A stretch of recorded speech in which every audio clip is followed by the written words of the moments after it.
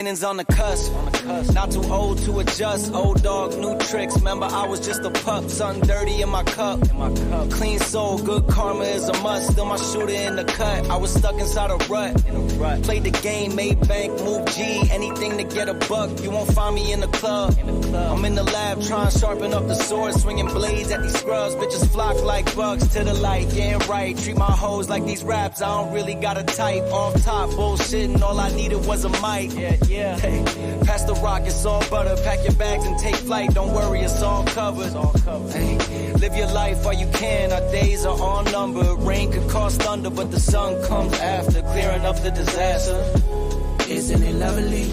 I ain't looking back, I'm focused on what's in front of me. Everybody days a number, but I'm still here luckily. I know that God got me, so I'm in good company. Like, yeah.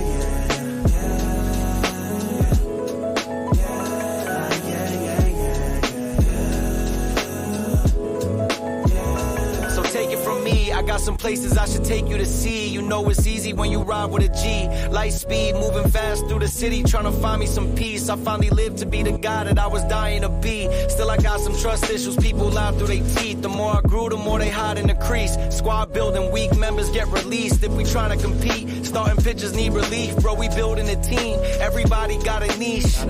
I've been known to play mine to a T, but it's time for me to lead. Picking dirt right out the cleats. Steep path, roadblocks in the streets, trying to knock me off my feet, cause the devil never sleeps. So I don't sleep too, and trying to breach safes that I didn't have the keys to. We all been victims of trauma we ain't agreed to, but the sun comes after, starting up a new chapter. Isn't it lovely? I ain't looking back, I'm focused on what's in front of me. Everybody days a number, but I'm still here luckily. I know that God got me, so I'm in good company. Like, yeah.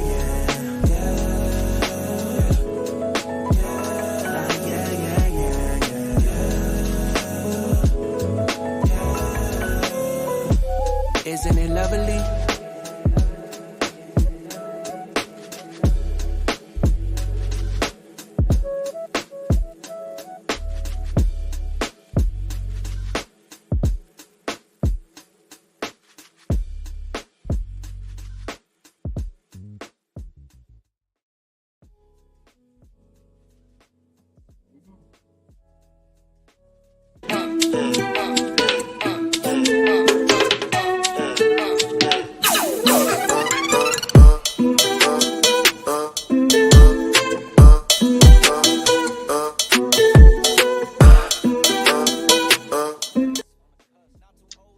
Good evening, everyone. I am back and I have a new selection for you guys. We are looking at a Cabernet.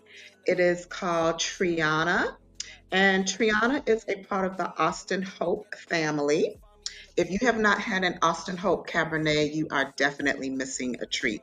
But this is a bold red wine. It is 81% Cab, 7% Petit Syrah, 5% Merlot, 2% Malbec, and 2% Syrah. So all of those are red wines that have been expertly blended together. The tasting notes are blackberry jam, blueberry syrup, ripe black currant, crushed violets, roasted coffee, vanilla, caramel, and clove.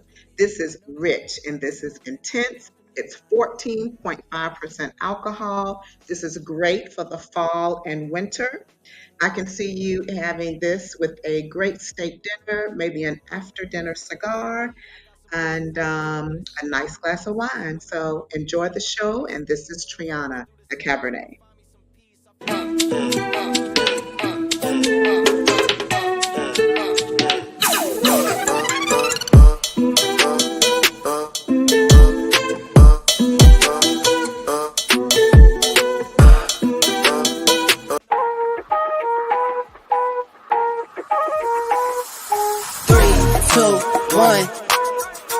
Anywhere I'm at, turn the city up. I can flip a dollar to $1 million. I don't like to brag, but I'm really on. 3, 2, 1. Anywhere I'm at, turn the city up. 3, 2, 1. I don't like to brag, but I'm really on. It's a new day, days been new. Been a decade since I made it out of rent too. We some owners, baby, we don't got no rent due. My trick, but my wife, you like the trick too. Merry Christmas, hey Saint Nick. What we want, get, we on wait list. How we got here doesn't make sense. Have patience, that'll make sense. 3, 2, 1. Anywhere I'm at, turn the city up. I can flip a dial to $1 million. I don't like to brag, but I'm really on. 3, 2, 1. Anywhere I'm at, turn the city up. 3, 2, 1. I don't like to brag, but I'm really on. Picking up the slack, joining this prime way, I'm getting to the rack. I do what I want, when I want, where I want, no cap. Put in all work, now I'm getting to the back. 25-8, I got money on my mind. Live life great, but I'm always on the grind. Navy blue tank, I don't wear it for the time. Real hustler, baby, throw my rollie in the sky. Get ready for blast off. Ball pointing cushy, so you know it's berserk. Trevor on the mix, so you know we gon' work.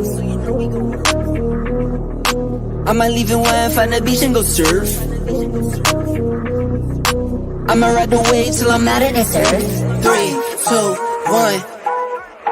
Anywhere I'm at, turn the city up. I can flip a dial to $1 million.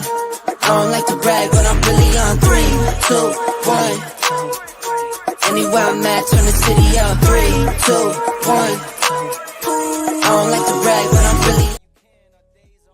What up, ladies and gentlemen? If you can hear me, put a 1 in. If you can hear me, put a 1 in the chat. All right, let's get this show started tonight, man. I want to go ahead and hop right in on this one because this is going to be a great conversation, man. I'm so glad for y'all to be here. If you're here right now, hit the like button, hit the subscribe button. Now, I want to welcome you guys to another episode of Flipping Tables here. All right, now, as you can see, my co-host is not here tonight. He's still not feeling well. Shout out to my boy, Lost in Translation, the Velvet Voice of YouTube. He's here in spirit with us tonight, man. We love you, brother. Get well soon. And we'll see you right back in these streets fighting and flipping tables whenever you're ready, sir. All right, so thank you guys for being here. I want to see who's in the chat tonight. Let me see who we got. All right, we got the Underrated Darkness. Good afternoon to the brothers of the chat. Thank you so much, sir, for being here. We got Embrace the Grace in the building right now. We got Take Heed to the Message in the building tonight. All right, we got A-Team in here. Thank you so much for moderating for us tonight. I appreciate you, sweetheart. We got Sexy Nessa in the building tonight. Thank you for being here. We got the beautiful, enchanting Milani in the building tonight. What's going on, sweetheart? We got Celine in the building tonight. All right, we got King Libra in the building tonight. We got Edward Gilbert in the building tonight. Marriage, Politics, and Sports. All right, let's see who else we got in here. Boss Man is in the building, of course. And there's my boy, brother from another mother right there. Lost in Translation, guys. Put your hands together for my brother. Yes, sir. Can't wait till you get back, man. All right. That's who we got so far. So let's go and get into the show tonight. Before we get started, man, I want to show y'all a video. I think it's only fitting for what we're talking about tonight. It's time to rebuke the black church. Yes. I know this is going to ruffle some feathers, and frankly, I don't give a damn. It's time to have the conversation. However, I'm going to pull this video up. Hope the one because I didn't pull it up before the show started. So I hope this is the one. Pull up right now. Let's see. The debate, we asked each of the two candidates to choose a song that best describes the opposing candidate. We will now play the song President Trump picked, that he thinks best describes Vice President Kamala Harris.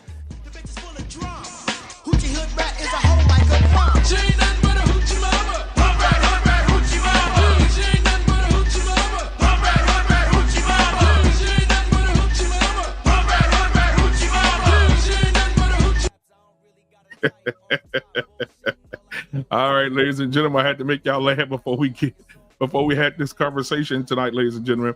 Let me start bringing up the celebrities of the show. And we have some celebrities on the show tonight. You guys know them. You've seen them. You watch their content. All right, let me get them in here. And we'll get them in here quickly. First of all, I want to bring up the bald-headed seventh wonder of the world, the man, the myth, the legend himself, the continent. Mr. R. Payne is in the building tonight, ladies and gentlemen. Yes, indeed. All right.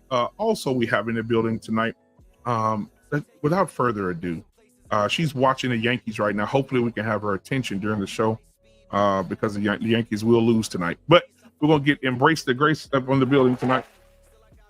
How you doing, sir? Hater Haration in the house. Let's go, Dodgers. next up, y'all, you haven't seen her since Moses threw the tablets off of the mountain. And so we definitely want to get her back in the building. Kamala Harris is president of all operations is in the building tonight. Anissa is in the building, ladies and gentlemen. Hello, everyone. Yeah. Good evening. Yeah. Now we got the other bald-headed fifth wonder of the world in the building tonight, all the way from D-Town himself, Detroit. Yeah, give it up for your boy. What's up, man? What's going on, man? My mic good? You good? Yes, all right, man. Listen, I want to bring up the man of the hour who's going to be co-hosting with me. I got one person I want to wait till last to bring her up because I gotta, that's my. But I got my dog in the building tonight. Boss man is in the building, ladies and gentlemen. What's up? Yes, sir. But last but not least, ladies and gentlemen, put your hands together. Put your warm and loving hands together for this young lady who's about to grace the screen. I know I've been quiet for a minute, I've been grinding, still in it, I've been counting these digits, excuse me. I know I've been quiet for a minute, but I'm back on my business. If you see me, don't trip, just excuse me. Wrong if I do, wrong if I don't. What's up, girl? I'm the black sheep now. I don't know what's going on. No, that's what I said. I said I wanted to wait till you were last so I can bring you in because I got to blow you up when you come in. You know what I'm saying? I had to put the music with you. You hear the music? Come on, take it now. You acting like JT last week. I know, I was on one. JT last week, he did the same shit. Oh my God, ladies and gentlemen, take heed to the message in the building, y'all. The queen of YouTube herself is in the building right now. If you don't hear from Take Heed, if you've never heard from Take Heed, you need to take heed to the message. Go over to her channel, hit the like button, hit the subscribe button, support everything that she's doing over there because she's doing the work and the haters are plenty, but the supporters are many. So let's get over there and support Take Heed to the message. Ladies and gentlemen, let's go. All right, man, I gotta see how everybody's doing tonight. We're gonna start with Take Heed first. Take Heed, how are you? How's your king? How is the kingdom going over there? Everything is going fine. We thank God. We here another day. Everything is good. No issues. Absolutely. We got Anissa. I'll tell you, we ain't seen Anissa in a minute. Anissa, how are you, Sugarfoot? Thank you for asking. I'm doing well. Had a lot of family things going on for a couple of weeks, but I am glad to be back with you guys. So, yeah, everything's good. Okay, good to see you. Embrace the grace. Talk to me. I'm good. Long shift today, but the war on Facebook and Instagram with this thing going on, I can't wait till it's over with this election because I have been losing friends, family, subscribers, followers, but I don't give a fuck. So we're gonna keep it moving. I got a bone to pick with you, JT, but we're gonna leave that for later. He got one to pick with you too. He got one to pick with you too. He ain't got nothing to pick with me because I'm a good girl. Don't go there. I want to make sure I heard you right. You said you want his bone to pick and oh Lord have mercy. Can we move on? Boss man, how are you tonight? How's your family? How's the baby over there, brother? Family is doing good. Baby's down. Okay. All right. The timer on the TV is set, so hopefully he stays down, pretty well. He's a little tyrant. Okay. He's 2.5. All right. So he's tyrannical. I do want to say that my wife and I, we have been gaming. All right. Another little side thing. Yeah, Call of Duty, man. Hey, listen, Black Ops 6 is out. All right, listen. All right. And her and I, we shoot it up. All right. What system are you playing it on, sir? Huh? What system are you playing it on? PS5. Oh, yeah, I got to get you so I can kick y'all ass. You could try. Okay, listen. She noticed that I didn't have enough space on my PlayStation. She said, "Babe, say less." And she got me a external drive, and she said it'll be here in a couple of days. So she got it for me. I was like, "Hey, boo, thank you, appreciate it." So I mean, I don't want to look. We cool right now. I don't want to lose friends over this Black Ops shit. So after I kick your ass, ain't gonna be no love lost. JT, what it do, man? Look, I'm gonna whoop you and your wife ass. JT, okay, we a whole movement over here. So all right, go ahead. I'm doing well, man. What's going on, man?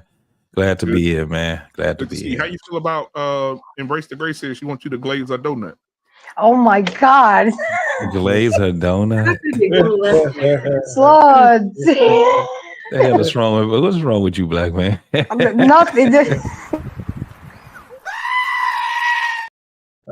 Hey, Brace, you gotta be careful what you ask for. You can be like that goat. R-Pain. How are you tonight? How's your wife? How's the family doing? The wife is okay, man. I had to go look up that bottle of wine that Alyssa talked about. I'll put that nigga down. It's just $1,000 bottle of wine, Miss Bougie over here. It's reasonable. It's reasonable. I said, wait a minute. It got this, it got that. It walks on water, all that shit, man. I need to buy it. Hey, and listen, you're going to have R-Pain over there. 14.5%? Get out of here. Listen, you're going to have R-Pain over there harder than R10 tonight. It's good, R-Pain. It's good. It's really nice. I'm going to go ask my wife, can I do it? Don't ask her nothing. Just go in there. Don't ask her nothing, R-Pain. Just go in there and put your head between her legs. It's over. Game over. Hey, listen, that's how I got in with all these kids. I just everything's fine, man. And the church said amen. Walked in and just, it was over. Listen, JT, now I do want to say this before we get started, okay? Embrace the Grace said something on her breast. She said she could put your ass down. So I was just making sure you understood. Wow. I heard something like that. That's what I was. Only And he gonna stay. And he gonna stay down. She hold on. She's not only dragging the wagon, she's gonna put you in the wagon. That's did you hear? Can we move on with the show, ladies?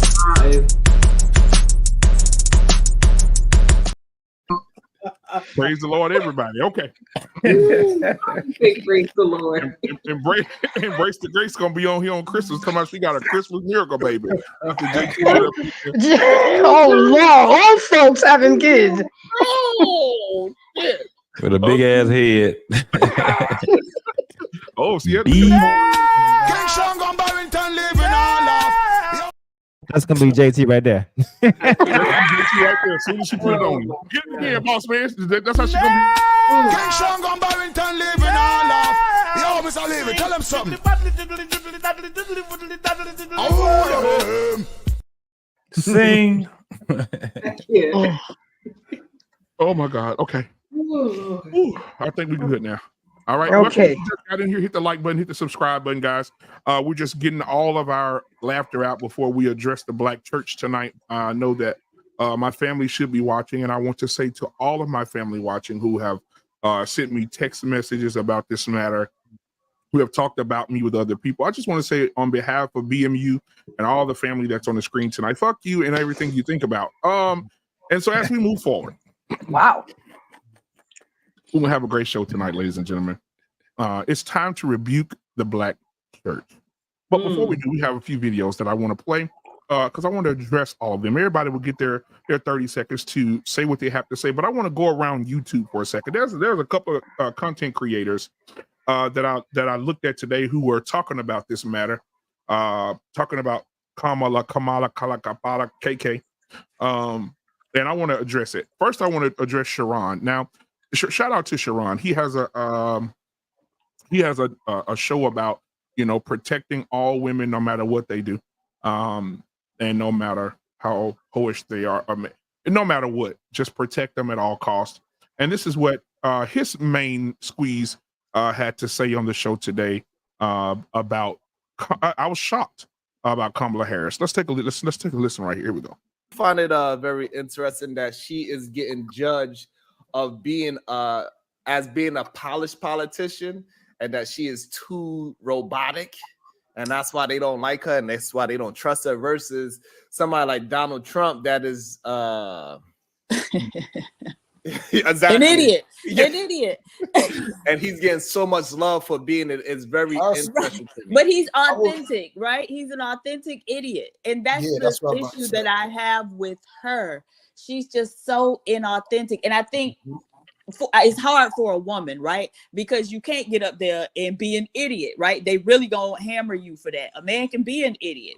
You can't get up there and be a dick like him. They'll probably call it a bitch for a woman, right? You can't do that.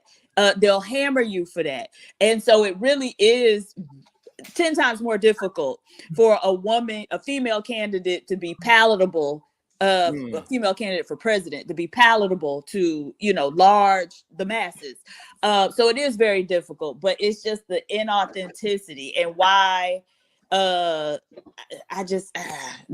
honestly like one of my biggest problems with her. It's just that she's so inauthentic. Same with Hillary Clinton, right? But I think that was the nail in her coffin. Hillary Clinton, that is. No, that was the first one. Couldn't believe that she disagreed with Sharon on that one.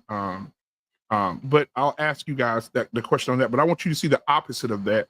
DJ Hemp, shout out to him. He had a show today. And Arpain was there for the show. I was working, so I couldn't jump on. But he had something to say about a young man that's dressed as a woman, a trans man, trying to go in the bathroom with his daughter.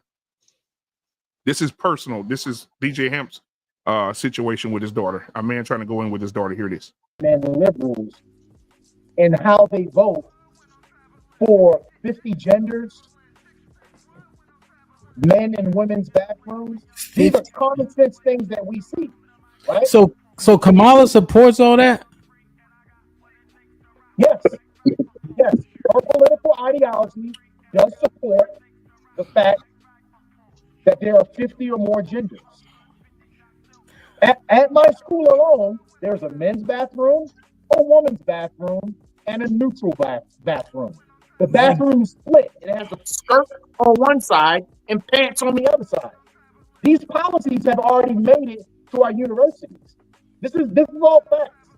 These are all facts. So Gunny. Okay. Yes. Yeah, whatever you just did, keep your mic right there. Give Mr. Fantastic his phone back. So I was at this Bus Boys and Poets, the new one set, not the one in Southeast, the one in Northeast, right? Yeah. Or Northwest. Said know what I'm talking about, right? So Bus Boys, it's like a woke, right? It's DC. So yeah, I get it. Yeah, I know. Dude dressed like a girl. My daughter's in the bathroom.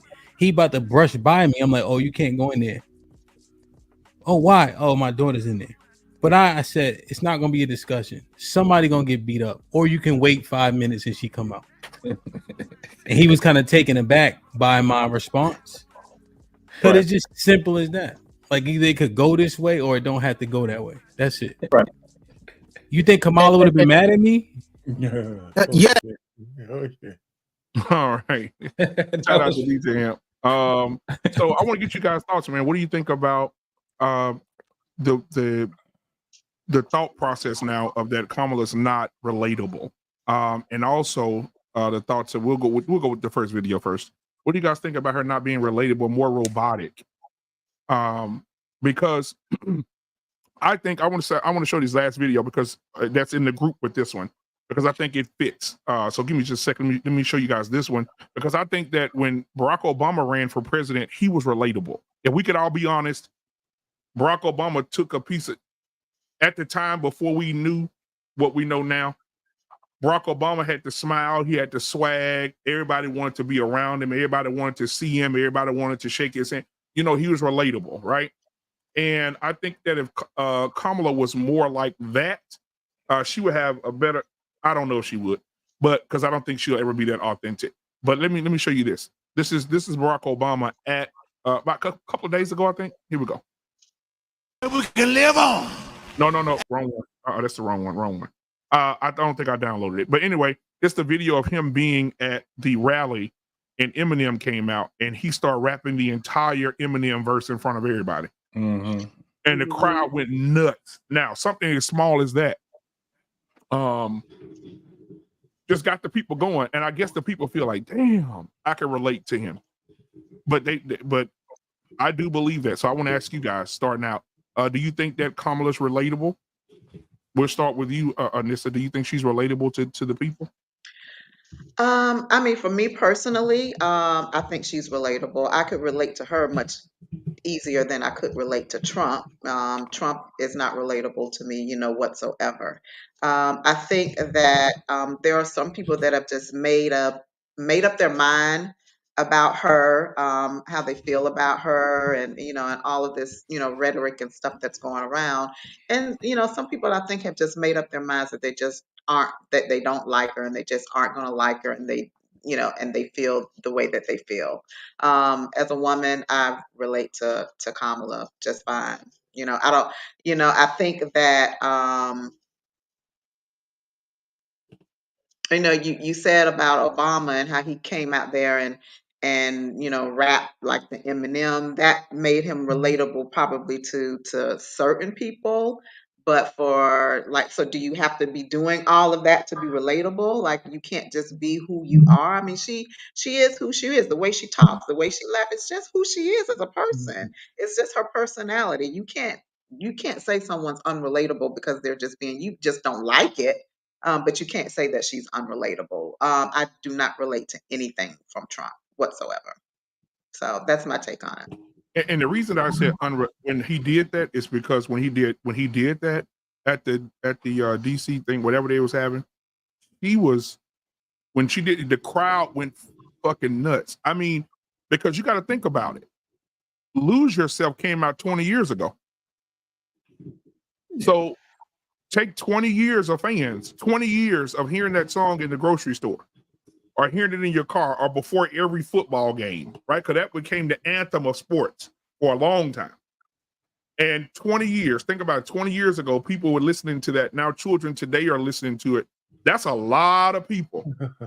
And so when he came out and did that, and when you could see the people behind him, when he started doing the verse and he started doing his hands like this, Yeah, you could see I saw the whole thing for myself. But here's the thing: Yeah. if Kamala had done that, I guarantee you, people would have been like, "Oh, why she got to get up there and do? Why she got to do it? She got to rap." Somebody would have had something negative to say. I feel like she's in a position where she can't win for losing, and I think that's my opinion on that. Okay. Well, we'll get back to that. Take heed. What are your thoughts? Do you think she's relatable? Do you think she's? So, I just think people just don't like her. People just don't like her. And because what really made people upset is that greens thing that she did with the tub. That's what made it just spiral out of control. Yeah. Because we all know that Black folks that we don't clean greens in the tub. So I believe that's what blew everything out of the water.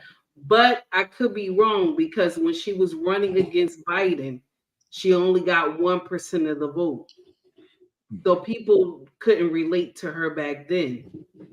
So, the Dems messed up with putting her up next because she only got 1% of the vote back then. And what do they think she's supposed to come out with a win like this right now?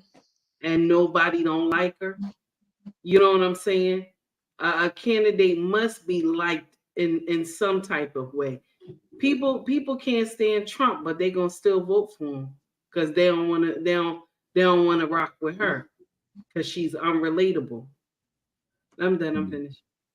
Uncle Rick, is she relatable? No, you muted. I can't hear you. Hey everybody, happy Tuesday. How y'all? What's up, Rick? What's good, everybody? I pray y'all had a great weekend. I pray y'all having a great week. I look past the relatability because we work with people we don't have to relate with all the time. That's true. Right? What people keep, like I said last week, we as grown folks understand that it's all politics in the game and it's two wings of the same bird. So with all that being said and that being understood, the only thing you really have to vote for is what these people believe in. It's not it's not that she's relatable or unlikable. It's what they represent. What does the leaning left represent? Look, Kamala is real relatable to the 2 weeks out from the U.S. She's very relatable to the modern woman. Very. Talk in circles, don't give you a straight answer. Always putting it off on somebody else when you ask her a question. Very relatable. She Black. And this is what y'all don't understand. A good product doesn't need to be sold. It sells itself. It sells itself. Right? So again, it doesn't take any convincing from Donald Trump. Y'all know who he is. You might not like it. Listen to what I'm saying. You might not like him. You might think he's an idiot, but you know that's him. Who is Kamala Harris? Is she black? Is she Indian? Was she from a middle-class family, or was her family prominent and owned slaves? Right? Was she a DA who actually prosecuted criminals, or is she the DA that actually put people in prison that were unrightfully convicted? It's about what they represent, right? And again, what she represents is what the Democratic Party has been shoving down our throat for the last 12 plus years. A lie. These people are paid actors. They play in your face, right? And like I said, I don't get what y'all don't get, that Kamala got shoving that buy now, pay later down y'all throat. I'm gonna fix the situation we in when you vote for me. When the situation we in is part of your administration.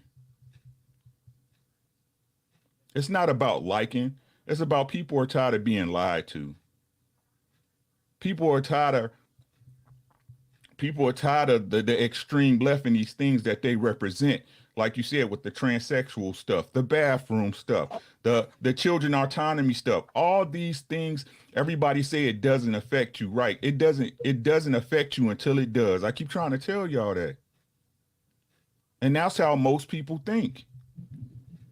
I understand most people are good and you good in your spot. It's that way. And listen to what I'm saying, right? This is the thing about democracy. Did you hear what I said?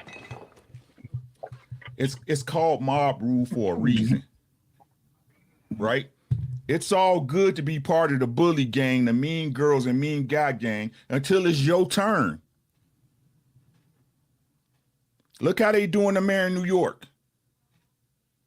Until it's your turn. They trample over the rights. It's all good when you with what they doing. But until it's your turn and it hits your doorstep and your rights are being violated, then at that point you want to say something. No, you should say something about it before it even happens to you, because injustice for one person is injustice for everybody. It ain't got nothing to do with being relatable. What her party represents sucks. And that's all I got on it. I apologize for the rant. Oh, no problem. Embrace the Grace. What are your thoughts? Personally, I can't relate to her, especially when it comes to reproductive health care. You ain't never had no fucking child. So how can you talk on something that you don't even know about? Okay. How is transgenders going to affect you? It is not, because you don't have a child. Okay. I can't relate to her because when I was ever given power, I don't use it in ill will intentions. When she bragged about the power of the pen and how she can change a person's life and make them lose their job, that was a turnoff to me. So you have ill will intentions behind your power. So she can do that as a DA. Imagine what you can do as the president of the United States. Okay. The fact that she didn't even know that we had active military around the world, and you're vice president, you're telling me that you're qualified to run the country when you don't even know where your pieces are, around the world? I can't relate to that, because when I'm doing a job, I'm expected to know my job and fulfill my job description. I can't relate to you in that manner. I mean, there's a lot of other stuff, but I'll land it here because we got a lot of us to talk about and a lot to go through. But no, I can't relate to her as a woman. She's an airhead to me. And she even admitted it yesterday. She got caught with her microphone on, that she's losing ground with the black men. So her time is coming. It's winding down. Boss man. When we have the conversation about relatability, it's like this very thin line, a thin veil between relatability and pandering, almost. We have to be very careful with that. I take relatability with a grain of salt, although it is apparently something that is important. Apparently, yes, to your point, Barack Obama is apparently more relatable in a sense that people gravitate to him a lot more. He does a much better job at socially galvanizing, the crowd. Okay. He does a much better job at it, and he has more, if you will, swag, if you will. He does a much better job than any president I've seen since I was 18. Okay. As far as Kamala is concerned, if you want to use that same metric, she does not have that ability to do the same thing as far as that galvanizing ability, to do that with a mass amount of people. Does she have that ability to relate to certain issues relative to certain key groups of people? I'd say yes, but to do that with a massive amount of people of diverse connection or diverse roots, no, she does not have that ability to do so. And that's probably because of the fact that anyone who is from a justice background to some degree tend to struggle with that, although there's no excuse for that to some degree, because Obama was a lawyer. So kind of take that with a grain of salt. I take Rick's point a bit further. I focus more on what they are either able to do or say that they're able to do. When she first came out, like a stick in the mud for the most part, because it was about getting to know who she was, because apparently she had a big problem. No one either knew who she was or was confident with who she was, right? And now she seems to be a bit more comfortable, but she has a different problem.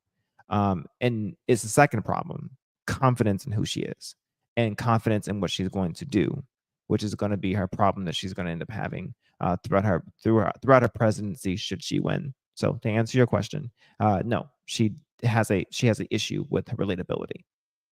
Over. JT, what are your thoughts?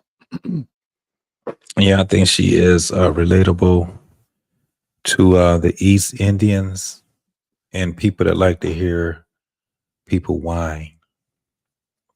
Liars, people that want to be lied to. She's relatable to those folks. People that like baklava. She's relatable to those folks. She ain't relatable to me, black folks. Even though we got black folks that's trying to make her relatable.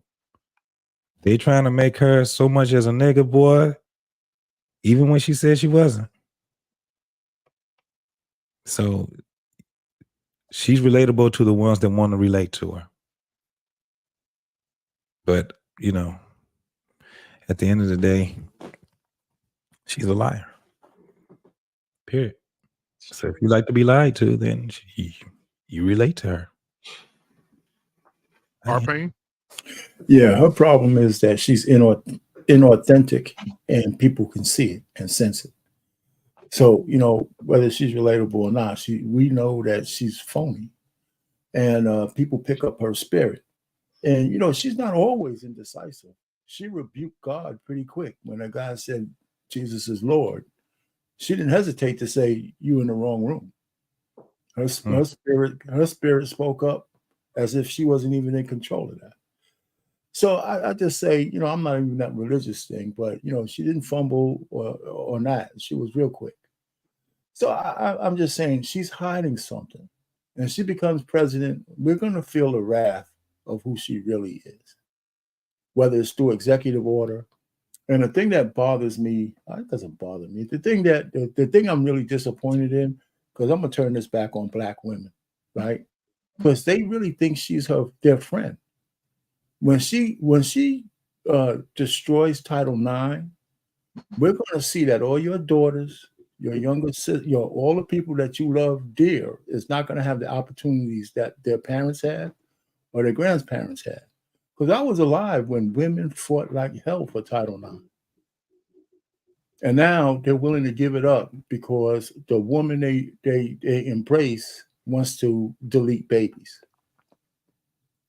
Right? So I'm just saying, it's so many things to not like about Kamala Harris besides that she's a woman. And the condescending nature of the women who betrayed us, black women for the most part, who have black men in contempt, The only thing they could think of, we don't like her because she's a woman. We don't like her because her policies are destructive. That's what they are. They're going to destroy. I mean, it's not, see, everything they say about Trump is a projection. It's a projection. He's not the fascist. They are. They are. Zuckerberg came out and said they're the ones who censored huge businesses to make sure you didn't say, they couldn't say what, that they were supposed to say in order to protect the Democrats. They're the ones using lawfare to put a man in jail. And then all they talk about is Trump is going to retaliate, but they forget about the fact that they drew first blood. So all I'm just trying to say is, the unfortunate part is we know we're being lied to by the major media because the polls shouldn't even be that close. So there's something going on in the back. They're burning ballots in certain states already. They're setting the damn boxes on fire. So there's a lot of shit going on already. Anyway, I'll land it there. And to add to what you said, our opinion, we'll move on very quickly. That's going on in Texas right now, too. The machines are glitching.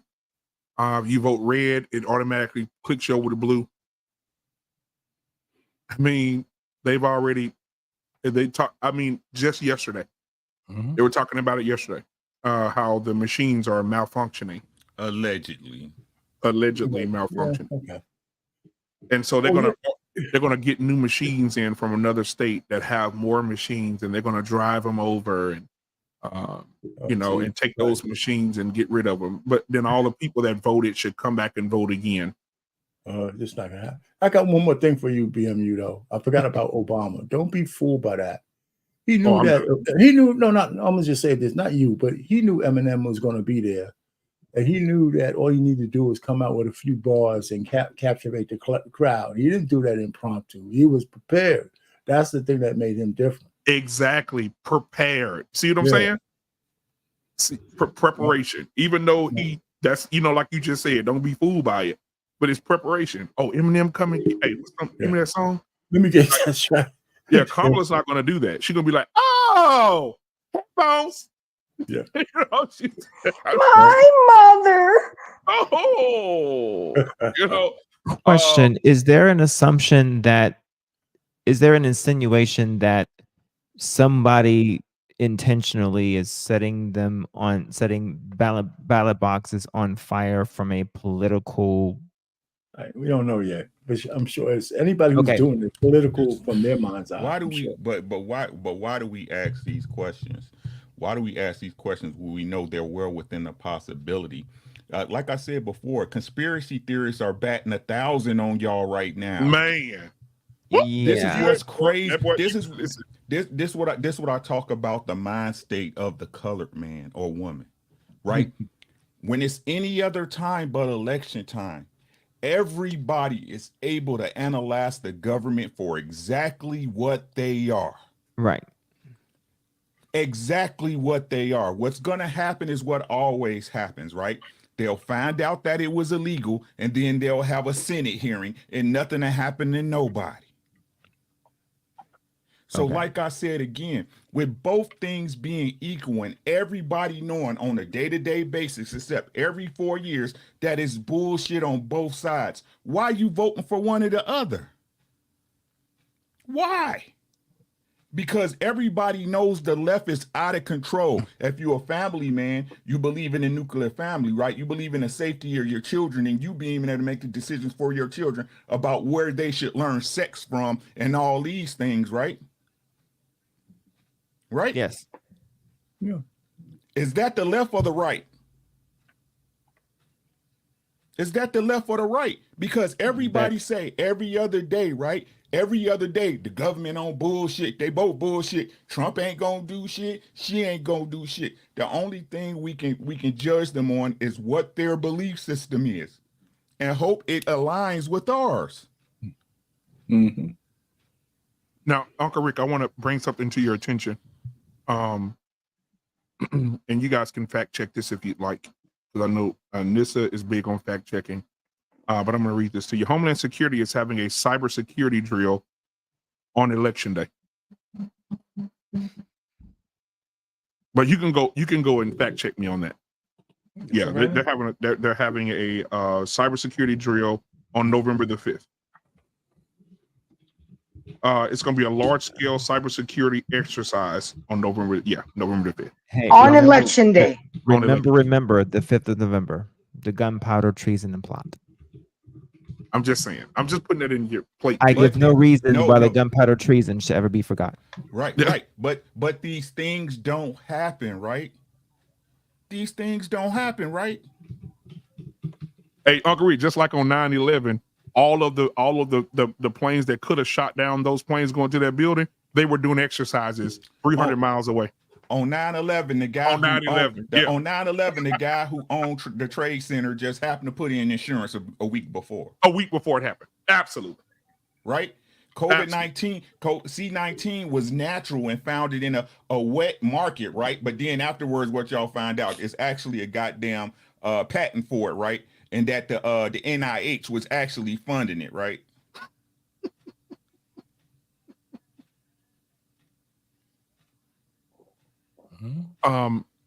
Do me a favor. Boss man, he got off. I put that video up there too for you. The one for Obama. I want to, Rick, because I know, boss man, can you do me a favor? Can you do us a favor for the audience? Because I want to do something real quick for the audience out here who's watching. Can you tell me what degree, how hot does something have to be to melt steel?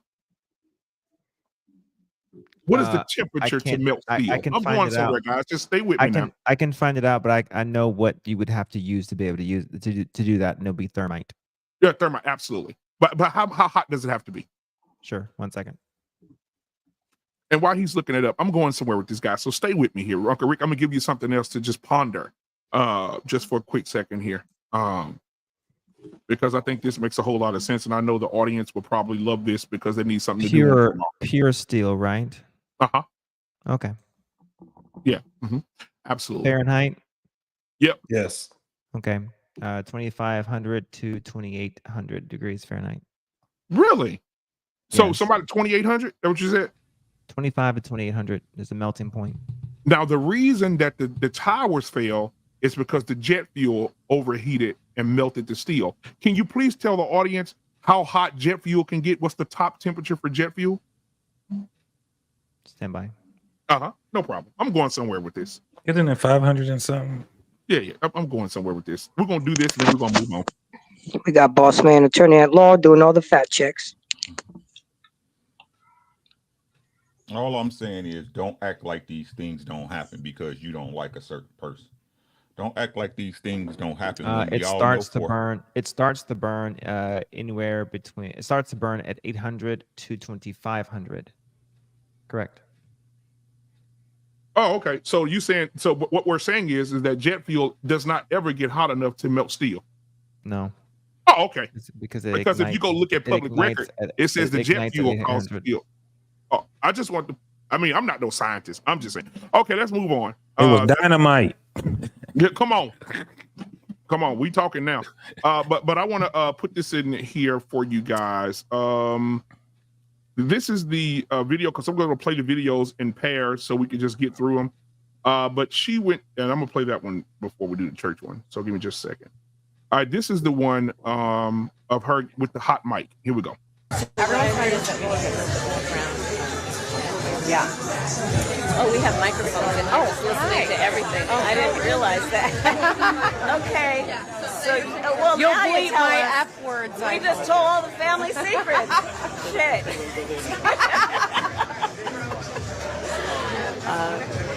Anyway, it's good. So did anybody hear what she said? I didn't hear it. I didn't hear it again. Okay, let me start it over. Pay close attention because the bar's loud. You know, that's our governor right there that she talking to, the Michigan governor. Yeah, she said she's losing ground with men in the election. But just pay close attention. Here we go. Yes, but everyone's trying to set me background. Yeah.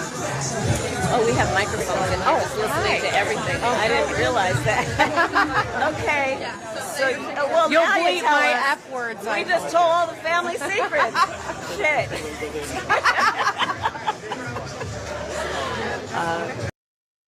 Okay, so I'll play that one. And then I'm going to play DL Hugh Bunny. We did a show on BET. First of all, let's play I'm gonna play the Obama first because I need to relax while I hear D.L. Hughley is one of the biggest. I mean, he's just really. I just have no more respect for DL no more. I really, as a person, I don't get it. But here we go. My palms are sweaty, knees weak, arms are heavy. Vomit on my sweater already. Mom's spaghetti. I'm nervous, but on the surface I look calm and ready to drop bombs, but I keep bombing,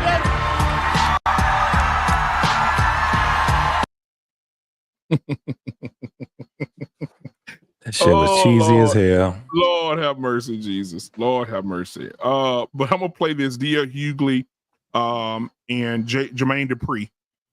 We're talking about why black men are not going to vote for Kamala Harris. Here we go. I've heard this a lot, that things were better under Trump. How widespread do you believe that is? I don't believe that. No, I'm saying, but it is a pervasive. And they have this. Well, they are. That's crazy. That's what it is. They have this in their mind, right? That as Newface said on the video, the stimulus checks. They're paying attention to things like that, and they're not hearing the information that needs to be heard. Right. The stimulus checks, the locking people up for selling weed. Right. These are the street topics that's happening. Sure. That's all I keep hearing from. Sure. You know what I mean? And I feel like it's really important that we as men in this room we give them the facts today. But there was a specific reason that Donald Trump, even though he didn't give those checks out, there was a specific reason he delayed them so he could put his name on it. He knew it would have that effect. Correct. He knew who it would meet. All right. So guys, we'll have this conversation and then we'll move on to the bigger part. But boss, take over this conversation. I'm going to go let my daughter in real quick. But yeah, All so we're going to have this conversation about what we just heard. Why are black men not going to vote for her? Why? And then what do you think about what Jermaine Dupri just said about men thinking about a prosecutor? Black men are prosecuted more than anybody. You think they're going to vote for a prosecutor to be president? Is basically what they're saying. So, boss man, you call the first person, whoever you want to come up first, and I'll be right back. All right, good to go. All right. I'll go from this time I go from the top. Our pain. Let's have your thoughts first, sir. Listen, at this point, I ignore all of those Django Calvinites. I don't care what any of these black sycophants say. It's all gaslighting black men. We are voting against her because her policies suck and she's not good for the country. And it's as simple as that. Now, if you're going to say, hey, I can find one man who's voting against her because she's a woman, that's kind of stupid stuff. We got to stop underestimating black men because a couple of assholes on the stage have an opinion and they got a mic. So for the most part, the people who are voting for Trump, and it could have been anybody else, it's just that she's a bad candidate. That's it. And black men feel like being emancipated from the plantation that the Democrats own, and it's about time. That's really it. I'm done. All right, JT. I'm gonna tell you this, man. I got a different look on it. I think this is what's supposed to happen with us as black folks in America. This is the way that you have to be able to change the paradigm, so we can start thinking a lot more. We have to break away from all those things that we used to be tied up to. And now that this happened, and I think that black men should be like, we doing something right, because we got other black men that's trying to shame us for being assholes. When guess what, nigga, that's a compliment. Anytime somebody tell you an asshole, that means that you're standing on squares. You're standing on your own goddamn square.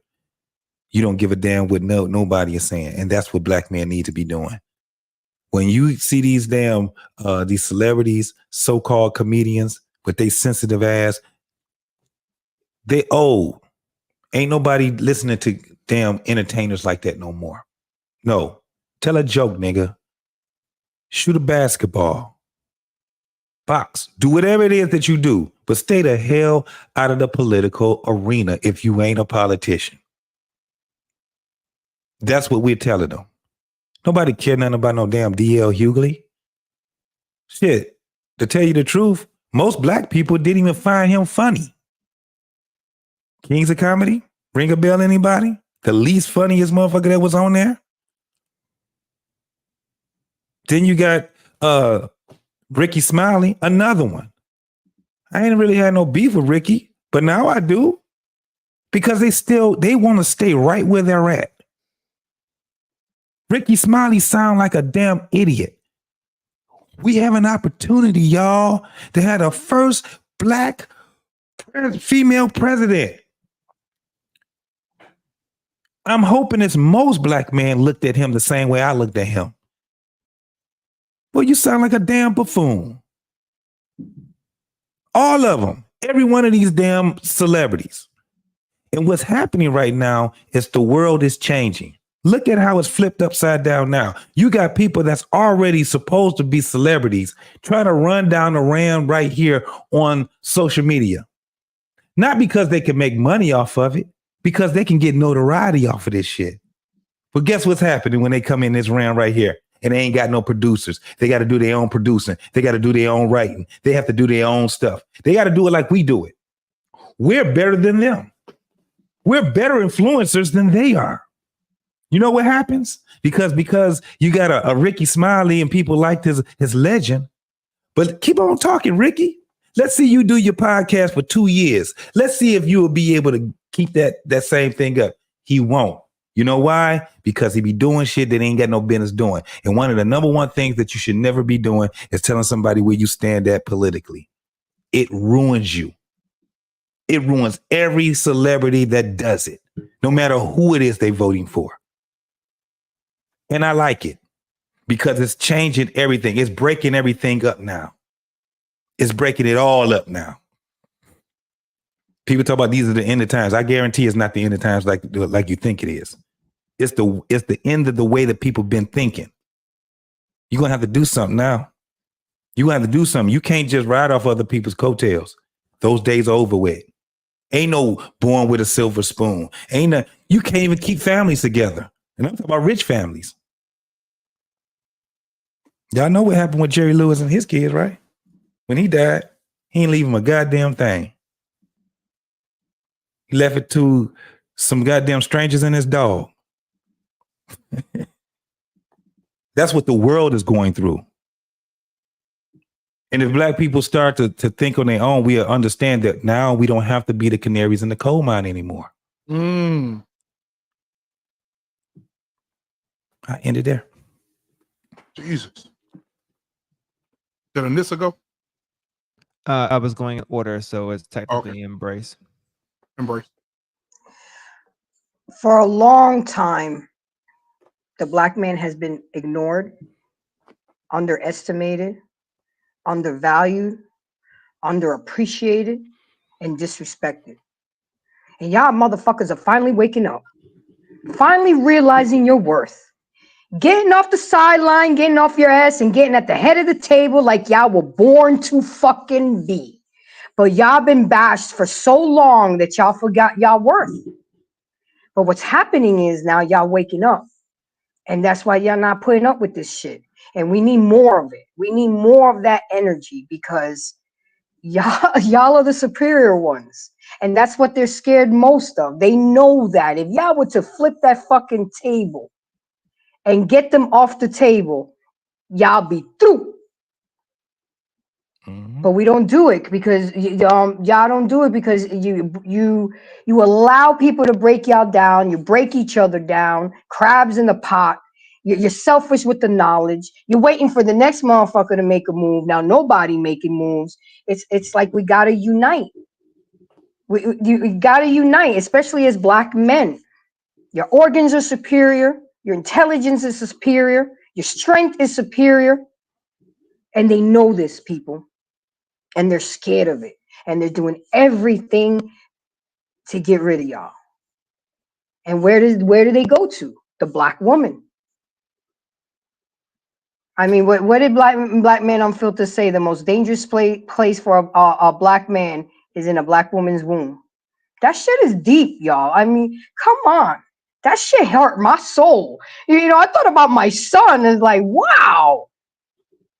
So instead of uplifting your black men, we suppress it, we oppress them even more. And then when you get somebody like me who's non-black, who absolutely adores you and worships y'all, it's a fucking problem.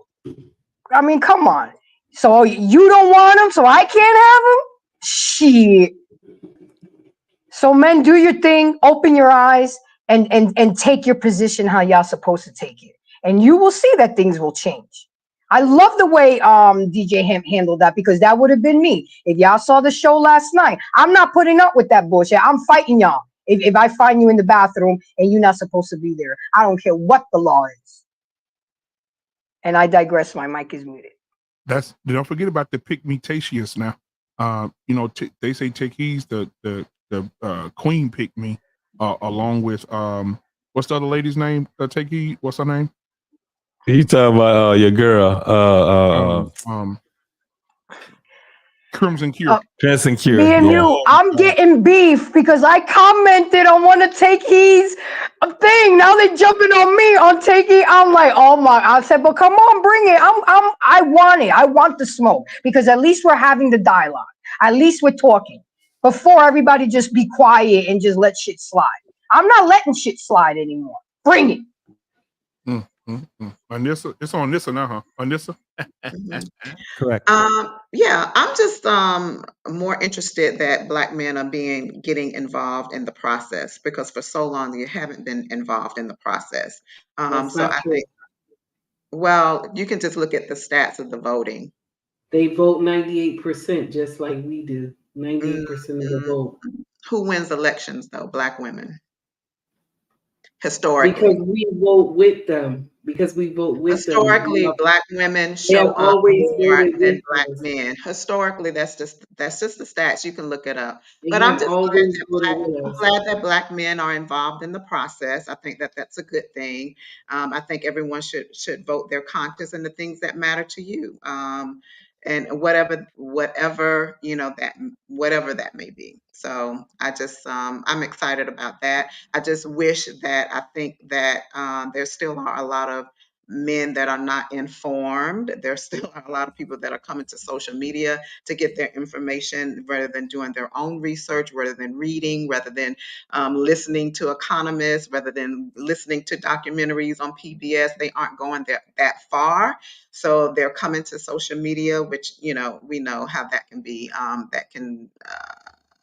It's not always factual. So I just wish they would go a little deeper than what they are, but I'm glad that they're involved in the process. All right. Take heed. I know you want to respond to that, so please do. Oh no, I don't want to respond to it. Anissa is lightweight. I'm tired of talking to her. This is the thing. We never talk. What are you talking about? This is the thing. I believe that the tables have turned. Black men are just tired. That's what I believe. Let's just cut to the nitty-gritty. Black men are tired because nothing favors them. If you look at the laws, nothing favors them. You know what I'm saying? And for her to give a hand now and say, well, I can do this and I can do that for you black men. Black men are saying, no, it's too late. It's too late, because y'all have catered to our women for decades and now we're tired. And black men, by and large, they have always voted with us. All you have to do is check the stats. And mind you, I don't like to do no type of research. But since all this nonsense have started, I had to look it up myself. And I hate doing research. I just like to come on my channel and talk shit and then get off. But I have to go and look now. But by and large, black men have always voted our way. And so now that they are not voting our way, everybody going crazy. But now we see that we need them. You need them now. But we're the same ones that tell them that they ain't shit, they ain't gonna never be shit, they never was shit. And a lot of the content creators who are coming out and they're speaking about Kamala Harris, a lot of them, no matter at the end of the day, they're gonna still enjoy their homes. They're gonna still enjoy what they do. All these ones that's coming out and talking, and they're saying that that their life won't change no matter who is who. That's because they're comfortable. They're comfortable. They're making their money. But most of us live paycheck to paycheck. Most of us are struggling families. Most of us have a certain amount of children, and it's hard to maintain. Not all of us live in a big house and drink wine all day and got everything paid off. Most of us don't. So this is why you see the shift. And the thing is, the truth is, the Dems had did a whole switch when Barack had granted same-sex marriage. And this is why, because once he granted that his second term, all you got to do is look for his second term, okay? His second term, and you will see that the shift was starting in his second term. People, Democrats were dropping, Black people were dropping from his second term. It's just that they're seeing the backlash right now because of Kamala Harris and all the secretness that's going on under her. People believe she's a plant. She may not be, but her history, everybody been searching, who is she, where she come from, this and that.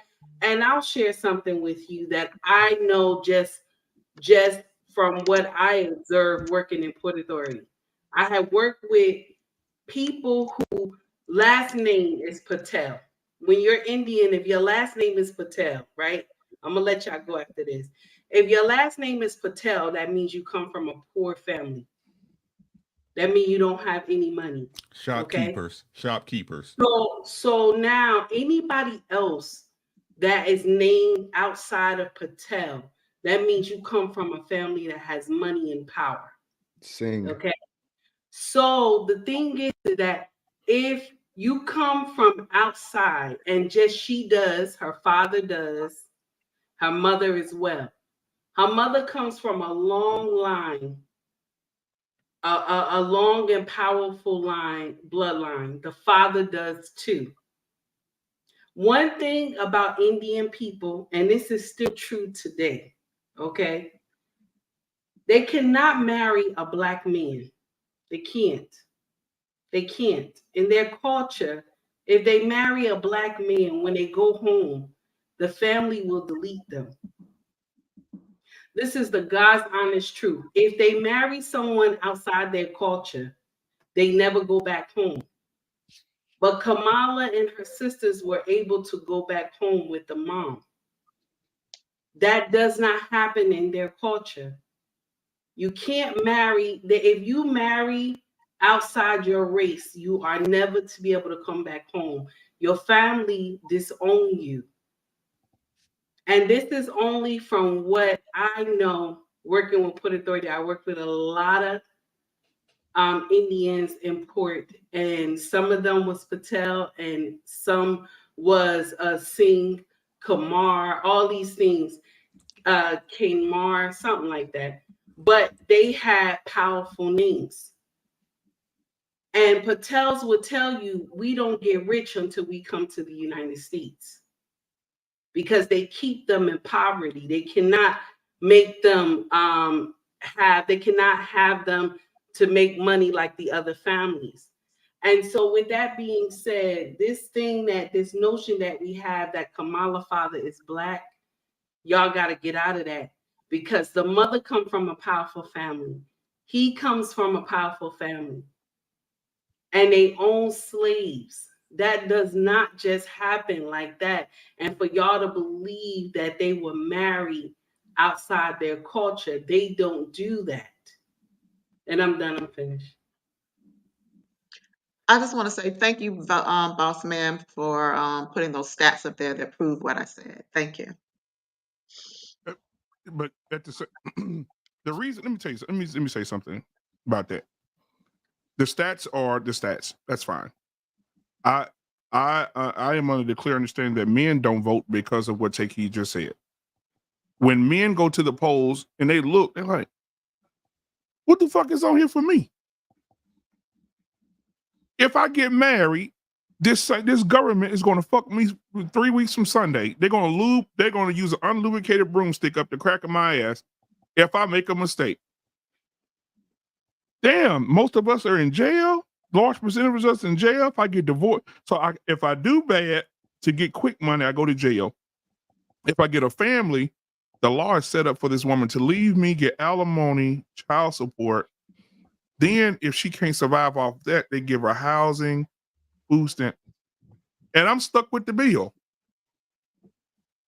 So men are not going to go to the polls. The only reason I think now, most of the time, most of the men that because I work with some very, very big hat white men who pulling up in these fucking Teslas and Wagoneers every day. Let me tell you what they saying. These are their words on lunch breaks. I ain't voting for the bitch. The bitch doesn't do anything for me. She's not a businesswoman. She laughs too goddamn much. She laughs more than she's done anything. Can I ask a question? If the men are not voting, if you're saying because Boss Man, you put up the stat, but you didn't explain.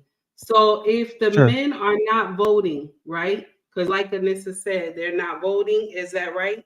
No. No. So no, what no. are you saying? Because you put it up there. Something's missing. Hang on. I think there's a misunderstanding. Hang on. Oh crap. Hang on. Let me go back. But while we waiting on that, I think that's why why men are not voting. There's nothing that benefits us, and I think that men, the white men that I work with, and men of other colors, they're saying, "Hey, listen." Some men are saying, "This is my first time voting," and I'm glad because we're gonna make history. We're gonna be and this is what the men are saying at my job. We're gonna make history. He says history on both sides. If she win, she makes history. He said, but we're gonna make history being the first group of men that stand up and not allow her to be in office. This is what they're saying and these are men who are making six figures and above, saying we're going to make sure. He said, my son just turned 18, he's voting. He said, I'm going to get all the kids and people in my neighborhood who just turned 18, they're going. We're taking them. He said, we're going to make history. We're going to go to the polls and make sure she does not get in office. Okay. This is such a bad argument, though. This is such a bad argument anyway, because of the black men who do vote, we've been voting overwhelmingly Democrat. Right, Arpain. I wanted to clarify. Yeah, let him clarify real quick, Arpain. Then you can jump in. Good argument. Black men overwhelmingly vote for Democrats, just like black women. It's been a mistake for decades, and it's time to change. All the rest of this shit is just bullshit, man. It's just bullshit. Arpain, election in the next 4 years. But that's what I feel like it is. Right, in the next 4 years, because she'll probably run again if she loses. In the next 4 years, watch Tulsi Gabbard. Right, watch the big exodus of black men from the Democratic Party. Right, I apologize. There was a misunderstanding. So I had to pull two different stats because I couldn't find it all in one in short order. So I apologize for the mix up really quick. So the first stat that I showed was the population of black men who voted in comparison to black women who voted between 1994 and 2023. And yes, although there was a 15% of black men who voted Republican, there's an 83 to 81% ratio drop down for the most part, but it's between 80%. And of course, there's a higher ratio of black women who voted in total. So to some degree, Anissa was correct to some degree that women in general do vote more than black men in general. That's one correct one. However, one point that our pain and take heed is correct on is that black men, and it's the part that I wanted to make sure was correct, is that with looking at these numbers in comparison to, stand by, these numbers here, if you juxtapose them together, black men in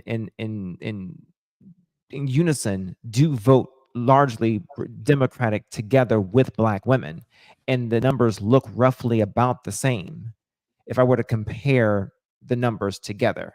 So both are technically correct, is what I was trying to say, but I wasn't able to. But you didn't say clarify. anything. You didn't say anything, and so she got up here and was like, "Yeah, I said my point." If you're gonna show the chart, just explain as well. If you're gonna show the chart, I have no problem with the correction, No but problem. at least explain.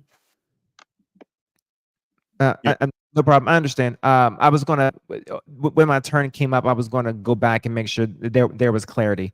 But yes, so there is points on both ends. But however, I will say that there isn't much of a difference as far as how many women, black women in itself, actually vote more than black men.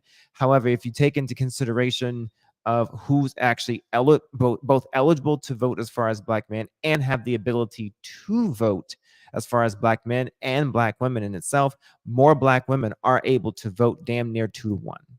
Okay, there we go.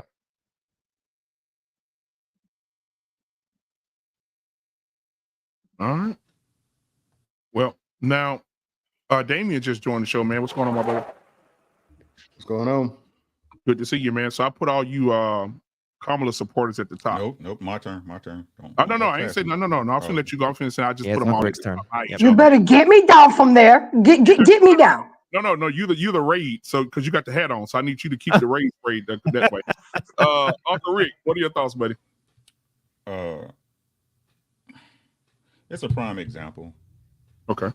You know, shout out to Anissa, Miss Bad Girl, Bad Girls Club. You know what I'm saying? Whenever y'all get a chance, y'all want to minimize. But when it's time to save y'all ass, y'all banging on the door. Y'all be banging on the goddamn door. Right? So let's get down to brass tacks. You know what I'm saying? The truth is, not only is the black woman losing support with their men in romantic relationships, they're losing support from their men politically and socially. It's just that fucking simple. Because when the truth hits y'all in y'all face, y'all still want to tell a goddamn lie. Wasn't y'all up here talking, she's a black woman? Wasn't that y'all? Wasn't that y'all? Then when we hit you in the face with the lie, you say, and then the news come out that she ain't black. Oh, that don't matter now. Did you hear what I said?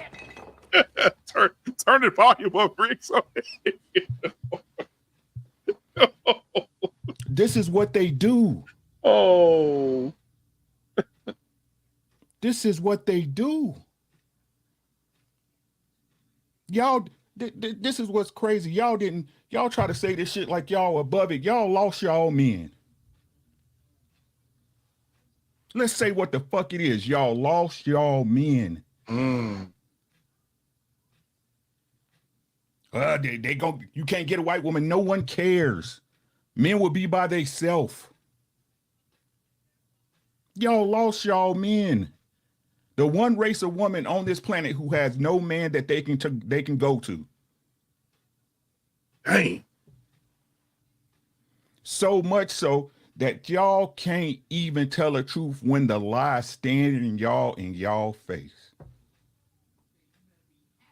At first, we was conspiracy theorists, right, BMU? Right, Black? Yep. What y'all prove to me that she ain't black? Somebody prove to y'all, then y'all want to move past the point like it didn't exist. They stopped talking about that real fast. Listen. Not because they believe in her policies, because she has none. Let's keep it a fucking bean. It's because you agree with the belief system of the extreme left. That's why. That's why. Jermaine Dupri talking about, oh, that's street level. Oh, you talking about the same shit you used to rap about? Right. The same product you used to sell to niggas? And if it was, how would you know? When the last time you was at the street? When the last time you went grocery shopping, nigga? When the last time you rode out and paid a light bill? These people are out of touch, and because you guys look at celebrities like they're gods, they move the needle for y'all. When y'all know, y'all can sit up here and talk about Diddy, y'all can talk about Epstein, y'all can talk about Weinstein and Hollywood, knowing that these things, these people understand, what's the word I use? These people have certain proclivities.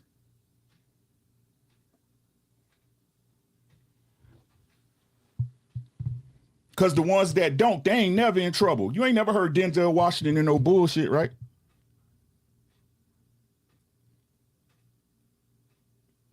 Right? They do their job and slide off into the sunset, don't they? Pennsylvania. Like I told y'all, this ain't about no political shit. It's about belief systems. Y'all know it for a fact. Either way, you gonna get taxed out your ass. Either way, what I say last week, you still got to get your ass up and go to work on Tuesday, don't you? Mm-hmm. Don't you?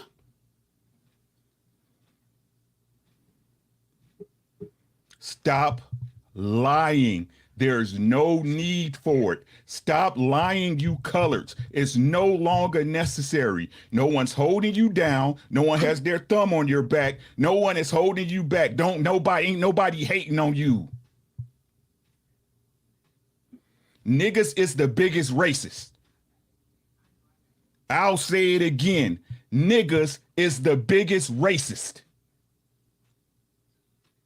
I don't vote for Trump. I don't like him. Mayonnaise sandwich eating motherfucker. But let's be real. You black? How much of your family do you really deal with on a day-to-day basis?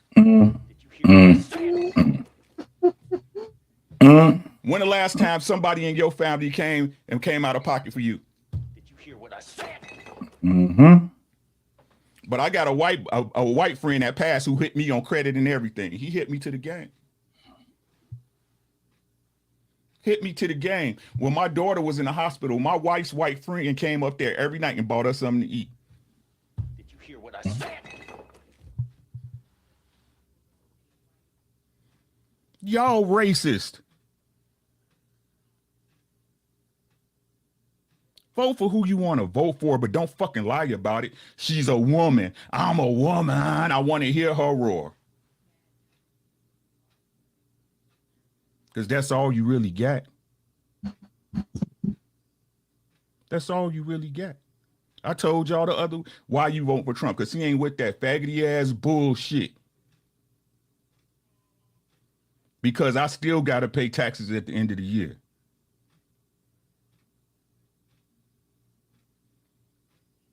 I digress. Man, who's next? Arpane? Arpane, you already went because you snuck in. You was like, this bullshit. I'm good. Go ahead, good. Man. Go ahead. We go next. He went first. It'd be Damien and then myself.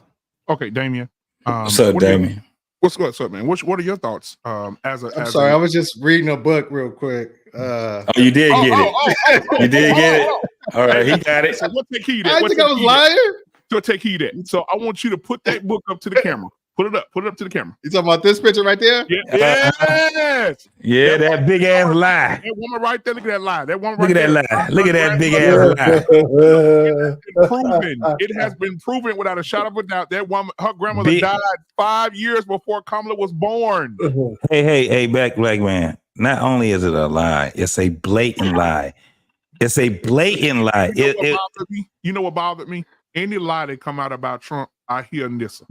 But when this news came out about her putting this woman in the books and that's her grandmother, and now that they have gone in public record and found that her grandmother that she says in this book died 5 years before she was even born, I ain't hear nothing from Anissa. No, hold on, hold on, Damien. Did you see the picture? Did you see the picture of her standing next to her? Yeah, when she was a teenager. Yeah, Damien, find the picture. She was standing next to her as a teenager. You know what? It's not because it's a lie. It's because it's an unnecessary lie. Unnecessary lie. Exactly. It's unnecessary. No. It wasn't necessary. No. She was trying to blacken. She was trying to blacken her image up with that book. It was unnecessary because if she was authentic, nobody gives a shit what her back. Yeah, I'm trying to find which picture we talking about. I'm trying to find her standing next to old women. They're standing in the On the cornfield. cornfield? About a woman. It's Come on Photoshop now. too. You could tell it's like kind of. No, she was on the Photoshop. corner. She was on the corner. They were standing like in a. Was it a cornfield? Was it a field? Banned from countries. Wait. And then her father's brother is nowhere in there.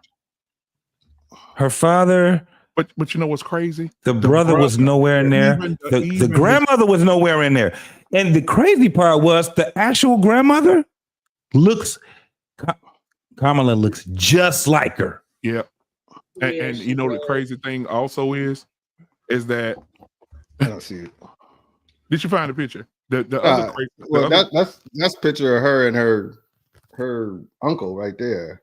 That is not the uncle. That's not the uncle. Who that? Who is that then? So my thing is that's the fake uncle that they. That was the fake uncle. Okay. That's my uncle. I'm going through every picture. I don't see no picture in her cornfield with her nobody. Her daddy's brother has one. I'm sorry. Go ahead. No, I'm sorry. Her daddy's brother said he's very secretive about his mom and his or he's very secret about his dad on their side of the family. Like there's no picture of them in the cornfield with her when she was a teenager. It's not. And I would It's not the cornfield. They're standing together. She's with a woman that has like a colorful shirt on, and she got the I think the salt and pepper haircut. Yeah, you talking about this one right here? Hold on. Which one? That one right there. Yeah, the top one. That's it. The top one. The top one. Top one. This right here. Yes, that is a lie. Okay. It looked like it was photoshopped in Mexico. That lady was gone 4 years before Kamala was even born. Right. These people build politicians. I want to ask Anissa this one question. Anissa, why didn't I hear from you when they proved that this woman was lying that she was black? Who proved it? Who? I felt like you're making me. No. I've never seen that. I'm gonna send you all of it. I swear. Oh, because I want you to. I still got the link. I sent the link to Damien. That's why he got the book. I just want to clarify. Hold on. This picture right here is she's saying it's her great grandmother. So her daddy's mama. Daddy's grandmother. She was. That's the help. That lady. Yeah, that lady is the help. So Anissa, 23andMe, Anissa, 23andMe, right? They have public records of Kamala Harris's background, and they took it all the way back to her Jamaican. When she's her Jamaican side of the family, they were people not of color who came to Jamaica who considered themselves Jamaicans because they lived there. They owned slaves and they sold their slaves to the British for $11 million. That's how they got their money. Told y'all her daddy was a transport from India. This is what these people do. Let me tell y'all something, right? When I used to work at a hospital, right? I'm here in Minnesota. Minnesota is a big Somalian refugee state, right? What they do is the Somalians, when they come over there, change their name and give them a different birthday. The day they arrive here, right? The day they put them on record on paper, that's their birthday for whatever year. And these people can make up years. It was 2000, it was 1980. They make up years all the time. I have no reason to bullshit y'all. I'm trying to inform y'all. I understand I'm not as eloquent and educated as y'all, right? But I read up on this shit, bro. What they do is they build these politicians from the ground up. It's why most presidents are related by blood. That's a fact. I'm not making this up.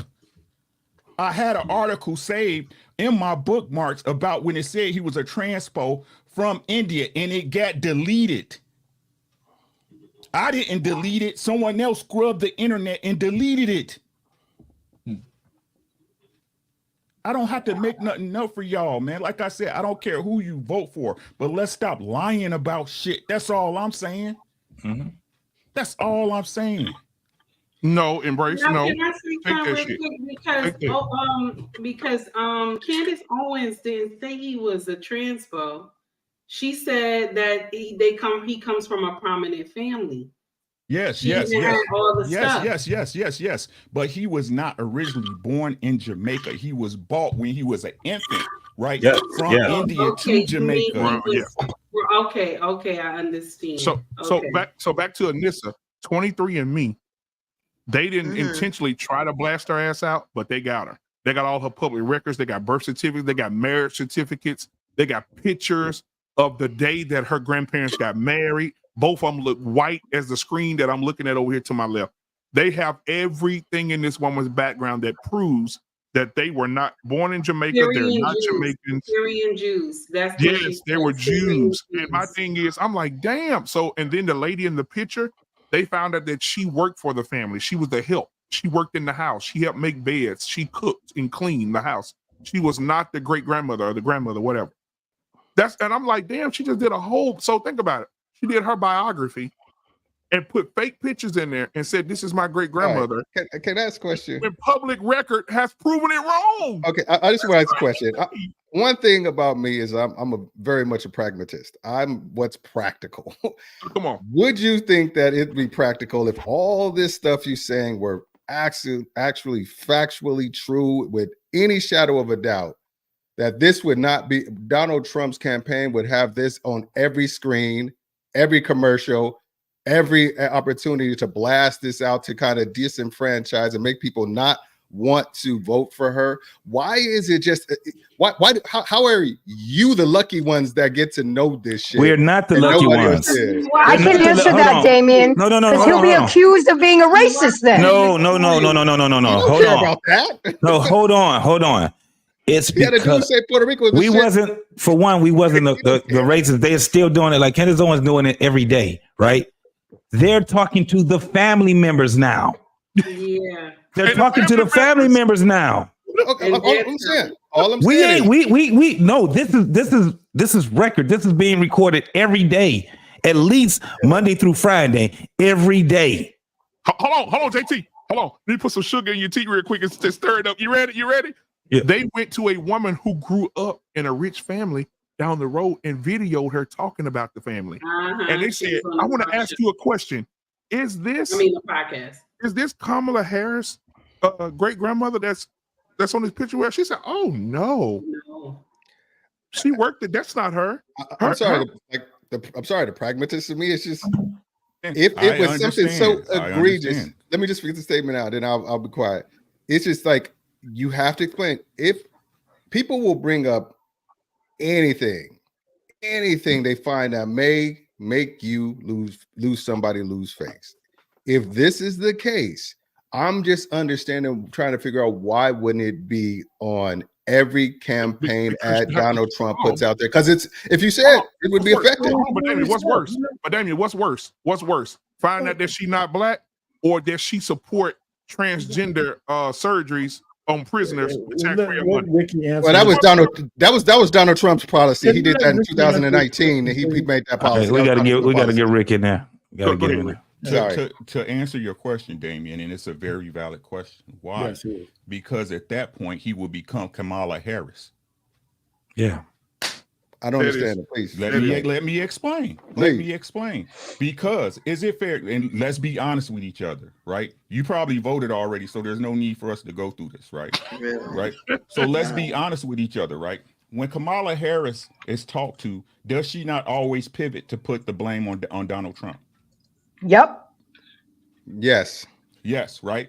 So when you listen to her talk, you know, well, you know, I'm a middle class family. I came from a middle class family. My mama, blah, blah, blah, blah, blah, blah. But what's going on is Donald Trump, fear mongering, right? Is that fair?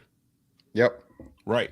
So again, right, what people don't understand, again, especially if we're talking about politics, the number one rule in politics is to run your race. Run your race. It's why people looked at him crazy when he was like, they're eating the dogs. They're eating the dogs. They're eating the dogs, right? Donald Trump's smarter than y'all want to give him credit for. Right? That's a distraction from what the messages he's putting out to the public now, which is Donald Trump can get it done. I have the answers. I have a plan. I have policy. I have these things. I want companies back in America. I'm going to put tariffs on China. I. Not Kamala, right? She's doing that all by herself. When your enemy is failing, let them fail. That's right. Okay, I'm going to retort real quick. I don't agree with 80% of what you just said there, and I'm going to tell you why. Because his whole spiel has been low IQ. It's been personal ad hominem attacks on her. That's been his whole thing. He has not directly challenged her on any policy points. It's all been low IQ. She didn't work at McDonald's. I mean, it's one of those things. The things that he's has been very sophomoric. There's no, you know, the fourth dimensional chess that he's playing. Like, there's no real. The weave doesn't exist. You know, but seriously, he's not sitting up there coming, because if he is, you got to be able to pume. I mean, it's just like it's not landing if he's trying to do that. It's not landing with you. It's not landing with you. No, it's not landing. So with when you. You can't speak for everybody, and this is y'all issue, right? You can't speak for everyone the same way these boulets and these rich people feel. Give me a second, right? You interrupted me. I was finished. Oh, my apologies. My apologies. Okay, ahead, my bad. I said it's not landing with people who are really concerned about specific issues. The people who are doing things off of emotion, it don't matter. They don't need it. They don't care. If I could go to in Texas, I could walk down to where there was like a mega thing going on in San Antonio. I could walk down there, and if I could ask 10 people 4 specific policies that they really rock with, I think is going to make the country better, they would name 0 to 1 to 0, because it's not about the policies, it's about the fear of the other that he's putting out there, which makes it seem like all your problems are their fault. You are far west. You don't have everything that you want in life. Is because of somebody else outside of yourself. So it absolves people of accountability. Like, I don't have what I got because I didn't work hard enough. I didn't do the things necessary. I wasn't focused. I didn't do this stuff. It's because a Mexican came over here and got a job making $4 an hour. That's why I can't buy a house. That's what's being put out there. It is not. That's what it is. The fear is a strong motivator for many things. But he's not. That's the one that. But he's not the one that's giving fear monger. It goes to what Ricky was just saying. When you hear Donald Trump talk, what he says is, "I'm going to fix it." That's the fucked up part. He'd say when he was like, "I'm gonna sit there and I'm gonna put the wall on the border." He was saying what he is going to do, no matter how crazy it sounds.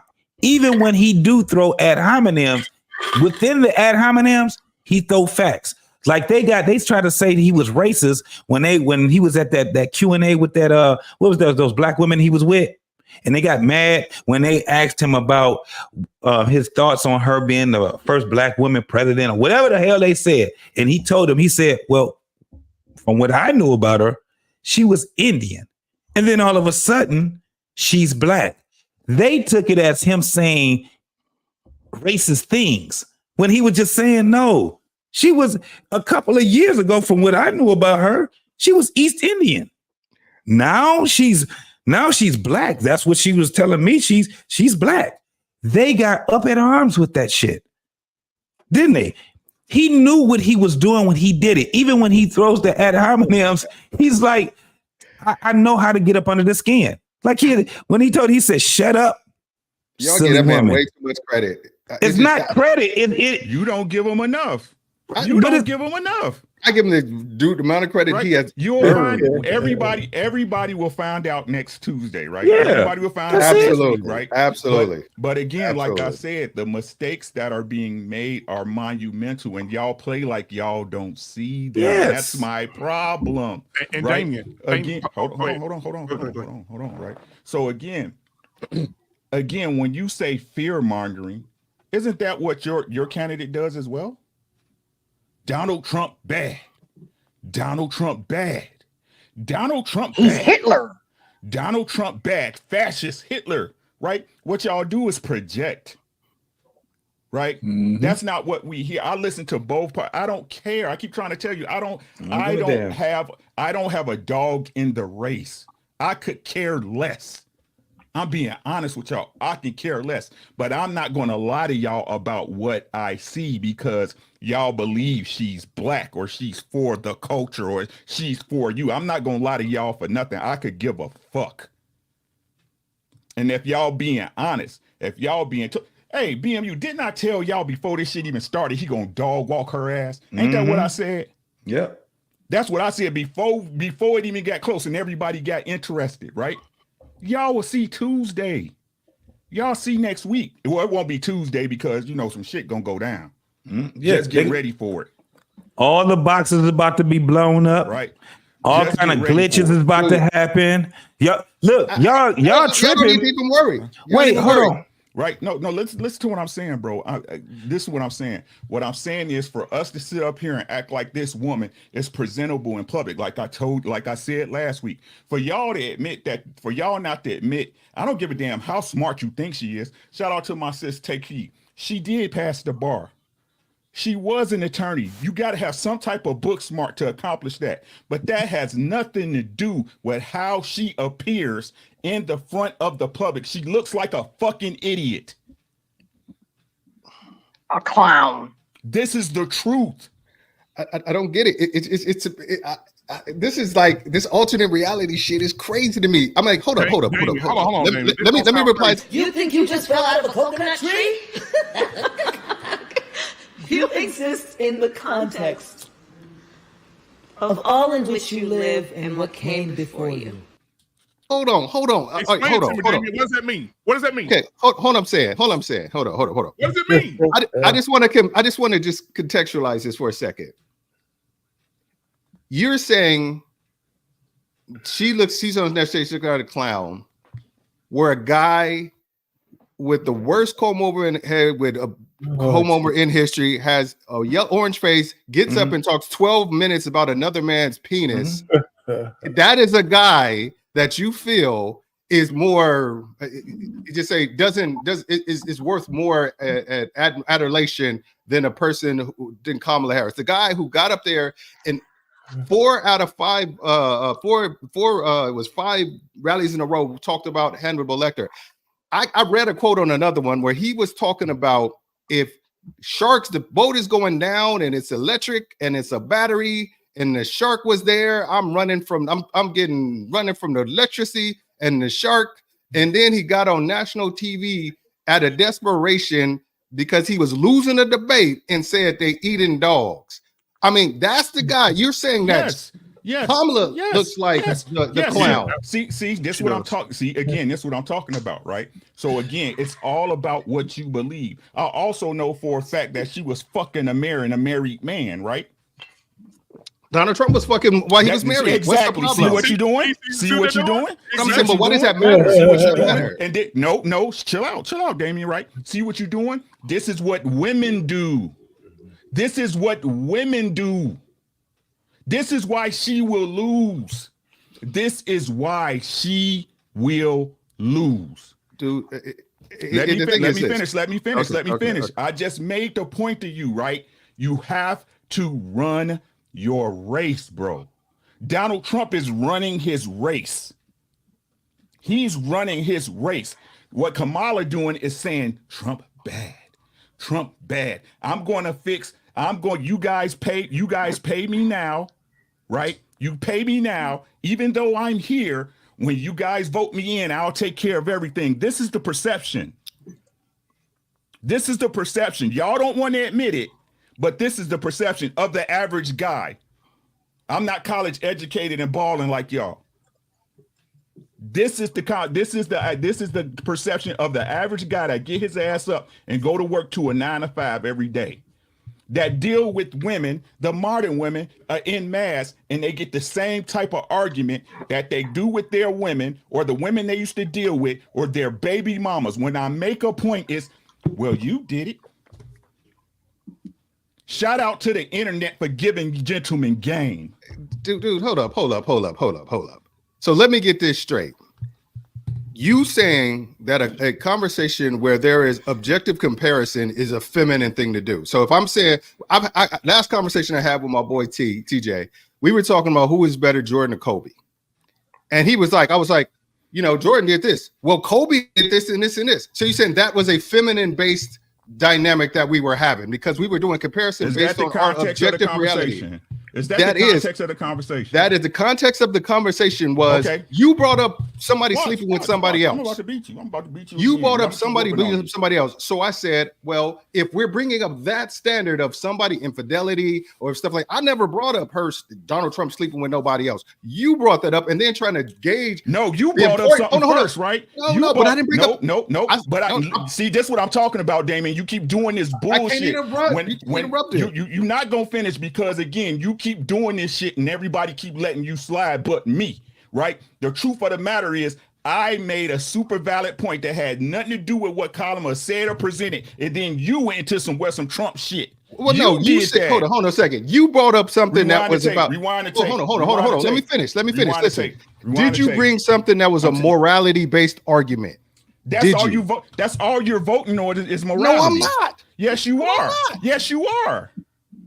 What the fuck I'm voting for? How do you know? But you know what everybody else think, though. That's what you said, right? No. All I'm saying is, when I do it, I'm wrong, right? No, you're changing. Right? You're changing. Right? You're deflecting. No, I'm not. No, I'm not. I'm using your words against you. That's the problem. No. Because you're not quoting me verbatim. You're saying something that you heard verbatim. You just said in this conversation when I just told you can't say what everybody else think, but you said out your mouth. You said out your mouth. That's not what people think. Is that not what you said? You said this. You said I was brought up something totally related to any morality whatsoever. I just said that. I said. When I brought up him talking about like another man's penis, that goes to how his cognitive ability is. You got to be kind of a crazy dude. Again, bro, you brought that up. I didn't. Yes. You brought that up. I didn't. But you're trying to say I the one who started that whole conversation. You're not listening. Brought that up. You're not listening to what I'm saying. You're not listening to what I'm saying because you're not listening. You do not. You refuse to listen. Say something that makes sense. You refuse to listen because what I said was this. Something that makes sense because you're constantly lying, bro. Okay. You did that before. You have never caught me in a lie, dude. You may not disagree with me, but don't say I'm lying. I don't come on these things to lying. You be lying. Well, you don't listen and you don't hear people. Thank you. I appreciate it. I appreciate it. Maybe you don't understand. Maybe you don't have the cognitive ability to understand what I'm saying. Maybe I don't, but I can still see what y'all refuse to see. What you call it? Somebody up here to lie. Who is you that got to lie to? I ain't got to lie to nobody on these motherfucking strokes. Then why are you doing it? Nobody lying. Then why are you doing it? I mean, seriously. Then why are you doing it? Nobody on any kind of. Then why are you doing it, sir? But all of a sudden, then why are you doing it? Ain't nobody lying. You just then don't. Then why are you doing it? That's the easiest way to you to discount what I'm saying. Why are you doing it, sir? That's the easiest way for somebody who don't have the ability to come back on me on a fact is to come with some bullshit. Then why you just do it? What you call okay? Why you just do it? Rewind. You never proved that I did. You never did prove that I did. Rewind. You never proved that I did. Rewind and take You never prove that I lied. Like I said, bro, I don't have to prove it. We all sitting in the room. Oh, you don't have to prove it. You could just say it. Well, you lied. We all sitting in the room. They know you a liar. You lied. They know you a liar. Fine. You lied. You lied. I don't gotta prove it. Okay. Fine. Well, I can. I'm listening to the rewind tape now. So. Okay, go ahead. Yeah. Let us know when you get it. So, Damien, my thing is this. You brought that shit up, not me. Yeah. My question is this. My mama used to tell me when I was a kid, when I was a little boy, she said, "Baby, you can't be like everybody else because everybody else get different reactions. And I think it's the same thing with Kamala and Trump. People expect Donald Trump to come and say something crazy.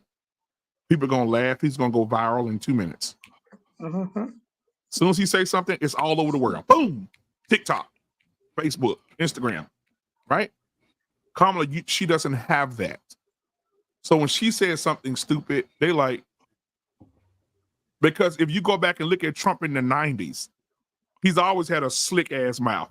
He's always said crazy shit. Nothing new. Right. So it's an expectation that Trump's going to come in and say something crazy. So however, I understand this. Kamala Kamala has put on this thing like, I'm classy. You know, she's a beautiful woman in her youth. She's pretty now, but I'm just saying, like, she's classy, you know, but now when she tries to tell a joke or talking about putting greens in the bathtub, you know what black people say in the back of the head, this bitch doing too much. and that's what they're saying in their head. She's doing too much. I mean, take heed. Trying too hard. Am I lying? People saying that she's doing too much. She's trying too hard. She's trying to be in the culture. You know, she's doing too much. And I wouldn't be surprised if she invite another artist and start twerking or something. She wants to get she wants to get her people to believe that she's a part of the culture, and she's trying too hard. Donald Trump didn't have to try at all. You want to know why? Think about it. Hold on. I want to tell you this, and I want you to go just fact check it. Go and look at who got the Guinness World Record for who has the most rap mentions in the 90s. Yeah, I know. Donald Trump is a man. Halle Berry is a woman. I know this. He's been in all the fucking rap songs. He was on fucking Home Alone 2 in the lobby with Macaulay Culkin. He was niggas love him. The man was everywhere. Niggas loved him. Niggas loved him. No, it wasn't. No, hold on. It wasn't just black folks. It wasn't just black folks. Hold on. Even on the why? See, you see what you did? You see what you did, JT? If I say niggas love them, that's not exclusive saying that's not saying just black people love them. I'm saying, is that a true statement that niggas love? Can we just advance just a little bit? Can we advance? He was running in 2016 and he walked out on The View. Who kissed him? Whoopi Goldberg kissed him. Joy Behar kissed him in the mouth. He hugged everybody, and now all of a sudden, niggas love him. Oprah Winfrey on pictures with him. Niggas loved him. All I'm saying is, he low down. He ain't shit. Man, come on, man. Everybody loved R. Kelly. Still, he started pissing on 15-year-olds. I mean, that's the way it's talking about R. Kelly. We're talking about. I still like R. Kelly music. I don't care. I still listen to R. Kelly. Fuck you, man. Let's put it this way, right? I mean, all of a sudden, all of these people that we know, right, used to hang out with Trump. But let's talk about the anatomy of a real racist, okay? There is no way that a real racist like a David Duke would have all of these black people and all other ethnicities in his purview. Explain it to us. He only became this raging racist when the propaganda machine didn't want him to be president because he ain't connected that way. And he's against their military-industrial complex. He's got a few other things that they don't like. The way they switch from him, I say every single person vilifying that man now, we could probably find film of them hanging out with the dude, man. Yep, exactly. I mean, this is crazy. And, so this guy, listen, and when we talk about racists, here's the cognitive dissonance. And I'm really kind of surprised at you, though, my man, because Biden has always been more racist than Trump ever has been. But Biden's not running. Him on the steps talking he's about president niggas in the classroom. I mean, we could he ain't running. He had like Trump when you bringing up Biden. You talking about Kamala and Trump. Sexually assaulting her. I mean, let's just stop the bullshit. And then he went to do some eulogy for a Ku Klux Klan Grand Wizard. The guy, he called black kids. We're not even going to get to the crime bill, right? So the point really is that this dude has held black people in full contempt and pissed in our faces. It's called a wolf in sheep's clothing. The guys in the damn Trojan horse, and we as black people let them in a goddamn gate. And they've been having their way with us for decades. I'm gonna ask you a question. I'm gonna ask you a question. And this goes to the understanding of it's just so you think that because he's never said the word nigga, if he said the word wetback, would he be a racist? Because he never said nothing. Who gives a fuck? I'm talking about Trump. Who cares? Who cares about that? Black people say the N word. No. I mean, who gives a care? No. But listen, even to your point, no. I'm gonna say, let me just say this, and then I can get somebody else to answer. You don't think that shit was racist when you had Biden running for president and going on a urban radio station and saying, if you don't vote for me, then you're not black. Not black. That's an insult. That's like calling niggas nigga. And he was you asked the question and then you're going to answer the question? Go ahead, bro. It's like, see, the question is, do I think that was racist? No, I don't think that racist. I think he was losing his mind, like everybody said and he said something out of he said something away. We ain't even got to answer that question then, so bro. That shit lame as fuck. You ain't even got to answer the question. How about when Biden said, "I don't want my children to go to school with black children"? If he is that racist? Yes. If he said that, he did say that. Wait, hold on. It's racist. Hold on. So listen. We ain't even got to go no further than that. If you didn't think that was a racist thing for a motherfucking white man to go on an urban radio station and say, "If you don't vote for me, then you ain't black," that ain't racist, then we ain't got to answer your question, homie. We know exactly where you coming from. Hold on. Nigga, that shit don't even sound right. Hold on. It's just so hard because I don't feel like you niggas listen real intent. You listen to talk and not listen to hear. I got my answer. All I'm saying is that you said when the man was at the zenith, I think I really thought, I'm glad that he's gone. I know he would have lost. When he was at the zenith of his dementia or whatever he's going through, whatever, he said some shit. If you said he said it in 2000 and what you call it, yes, it was racist. I'm not saying it's not racist. I'm saying yes. To say I don't want my kids, I didn't hear that. See, I gotta go. Like y'all say all that other shit, but I've never seen. If you pull up something, put it in and let me see it. If he said it, yes, it was in the paper. It was a quote. Okay, yeah. I like I said, I don't know what paper it was. Send me it. You know me. But you know everything about Trump, but you don't know nothing about your political party. Make that make sense. Okay, this thing is these grandiose statements are just ridiculous. Let me help. They're not grandiose statements. You said I know everything about about Trump. Is that a grandiose statement? Let me help you out. No, of course it is. Let me help you out. Let me help you out. Okay. So number one, he said he learned everything he needed. He learned everything from Strom Thurmond, okay, who was extremely racist. Okay. Said he was the best man he ever knew. Right. He did a eulogy for a former Grand Wizard of the KKK and called him his mentor. Okay. Right.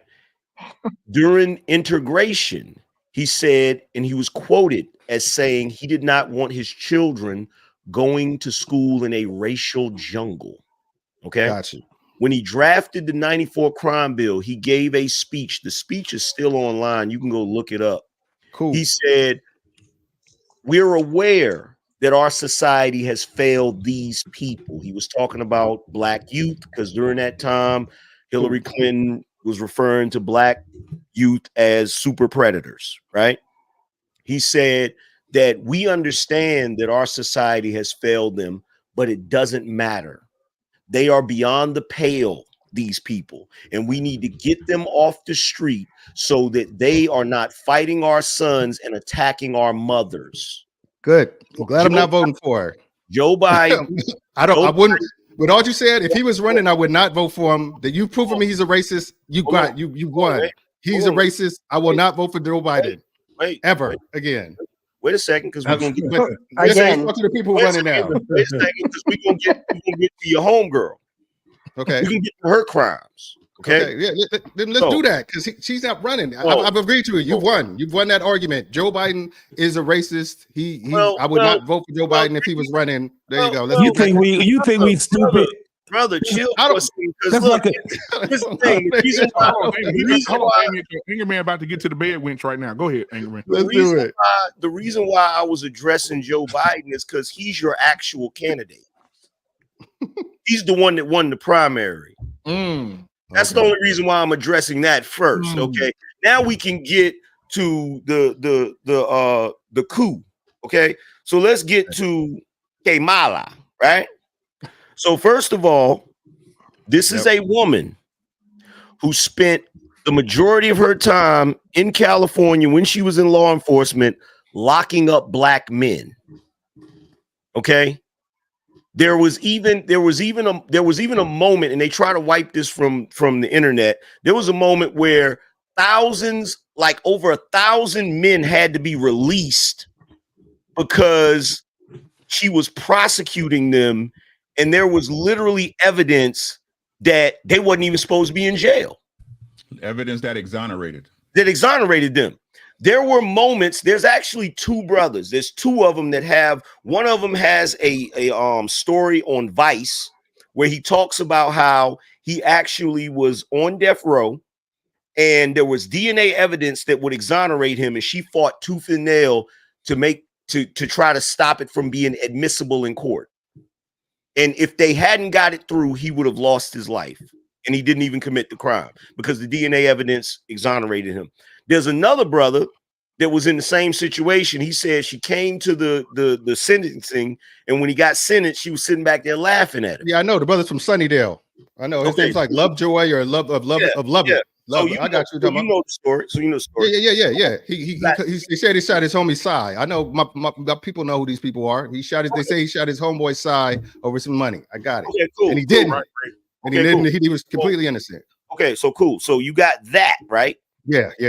Now that's still iffy because you're dealing with people that's getting locked up for committing crimes or allegedly committing crimes, right? So that's still a little in the gray area, right? But you have other instances where she held black men in prison past their release dates for the free labor, right? For the free labor. So you got that.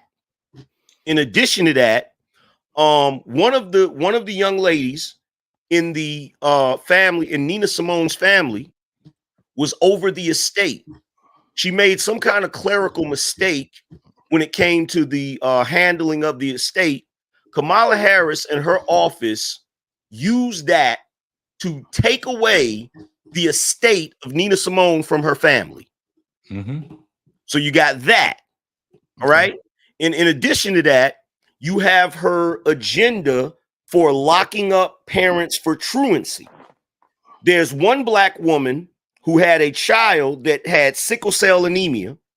So that was the reason why the child was not in school the way she was supposed to be in school, because she was sick. This woman had already talked to the school about it. They knew about it, all of that. But because of Kamala's agenda, it didn't matter. That woman got locked up. She lost her house. She got evicted. Her child was so stressed out that she actually had a stroke.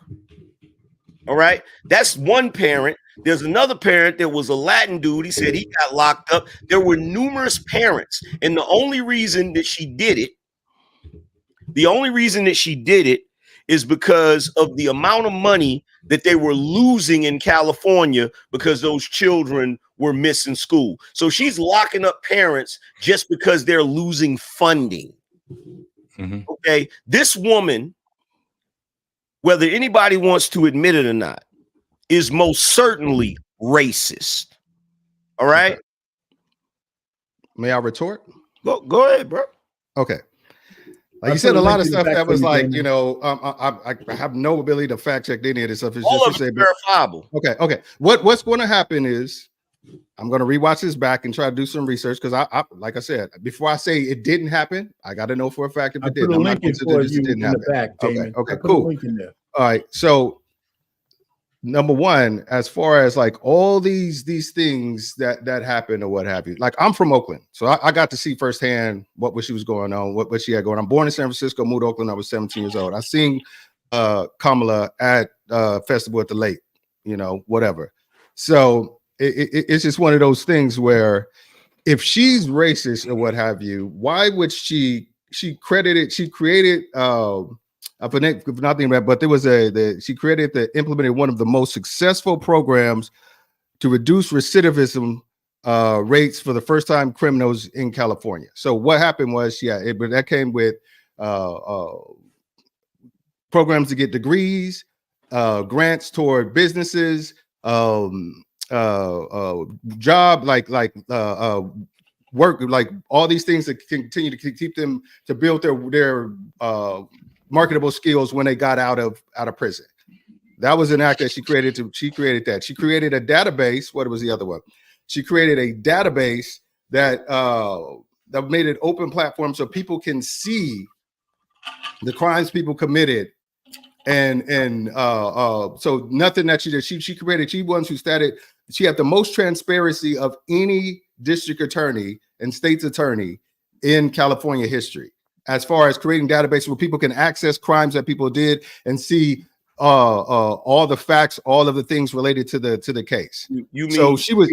You mean the crimes that she charged people with that they were innocent of? Well, but you can't say that. But that is a non sequitur, because you cannot say that's like you don't have a number, you don't have a name, you don't have any of that stuff. Hold on, you don't have a number of people. That's actually what racist people do. Okay. All right. So they create a problem. Why would you interrupt? And then after they create, hold on. Let me just say, I was very respectful. Let me just say this. I'm just interjecting. This is a conversation. But I was in the middle of a statement. I'm just interjecting. And can I interject, brother? After the statement is completed. After my retort. Go ahead then, brother. Just go ahead. Okay. Like, so let me get this straight. And I'm just now, I guess I'll let you respond to this because you've got me into the point where I'm going to respond to the question. If you're going to cut me off, go back. No. Okay. Already talking about. Okay. So basically, well, I got to, because it kind of goes into the point of what I was saying. So if you want to finish, go ahead and finish, and I'll retort after that. Go ahead, brother. Exactly. You know why? Because that is a logical conversation, sir. No, because I was in the middle of a statement, but I think there's a good point related to what you were talking about, but I don't want you to feel like I'm now digressing into your point. She's a politician. Okay. Politicians create problems, and then they come with the solution for the problem. It's called creating a job for yourself. It's ridiculous to bring up the fact that she has rehabilitation programs and transparency about who committed a crime and a database for that when she's charging people with crimes that are innocent. Okay. All right. Now let me finish. Go ahead. Now we go back to what I was saying, okay, because this probably kind of ties into what you were saying. Between 2004 and 2010, when she was San Francisco DA, and I heard about this, there was 1,956 marijuana convictions, only 45 people served time in jail. Out of 1,956, only 45 people served time in jail. Why? Kamala created a program called Back on Track, which allowed low-level nonviolent offenders to enroll in school instead of going to jail. After graduation, their records were wiped clean, expunged. This decreased recidivism by 53% down to 10%. So that is a program to help Black men not have the long-term stigma of being criminals and still have an opportunity for a positive future. Damien, let me just say this. First of all, number one, what you're saying is ridiculous. It's not. It is a lie. For a couple of reasons. Yes and no. Yes and no. Yes and no. I'll explain. I'll elaborate. Don't worry. I'm not just going to accuse you of something and not elaborate. Okay. Please. So yes and no. There's a discrepancy in that, right? And they use it a lot, right? So what they do is they say, oh well, Kamala Harris didn't send a bunch of people to prison, right? And they're 100% right. She didn't send them to prison. She sent them to jail. They always use that disparity because they're counting the number of people she didn't send to prison, but they're not counting the people that she sent to county jail. Well, they were already in county jail. Hold on. They do that a lot, right? They do that a lot with her. I noticed that, right? So the reason why I'm saying it's ridiculous is because California, y'all are the worst when it comes to incarcerating Black men. Y'all are the worst. What? Are you serious right now? And no, don't even get me started on look, right now at this moment, and you ain't gonna like this. And I gotta say it about your state. Your state has become a shithole, bruh. Like for real. If I could go around the border of California with a big knife and carve it into the land, I would push y'all out into the ocean and let you be an island. You feel what I'm saying? Because y'all be wilding over there. Now, don't get it twisted. I got love for people in California. I actually respect you. But y'all be wilding over there, and you know y'all do. I get it. I agree. So, Angry Man, hold on. So real quick, boss man, if I can, because I know you ready to, you got all the info ready. I wanted to play this last video because it's the subject of the night. It's time to rebuke the black church. And boss man, did you find where I lied? Over the week, yeah, he did. But over the weekend, there was a white pastor, all right, that said some things about the black church and how they need to rebuke the black church, and the black church needs Jesus. And he talked about one of the Yo boy in Detroit, JT. He talked about the Clark sister. What's her name? They're married to the what's her husband? Oh, you talk about Bishop Sheard? Yeah, Bishop Sheard. Yeah, he's That's my 7th grade math teacher. Yeah. So I want to play that, and then we'll get into the other conversation. But I definitely want the audience to see this video of him calling the church. And y'all tell me, they said this man's racist for calling out the black church. It's Jimmy Swaggart's son. Oh, that Jimmy Swaggart Jr. Yeah, Junior. Here it is. Standing up behind the sacred desk and proclaiming, hey, listen, folks, we can't continue the way that we're going. Our nation cannot endure 4 more years of the party of Moloch. Can't do it. I can't support a party that murders babies. I can't support a party that believes in men marrying men and women marrying women. I can't support a party that believes in mutilating little girls because their minds are confused over their gender. I can't support a party that doesn't believe in the Word of God. Can't do it. Will not do it. I refuse.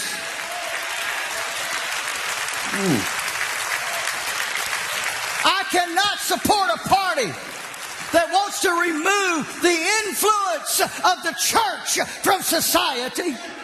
Without the church, this nation would be nothing more than an animal crawling jungle. And if you don't believe me, you go to our major cities of America that have been governed and are governed by members of that party. It is a zoo. Crime runs rampant. Citizens fear for their lives. Can't do it. And as a Christian, you can't do it either. Damn. Now, I'm fixing to make some people mad right now. Here you go. And I'm going to tell you right now, I'm going to be, for the statement I'm about to make, I'm going to be called a racist. And I will be called every name under the sun. But somebody needs to stand up and speak to the black church. When the largest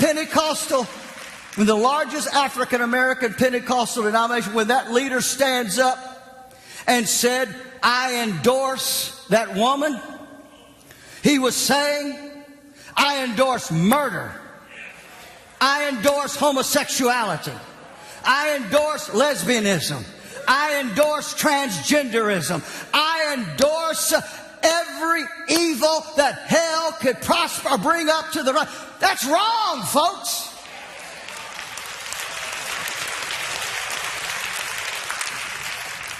And the black church votes predominantly for the party that is anti-God.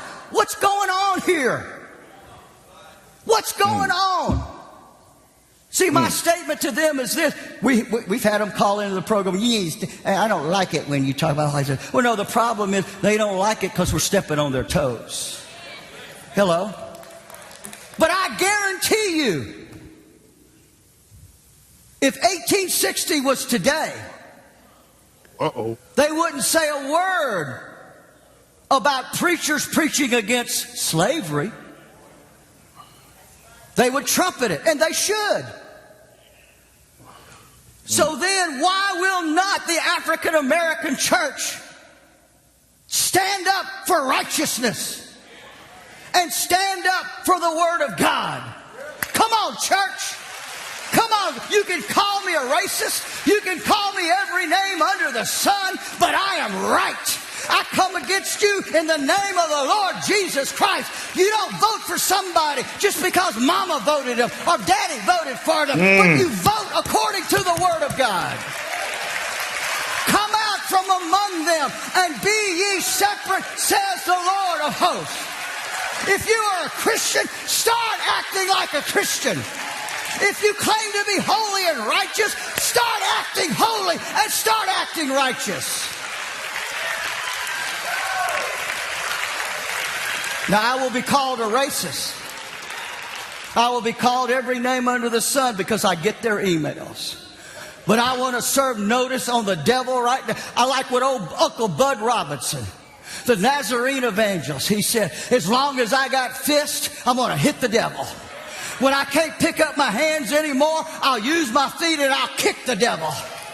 And when I can't kick him and hit him anymore, I'll bite him. And when I don't have any teeth left, I'll gum the devil to death.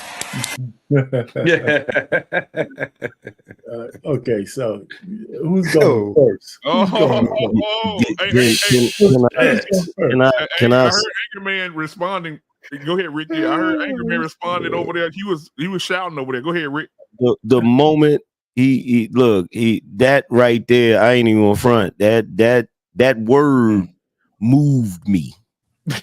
The moment he said the party of Moloch, he could have stopped it right there. Yeah. He could have stopped it right there. Because look, let me tell you something that I know for certain. If I don't know nothing else in this world, my grandmother was born in 1922. She lived to be almost 100 years old. She passed away in 2018. When I was a kid, when I was a child, my grandmother was always, I'm talking old school God-fearing. I'm talking about when it stormed, you got to turn the lights out and sit in the living room and be quiet. Yeah. You feel me? Yeah. Everything that she told me about the end of days, they're doing it right now. She ain't even here to see it. But every last bit of it, they describing it. And by the way, Damien, let me tell you something. Tell me something. In Revelations, it talks about a woman sitting on top of a red beast with, what is it, 7 or 12 horns? I can't remember. 12 horns. 12. Draped in purple. Yeah. And scarlet. Drunk with the wine of fornication. You know who that shit is describing? Yeah. That heifer you plan on voting for. Hold on a second. But hold on. Didn't it also say something about mixing fabrics? You should die. Didn't they say something like working on the Sabbath? You should be killed. All kinds of shit like that. It's all what you believe. Like hold on. But I already stated. I'm a non-believer. I'm an atheist. So exactly. That shit, you see what I'm saying? It's so what you believe. All that is kabuki to me, man. It's all performative. Exactly. There's only one thing. Hold on. Everybody hold on for one goddamn minute, right? My shit is circular because it's true. What did I tell y'all, right? It's all what you believe. That's it. That's all. All you have is what you believe. Exactly what me and Boss Man talked about a couple of weeks ago about our belief systems, right? If you don't, when he said about the church being infiltrating the government and being in your life business, you remember that conversation, Boss Man, right? But what did I tell y'all? The basis of this country, why it was supposed to be separate, this country was based on God. Mm-hmm. On God. That's Every exactly right. law in every major religion, Muslim and Christian, the two biggest religions. It's just, don't this sound familiar what I'm telling y'all? Right? It's all based on the same principles. They go about them different ways, but they're based on the same baseline principles. It's all what you believe. If you don't believe there's a God and there's a set of morals that men to operate with men and women as what we call humans on this planet should exist, it's whatever. Do y'all hear what I'm saying? It's whatever. But guess what though? Guess what? And I gotta say this to Damon. Now, I'm not trying to, I don't force nobody to do nothing, to believe in nothing, none of that. I don't try to tell people you need to be this religion or you need to believe in this, you need to believe in that. But the one thing I will say is this. So you're an atheist, right? Agnostic. Agnostic. Yeah. Atheists, all like atheists are agnostic because if something proved them different, then all of them would believe in God if there was the proof that God existed. Yes. Oh, okay. So you do believe in a higher power, though? No. Okay. So when I'm dying, I'm worm food. That's what's up. Oh, that's what you believe. Nothing created nothing. I think it was random. Random. So here's the thing about this, right? Because I've had debates before with people that believe just that, right? Mm-hmm. And the only thing I've ever said to that is this: if you're right, it don't really matter. But if I'm right, ooh, if I'm right, it's gonna matter. But all right, if we're gonna have this discussion, a theology discussion, let's do it. So let me get this straight. Are we not? We're not. Okay, too late for that shit. Let him go. Let him go. Let's get Take Heed in here. Take Heed. What's your thought? Do you think the pastor was racist? I've had this discussion before too. Do you think he was racist, Take Heed, for what he said? Well, they're gonna play it like he racist, even though he's trying to give them. You know, one thing about Yahweh is that he will always send a messenger. He will always send a messenger first before he come and do what he want to do. He will always give you something to take heed to. And our churches have been messing up for a long time. It has. Our churches have been doing foolery for a long time because they want to be politically correct. We want to be politically correct. We don't want to hurt nobody. And so this is where you get all this foolery from. Where when we grew up, we were taught that the pulpit was sacred. You know what I'm saying? It was sacred. That women were not supposed to be on the pulpit. We were taught that. We were taught you didn't do foolery on a pulpit, but you see pastors, they bopping to worldly music on the pulpit. They got a DJ on the pulpit. Mm-hmm. It's a lot of stuff that is going wild with the Black churches. And this is why you see a lot of people leaving Yahweh because of the stuff they see in the Black churches. Now I'm going to share something with y'all, and this is going to be very offensive. All the things that you see playing out in the Black church, okay?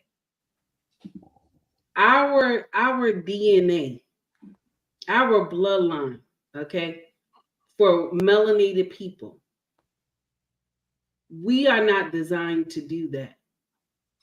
We're not. When you see us messing with the same sex, we are not designed to do that.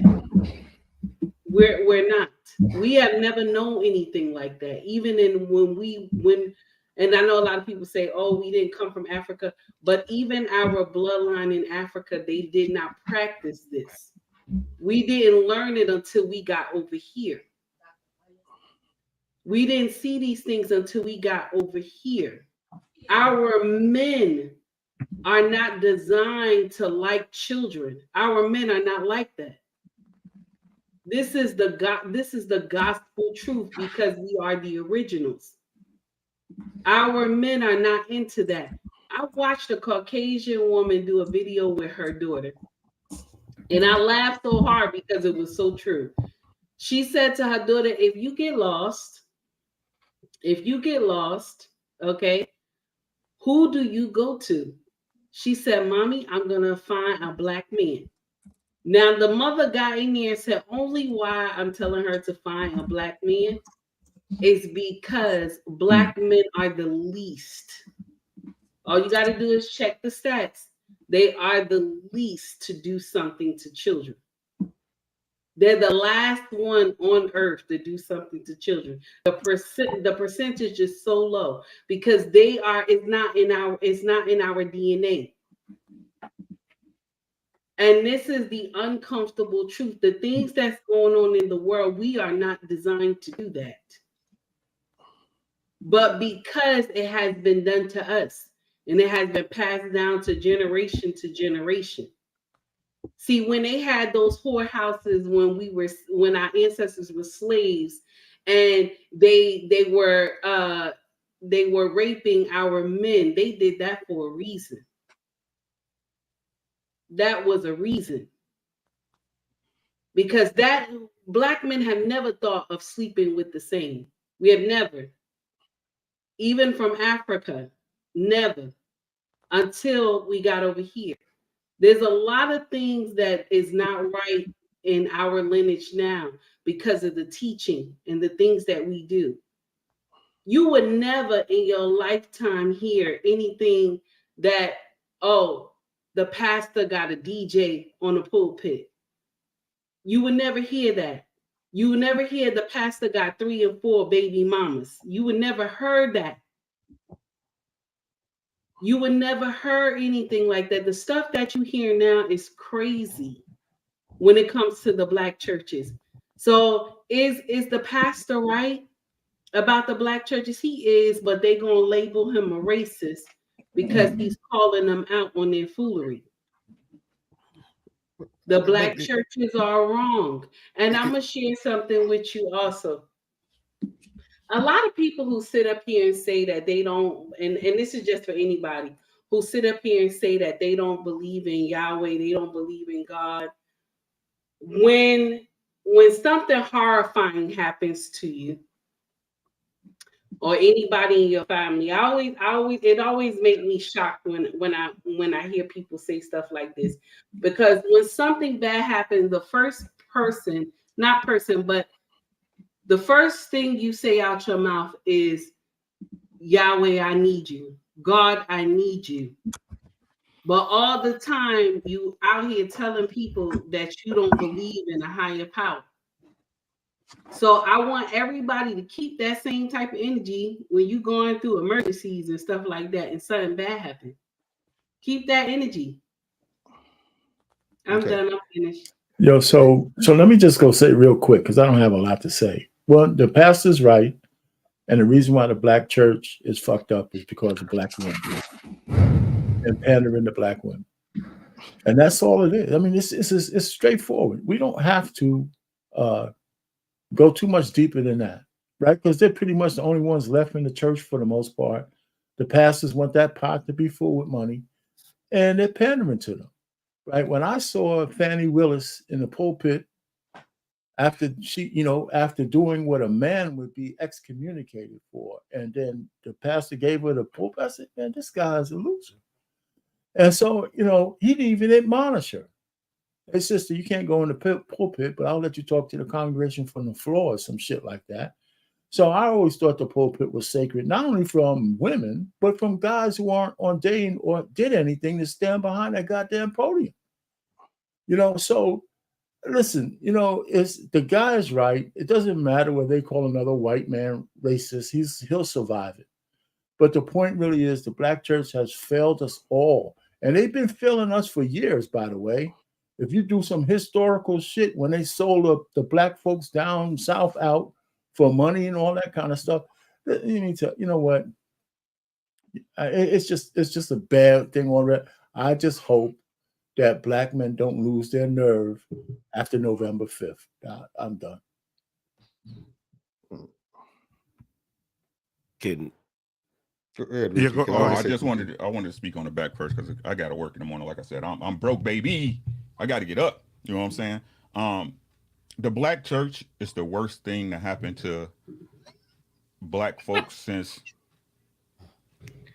whatever, bro. That we agree. Hey, Uncle Rick, Uncle Rick, before you go, you asked me to replay the tape. Yes, please. And before you left, I did want to present that, please, but I didn't want. Oh, okay. So when you were done, I did want to play that before you left. Okay, I got you. Rick, what you were looking for just now was the worst thing to happen to black people since the invention of the Jerry curl. Correct. Correct. Whoa, Jerry curl was 05. Was 5. S curl was even better. See, we starting to see what the problem is. Hold on. Starting to see what the problem is. The black church is the equivalent of the Democratic Party. Yes. Right. Yes. Let me explain. You pour money into something and never get anything out of it in return. Right? They'll hit you up when they need you, but they never help the community.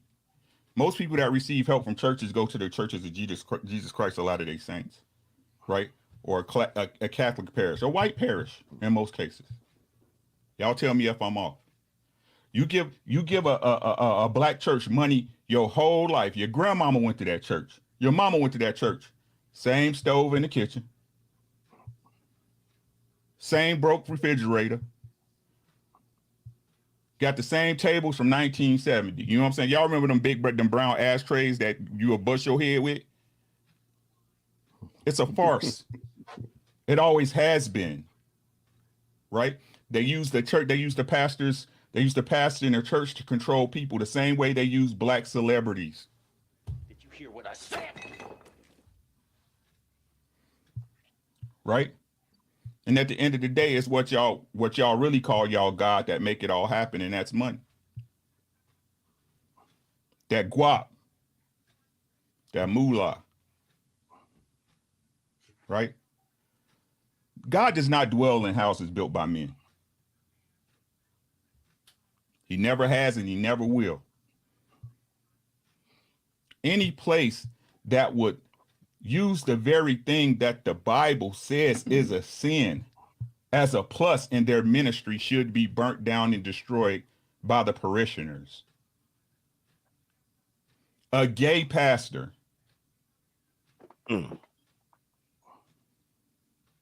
A gay pastor. And everybody know you go to the church and the deacons fucking everybody. The first lady fucking everybody. These are the people that you are looking to give you a moral compass. Finding a good church is like finding a good wife. Hard as fuck.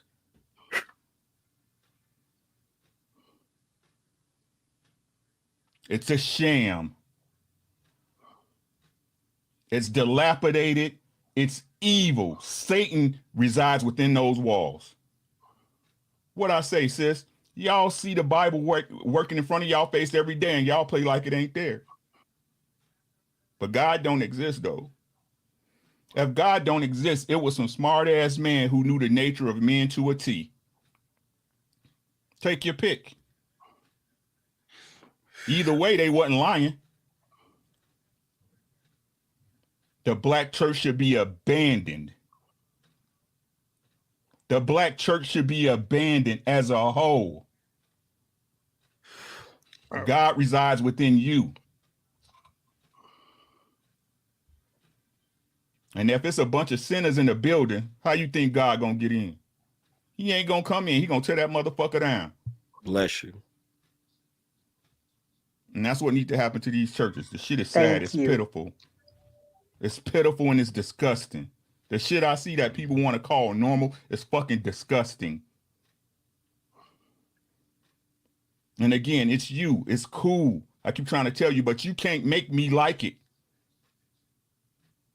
You cannot make me like it. And that's where people fuck up at. Because woe behold the man that encroaches upon my doorstep with that bullshit.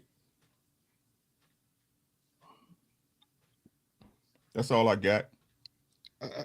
Can I say something real quick? The thing is, it's just difficult when you're saying, oh, it's the black church. It's the black church. I'm sorry, because the Catholic Church, they messing with little boys. His daddy, didn't he get caught like messing around with prostitutes and hoes and stuff like that? I'm like, it's just like to me, it's all fruit of the same poison tree. You know, that's what I'm saying. It's just like, you can't say, oh, the black church has all this degradation and all this kind of stuff when every other church seems to find the same stuff. So, like his granddaddy was messing around with all. Yeah, and she was right. He was messing with a prostitute. I think he was messing with a the daddy, Jimmy, was messing with a prostitute. My mama used to watch Jimmy Swaggart all day. I'd hear him every Sunday. I would see her watching. She didn't go to what you call it. I've sinned against you. You know, I remember hearing that. I watched it when he first did it. Right, and think then, about it. Think about this. And then his, you got to think about the woman in this church. She has some women in this church that was sleeping with married men, and then not only sleeping with the married men, but they knew the men were married and they slept with them. And then now it's all up in the air with the gate. But the thing is, Jerry Falwell's son used to watch his wife bang the pool boy. I mean, so do you have the same? So do you have the same energy for Kamala sucking a married dick when she was? Okay. Wasn't he? Hold on a second. Wasn't he separated from his wife like 10 years already? No. Hold on a second. When he separated? Separation and divorce is different. Okay. Was he separated? What you call it? Is he separated? He was still married. Were they not living together? Were they having separate? You don't know what his wife was all doing herself. You don't know who she was bouncing, who ball she was bouncing on. They're still together today, Damien. You literally just run down Come on, angry man. I told you. Hold on. Like I said, you guys don't forget, Boss Man got something to do, so Ricky can leave. Right. Please. Okay, yeah. Go ahead, Boss Man. Then we'll get angry man. Hold that thought.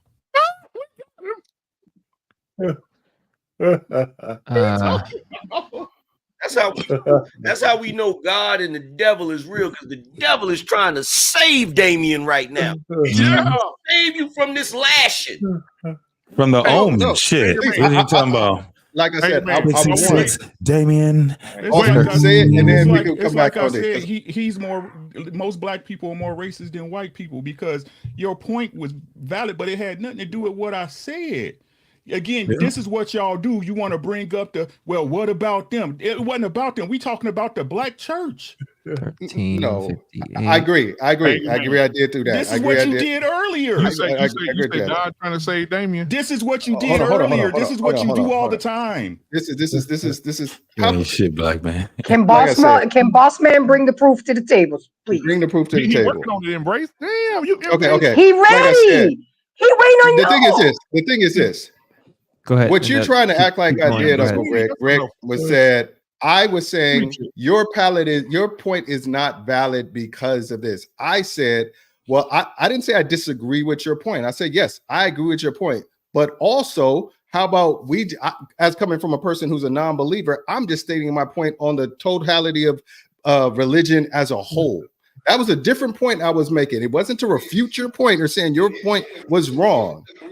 I'm saying that my opinion. I didn't say you did, bro. I didn't say you said. So it wasn't a comparison. So it wasn't like I didn't say you said that. It wasn't a this or that. It wasn't like, well, what about this? I just said, you know what? I agree with your point. You're right. You got it. You're right, bro. So, Boss Man, bring it. Go ahead. Bring your evidence. Yeah, but first, let's check behind Damien's ears, see if there's 3 6s by there, like in the omen. Hey, that's what I'm saying. 666. The thing is, I just don't get it. It's just like I'm so much freer than all of y'all. That's crazy. I am so much freer. For sure. Again, my apologies, bro. So you think, Boss Man? Oh, yeah, there you go. You got it. Oh, Take he was sipping on y'all ass. I'm gonna. I love it. He was sipping when it was going down. think he had a hot tidy? That's what she was drinking. She was not ready great for that. With Hennessy. Y'all are talking shit about anything. Think about it. She was sipping on Hennessy. Oh, go ahead. I'm sorry. Pictures in there. This is my great grandmother. Can I ask a question? When public record has proven it wrong. Okay, I just want to ask a question. One thing about me is I'm very much a pragmatist. I'm what's practical.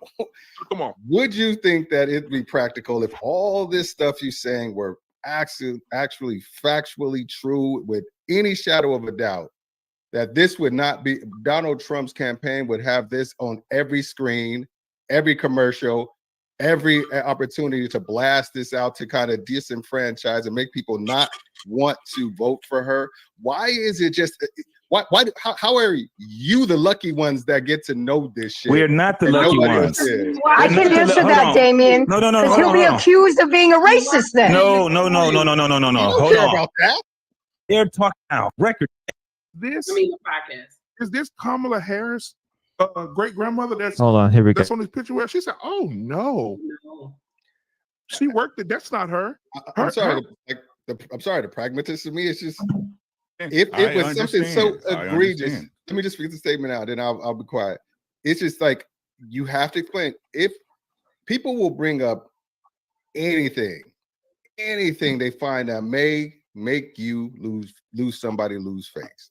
If this is the case, I'm just trying to figure out why wouldn't it be on every campaign ad Donald Trump puts out there? Because if you said it would be effective. But Damien, what's worse? What's worse? Find out that she's not black, or that she support transgender surgeries on prisoners. You're saying she's on that stage looking like a clown, where a guy with the worst comb over in head with a comb over in history has a yellow orange face, gets up and talks 12 minutes about another man's penis. That is a guy that you feel is more, just say is worth more adulation than a person than Kamala Harris. The guy who got up there and 4 out of 5, it was 5 rallies in a row talked about Hannibal Lecter. I read a quote on another one where he was talking about if the boat is going down and it's electric and it's a battery and the shark was there, I'm running from the electricity and the shark. And then he got on national TV out of desperation because he was losing a debate and said they eating dogs. I mean, that's the guy. You're saying that. Does that have to Kamala looks like the clown. See, this what I'm talking. See, again, this is what I'm talking about, right? So again, it's all about what you believe. I also know for a fact that she was fucking a married man, right? Donald Trump was fucking while he was married. Exactly. What's the See what you're doing? See what you're doing? But what does that matter? See what you're doing? And then, no, chill out, Damien, right? See what you're doing? This is what women do. This is what women do. This is why she will lose. This is why she will lose. Dude, let me finish. Okay. I just made the point to you, right? You have to run your race, bro. Donald Trump is running his race. He's running his race. What Kamala doing is saying, Trump bad. Trump bad. You guys pay me now, right? You pay me now, even though I'm here. When you guys vote me in, I'll take care of everything. This is the perception. Y'all don't want to admit it, but this is the perception of the average guy. I'm not college educated and balling like y'all. This is the perception of the average guy that get his ass up and go to work to a 9 to 5 every day, that deal with women, the modern women, en masse, and they get the same type of argument that they do with their women or the women they used to deal with or their baby mamas. When I make a point is, well, you did it. Shout out to the internet for giving gentlemen game. Dude, hold up. So let me get this straight.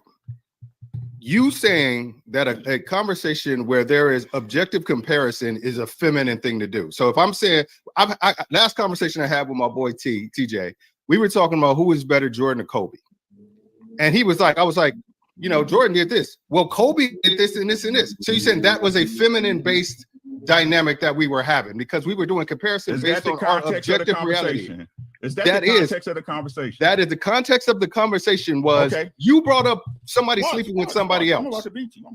You brought up somebody beating somebody else. So I said, well, if we're bringing up that standard of somebody infidelity or stuff like, I never brought up Donald Trump sleeping with nobody else. You brought that up and then trying to gauge. No, you brought up something first, right? But I didn't bring up. No.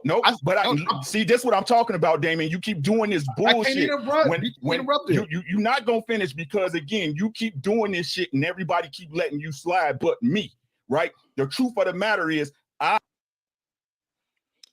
right. So then the question is, who brought up what first?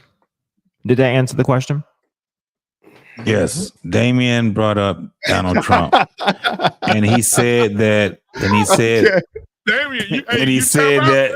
He said that Rick did, and Rick didn't. Rick was talking about Kamala. And you brought up Donald Trump. You was like, so Donald Trump had slept with somebody when he wasn't talking about Donald Trump. Hold on. Didn't he say it? You watched the same? Did you not watch the same thing I watched where he said she sucked on another dude's dick? Did you say that? You brought it up. You didn't bring up again. If you want to dive into the minutia of the point I used, hold on. Right, but again, when I made the point of running a race, you was the first one who brought up some shit about Trump, about some personal shit. Well, he's on the stage, and then I did it to show you what you was doing.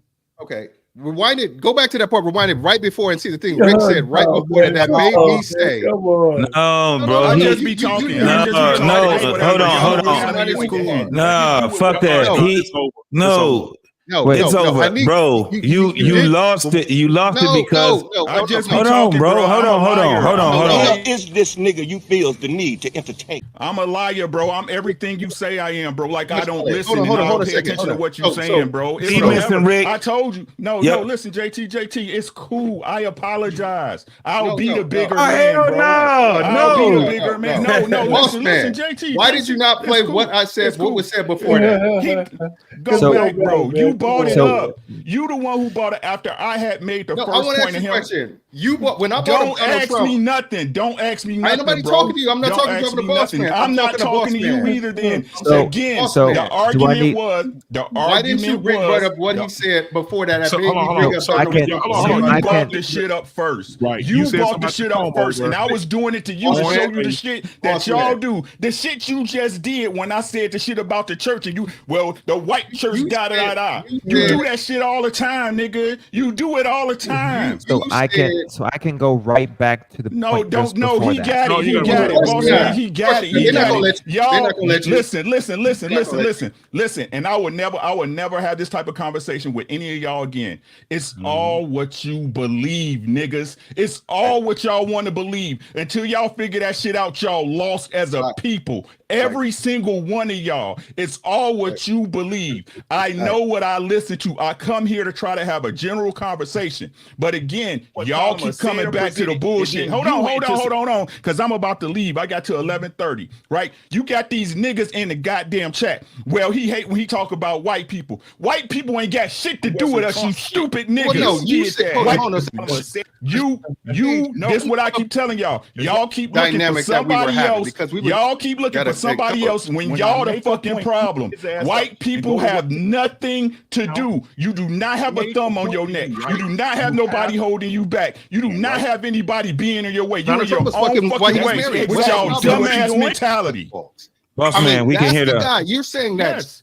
Yes. Kamala looks like the clown. See, y'all have a good night. Again, Damien, this ain't nothing personal, bro. I'm telling you when I'm hold on. You can say what you want, bro. You can say what you want after I'm done. This is not nothing personal, bro. This is all about personal when you call me a liar. Because you lied. Because you lied. Call it ignorant. No, sir. Call it ignorant. Call it you misspoke. It doesn't matter. You said some shit that was wrong. You said some shit that was wrong. Let him play it.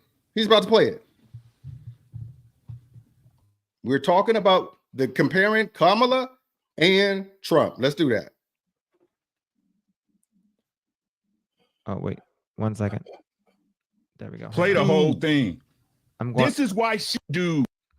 Going back. About, right? So again, it's all about. And it's a battery and the shark was there. I'm running. Is this far enough? Yeah. No, the line where right before I said, he said, I'm getting looks like a fool and an idiot or something like that. And I said, because I pay attention to the conversation. It started when I had my fingers up and we was talking about running the race. Go back to Kamala when he says Kamala looked like a fool. You exist in the context Right here. of It's all in before which that you because live you said and what something came about before you. Donald Trump, and I played this in response to that. I said you don't even have to play it back. I said you don't even have to play it back. I said y'all won't even admit that she looks like a fool in public. You couldn't even admit that. You go off to some Trump shit. Yeah, am I lying? Am I lying, black people? When I say am I lying, black people, when I say she looks like an idiot when she's publicly speaking? Let the thing play. No, I remember that. Hang on. I remember that. Hang on. Nothing to do with how she appears in the front of the public. She looks like a fucking idiot. A clown. This is the truth. I don't get it. This is like this alternate reality shit is crazy to me. I'm like, hold on. Let me reply. You think you just fell out of a coconut tree? You exist in the context. I think we've gone further. We saw everything after this. And what came before you. So hold on. Hold on. What does that mean? What does that mean? Okay, hold on. I'm saying. Hold on. What does it mean? I just want to just contextualize this for a second. You're saying she's on that stage looking like a clown, where a guy with the worst comb over in head with a comb over in history has a yellow orange face, gets up and talks 12 minutes about another man's penis. That is a guy that you feel is more doesn't worth more adulation. That's it right there. We're there. So that's it. Okay, so did two people say? Now, one she said she looks like a fool, and then Grace said she looks like a clown. So what I said was, what are we talking about? People looking like clowns? Is that what we're talking about right now? My point was exactly that. It was like somebody else brought up the whole fool clown thing. All right, and then I said, did you admit that she looks stupid when she talking publicly? No, she doesn't. Y'all have a good night. Y'all be easy. Y'all be easy, bro. Y'all take care. Strawberry is the we got different opinions. Take this down, man. Take this down. Take it down. All right. So look, now I want to ask you a question. He said I lied at some point in the thing. Where was the lie that he said? And that's where I got the most. Because he was talking about the way that you would. He said I brought it up first. You did. You did. The point is, he was talking about Kamala, and you brought it back to Trump. That's the point. Wait, hold on a second. We were having a discussion regarding your guy versus my guy. No, it wasn't. Not at the time. Not when he was speaking, bro. That's what he was trying to tell you. Oh my God. It wasn't. When he was saying that she looked like a fool, and the problem was that I don't think she's a fool. That's all you had to say. Okay, so guys, so we got that out the way. We could go back to now. I see what you call it. The whole clown thing made me feel like, okay, clown. Yeah, we could go back and forth, but I mean, at the end of the day, let's finish the conversation. I want to know. I want to go to R Payne. Do you think you already ran R Payne? No, I want to go again. Okay, what do you think about You good. The pastor's telling the truth. But I said something, I want to say it again. I think that the church has been usurped by black women, and it's moving according to the way they agree with a lot of shit, man. And the Democrats have a lot to do with it. So they have the Democrats by the balls, and they have the black church by the balls. Then maybe for different reasons, because they're champion of the votes for the Democrats, and they're the champion of money for all the churches, right? Because they're losing men. So men are pandering to them, and they're pandering to the alphabet mafia as well. So wherever the money is at, that's where the black church is going. That's the way it seems to me. I'm done. So go ahead, JT. The black church has been dying for decades. Yeah. We don't even have to, like, we were talking about it before. Like, it's, you know, the so-called conspiracy theorists is batting at 1,000 right now. We ain't even gonna argue this shit. The proof is in the pudding. Everything that we see motherfuckers trying to do, they failing at it, ain't it? Women are the backbone of the black community. Fail. Women are the best parents. Fail. Women are the best wives. Double fail. And the ones that sit back and champion you is failure as men. Them niggas are failures. They can't even, they're socially awkward. They can't get along with no fucking body. All you got is sissies and simps. That's all y'all got left. Fail. Everything is right there, instantly happening. As soon as somebody sit back and say that's a conspiracy theorist, it's been proven. It's a fail. You gotta argue this shit no more. You just see it. I'm just in it right there. They've been tracking the black church since 2017. As of 2023, annually, black churches all together in the United States make $11.5 billion a year. Well, what year was that the Margaret Sanger went and got those preachers to target black community? You know what? I'm going to do a show on that. I'm going to do a show on that, but I'm not going to do it tonight. But I'm going to do a show on the Anger Man. You invited to join that. But I'm going to do a show on the black savior who conformed to Margaret Sanger and got a Margaret Sanger award. Martin Luther King was one of those men. And he had Coretta. And he had Wasn't it 9 of them? Wasn't it 9? He was one of 9? Yeah. Martin Luther King said, and I quote, "There's nothing more demonic than having a woman carrying a child that she does not want to carry and letting her have that child." That's because Margaret Sanger, Martin Luther King Jr., all of them was in together. Just like Kamala Harris, all communists. Yes. Go ahead and say something. Go ahead and say something, Damien. I fucking dare you. She's a communist. Okay. She's a communist. She's a communist. Yeah. Our whole family. Yeah. The whole family's communist. Okay. Our daddy was too. For Yeah. sure. Okay. Absolutely. Yeah. Cool. So her dad wasn't a professor that taught Marxism. They don't give a fuck. What? Look, my mother. Let me tell you something. Hold on. Okay, if we're gonna go there, let's do it. My mother went to church 7 days a week. I had to go to. She went sometimes twice, 2 and 3 times. What you call it? On Sunday, I had to go to Sunday school, morning prayer, Wednesday night prayer, afternoon prayer, whatever. She prayed behind every meal or what have you. Because she believes in something, don't mean that you don't automatically gonna believe to something. That's the thing that people get stupid. Like his mama, her dad was. I don't care what her dad was. That don't mean that she is what her dad was. Are you what your dad are? Wiz? My dad is a second generation mechanic. I was a mechanic too. But are you what I'm saying? I'm not talking about your occupation. You know, come on, Angry Man. You not come on, don't act glib. You know what I'm talking about.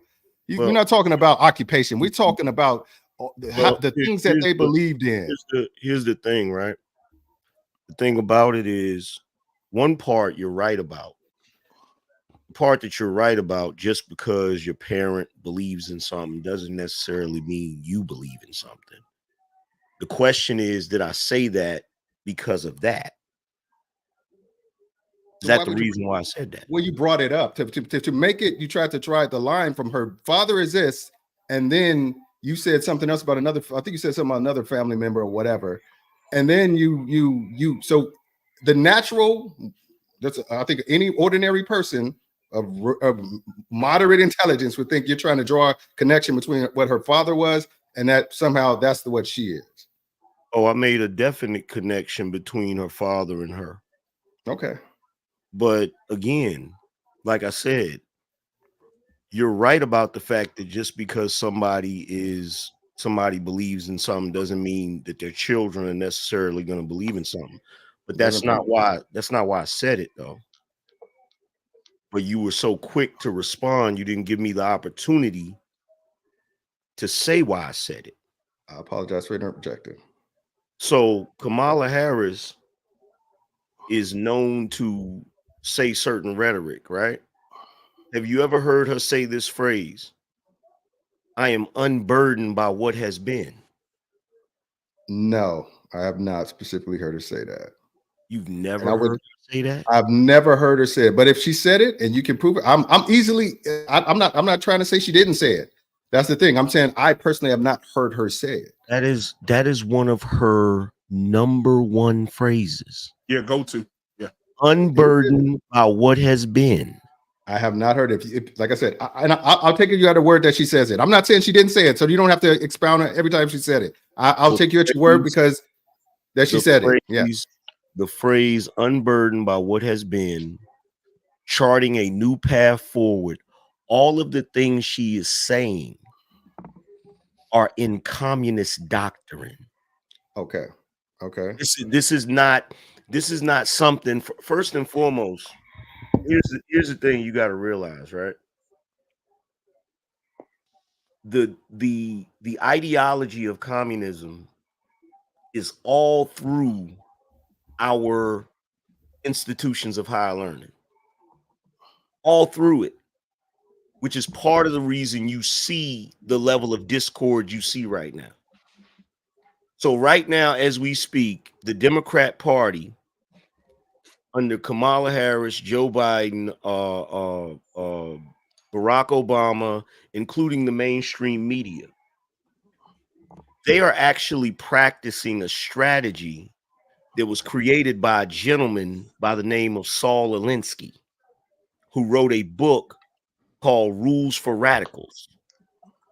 And basically in that book, it says your strategy is what you have to do is you have to keep your opponent on the defensive by constantly accusing them of being immoral, while you tout yourself as being the moral standard, even if you're not.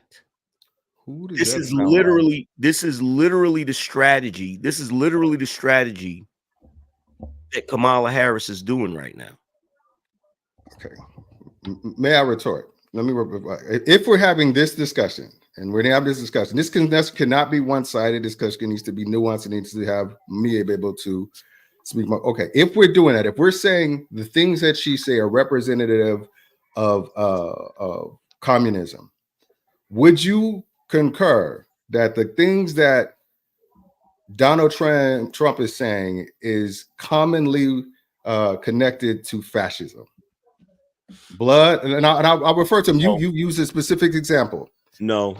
Poisoning the blood of a country is a direct quote from Mein Kampf. Okay, well, here's the thing. You asked me a question, and I just gave you the answer. I said no. Okay. So you don't believe that, but you used a direct question. You said from Saul Linsky was his name. Yeah. You used him as a form of reference. You use other things. You use that phrase. I'm beyond. What was it called again? I'll try to look for. What was it? What was the phrase that she said before?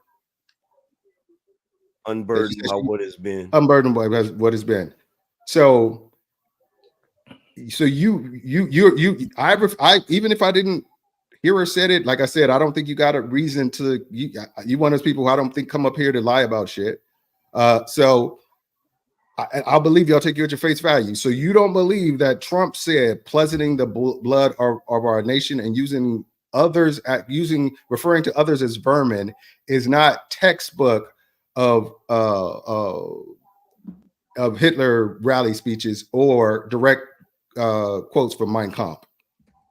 You can associate it with that, but if you're trying to say that's the basis for calling him a fascist, that's a little light, bro. That's one part. I know what I thoroughly know what fascism is. So number one, the number one tool of fascism is propaganda and silencing people. That's right. Trump is not Trump. Can I please finish? I apologize. Trump is not silencing people, but has been silenced. Right. In fact, while he was the sitting president of the United States, he was banned from Twitter because of mean tweets Here's the thing. You can say incendiary things, right? But saying incendiary things, you got to make a leap from that to just base that off of fascism. That's not fascism, and it's a bit insulting to assume that saying something incendiary is fascism. Fascism is where, first of all, I think it's attributed to Voltaire, said, if you want to know who really rules your society, just look at those you can't critique. Donald Trump gets critiqued. Donald Trump, in fact, what they just did to him is literally fascism. With all of the prosecutions, they've never done this to a president in the history of this country. And it's not because presidents haven't done things that were worthy of prosecution. So number one, Donald Trump is actually, as much as he's being accused, and see, the fact that he's being accused of fascism, that is right out of Saul Alinsky's book, Rules for Radicals. It's right out of his book. Okay. Here's another thing. Okay. Here's another thing. Every time I look up, they're in the mainstream media screaming democracy. He's a threat to our democracy. Democracy, democracy. This country is not a democracy. It is a constitutional republic. So why are they constantly screaming democracy? Why? That just means we have people that vote for us. We are a democracy. That means that we have representatives. That's what we have. That's not what it means in the context of why they say it. You think that. That's what it is. No, it's not. All right. You think that. Okay. Go back when you get an opportunity, do this research. Go back and look up Stalin and look up what the motto for the Communist Party was back then. In fact, I'll tell you what it is, and you can go verify it. The motto for the Communist Party under Stalin was peace, jobs, and democracy. This is Stalin. So whenever you hear them constantly screaming democracy, it's not what you think it is.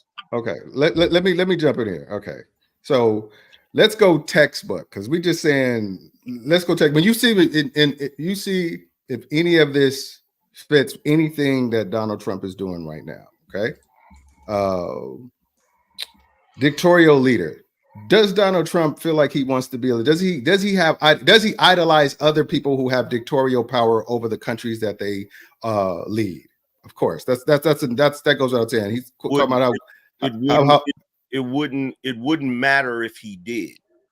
Okay. And I'm going to tell you why it wouldn't matter if he did, because this is where the flaw comes in your argument. He was president for 4 years. Okay. And he wasn't a fascist or a dictator while he was president. In fact, while he was president, you literally didn't have any wars or conflicts while he was president. Stop saying. I hate when people say that. We were actively either supplying or we were actually in Syria. You're wrong, bro. You're wrong. You're wrong. My God. You're wrong. And brother, look, the United States hasn't declared war since like 1940 something. That's a lie. That's another lie, nigga. I went 3 times to the Middle East. What is you talking about? But they never declared war on the Middle East. That was a military action. It was no, it was not. They never declared war. It was first and foremost. Do you know what Desert Storm actually was? It was a declare on war. So here's the problem, and this is why when y'all were going back and forth, when you and Rick were going back and forth earlier, I stayed out of it, but I wanted to add my 2 cents. You didn't let me finish my little thing. I gave one thing, you said yes, and then you went on to you about to pontificate. Let me finish with everything I said. What do you mean pontificate? You had 3 minutes of uninterrupted, well, slightly uninterrupted. I remember I jumped in a couple times. What you're doing right now, literally, and I see why you have the positions that you have, because what you're doing right now is what the mainstream media does every time they get a conservative or a Republican on their platform. You're trying to dominate the conversation. Whoa. I said 2 minutes. I said 60 seconds of something. You said 8 minutes of something. Because you have points and just first of all, second of all, what's called it? Brother, number one, I'm not saying, see, first of all, you're mistaken. And I'm gonna show you why you're mistaken. We talked the equal amount of time. If he played that back, we have equal amount of conversation. When I'm saying, see what I mean? You're not gonna understand anything I'm saying because you can't stop long enough to listen to what I'm saying. Okay. This is why I'm having to talk at length.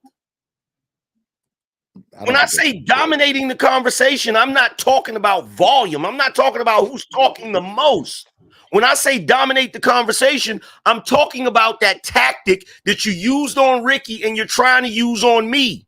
Bringing up Donald Trump possibly being a fascist does not debunk my point about Kamala being a communist. Address that. Hold on a second. That's my point, was not to debunk you of her being a communist. We were bringing up. Hold on. Let me finish this point. The point of that was, if we're having you brought up the conversation of what her overall political stance is. So if you're saying here's Kamala's political stance, and you're pro-Trump. If we're talking back and forth, I'm going to say, well, here's what I believe Donald Trump's political stance is. That's a discord. That's a conversation. It's not, hey, here's Kamala's a communist, prove me not a communist, prove me wrong. That's not the conversation we're having. You're doing the same. Look, this is the reason why Kamala Harris is in the shape she's in, because she does not have to. You said what? Winning in your state, yeah, but that's a given. I'm in Texas. Can I interject and ask a question? Winning in Texas. No. I know we ain't winning in Texas. Can I ask a question? Because it seems like what is oftentimes want to have happen is a point is being brought up, and what is required in order to have a debate or a substantive debate in that conversation is to acknowledge the point that is being addressed. And then if there is retort that is designed or desired to counter, provide the counter, but only after addressing what was initially stated. And I agree. And okay, the difference is hold on. Let me say, the thing is, I did not say she wasn't. I just said, I asked you why, and I said I don't know. I didn't say she wasn't a communist. Right. I didn't disagree. I didn't try to check. Here's the other thing I think you're trying to do also is that you're asking for a clarification, and by asking for a clarification, instead of asking, okay, so by that, are you then saying that by trying to link these two together, you're then saying this, instead of asking and saying for clarification? Because what it sounds like oftentimes is that instead of asking for clarification, what often sounds like you're doing is you're using a different style of argument as a more of like a comparative argument or a circular argument. No, what he's doing is he's deflecting. Yes. I'm not. He's deflecting. This is a typical hot potato. This is a typical tactic of the left. What ends up happening? Even what he's doing right now is a typical tactic of the left. Okay. No. So the question is like, are we having? I need to understand what question, what conversation we're having. Are we having a your person is wrong, prove me, your person is bad, prove me wrong, or my person is better, and I'm saying no, my person is better? Which conversation are we having? Because that's a debate as to if we're saying Trump is better because of here's why. That's neither one of the conversations. Stop trying to dominate the damn conversation. What's happening is you brought up points. Calm down. Be easy. Calm down, bro. You getting brought up. Yo, first of all, I'm a grown ass man. You right now. Calm down. Angry man. I think what's happening there is that he's asking. He was asking a clarifying question. He's being intellectually dishonest. And I could easily explain how he's doing it if I were allowed to talk. All right, go ahead. Go ahead, Angerman. Damon, hold on a second. This is a tactic of the left. You bring up something about a Democrat, and then they immediately say, well, what about the Republican? And because we don't operate the way the Democrats operate, I start defending the Republican, but they never defend the Democrat.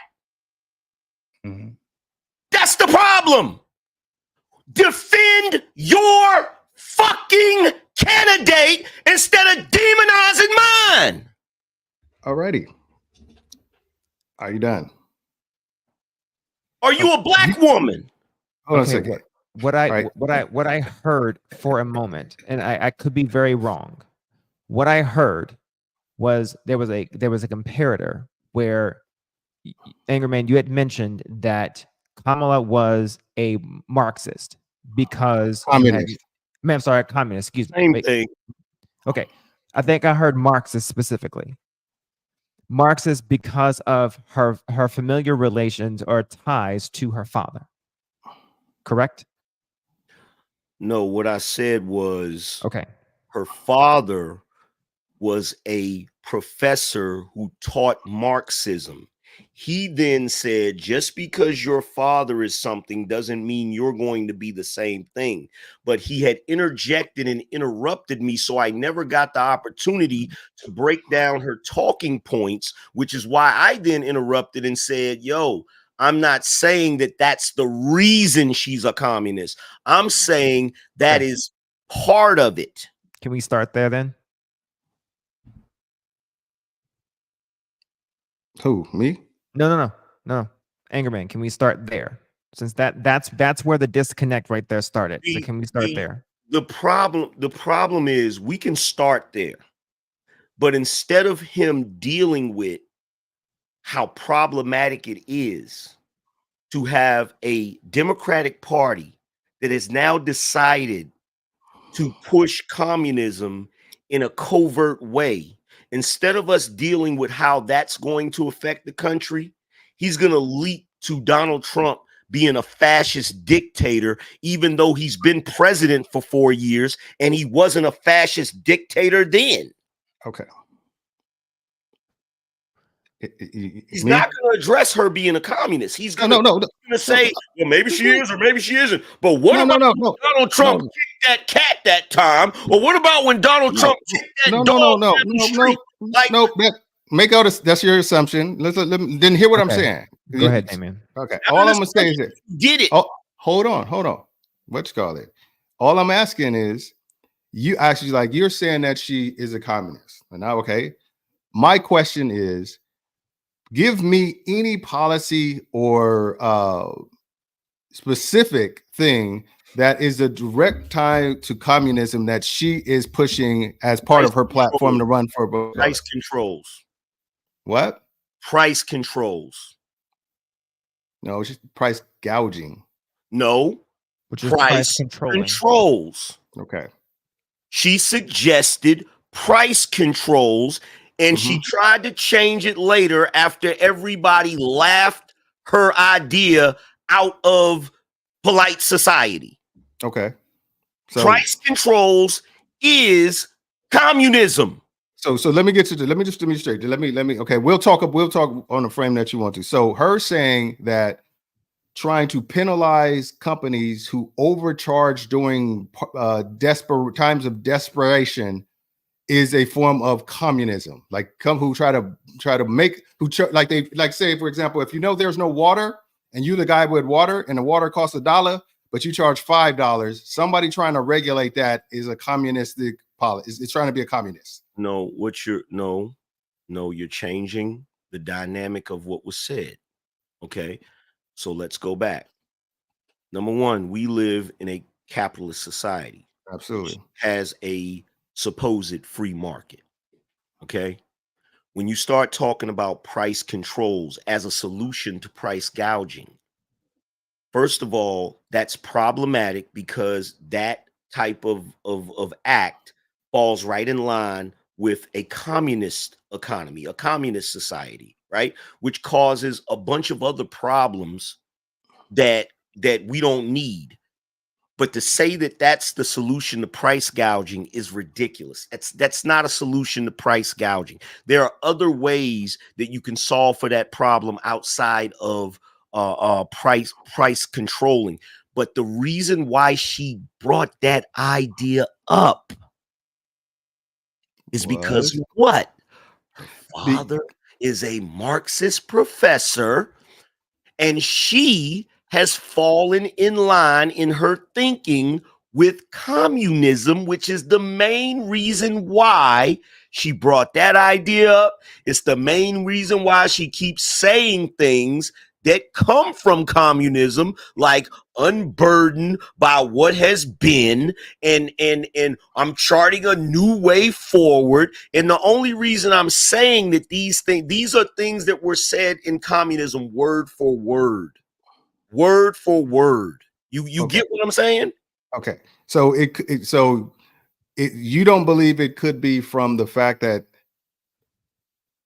manufacturers were unnecessarily raising their prices to unreasonable rates because they knew they had the ability to, just because they could. You don't think like that when OPEC got together and decided to change oil production, and then because people didn't need it, then when people need it, they raised the prices super high. You don't think that was a way of you don't think that was price gouging or price control? You don't think they were controlling the price of product because they got together? And that's why Shell, you go to all the filling stations, all of them have this roughly the same amount of price. And I'm like, but you talking about oil, bro? That shit can't be controlled. Yes, it can. That's why price. This way, businesses raising and lowering their prices is not the same as the legislative branch issuing an executive order to control prices. Though you're comparing apples and oranges. She didn't say the legislative branch. She said she would start a committee and look into starting the policy. She never said that she never wish. You won't find where she said she would take executive branch that would do that. The executive branch. Look, okay. Here's the thing, right? That's comparing apples and oranges. Price gouging is not right, and there is something that you can do about it and should do about it. However, price control is not the solution. That's going to create more problems, because once it's like opening Pandora's box. There are certain things you can't start doing, because once you start doing that, that's the road it's headed down. The point that I'm trying to make about her is that, look, it's just like with our freedom of speech. Okay. I'm not saying that she's not saying, okay, this is a problem that needs to be solved. Okay. That's not the issue. You keep bringing up that, well, they were doing this and they were doing that. Every time you brought up Mein Kampf. Do you realize that most of the fascist crap that Hitler did, he started out doing something that the people thought would benefit them? So what I'm trying to explain, because let's be real. Once a country decides to go the communist route, they always end at fascism. Look at Venezuela. Okay, Venezuela used its capitalist economy to fund its way into a communist economy, and now look at what it looks like. And what I'm trying to say about her is, you may have the best intentions in the world, but what I'm saying is, I'm sitting back watching the things she's doing and what she's saying, and everybody's not paying attention to it. And part of the reason is because everybody is believing the rhetoric that Donald Trump is going to be a dictator and a fascist. And the reason, and that's called a smoke screen. I'm going to point over here, but I'm going to do something over here. So while the whole world is believing that Donald Trump is a fascist, when he literally does not have the same power to push propaganda as the left does, You brought up Mein Kampf. Look at Goebbels, the minister of propaganda during that time. What they're doing right now in the mainstream media, that Donald Trump is a page right out of Goebbels' book. But Angry Man, one of the reasons. Okay, so I'm gonna split down the middle here for a second. One of the main reasons why people are, because this didn't come out of nowhere. Okay, and I'm sorry, I haven't had a moment to actually address a lot of things, especially the last video. But I am going to address this matter. One of the main reasons why people think that he is going to be a dictator is a lot of it is conjecture. Sure, okay, I'll submit that. But the other part of it is because of the shit he said. Quote, I am going to be a dictator on day one. Now, on one side of that. Pull that up. Okay. And pull up the tweet where he said he said if to root out certain factions, it might be necessary to suspend the Constitution. But why y'all keep acting like the man didn't have 4 years already? Hold on. JT, wait a second. He could have as many years as he had in the presidency. The point that's being made is that what he is saying right now, in the same way that I need you guys to understand this. In the same way that what is being said by Kamala Harris is being scrutinized, what she's not saying, the word salad that she's putting out and she's uttering from her guttural suck is being scrutinized, or the lack thereof. It's not being the scrutinized. Same. Well, that's the problem.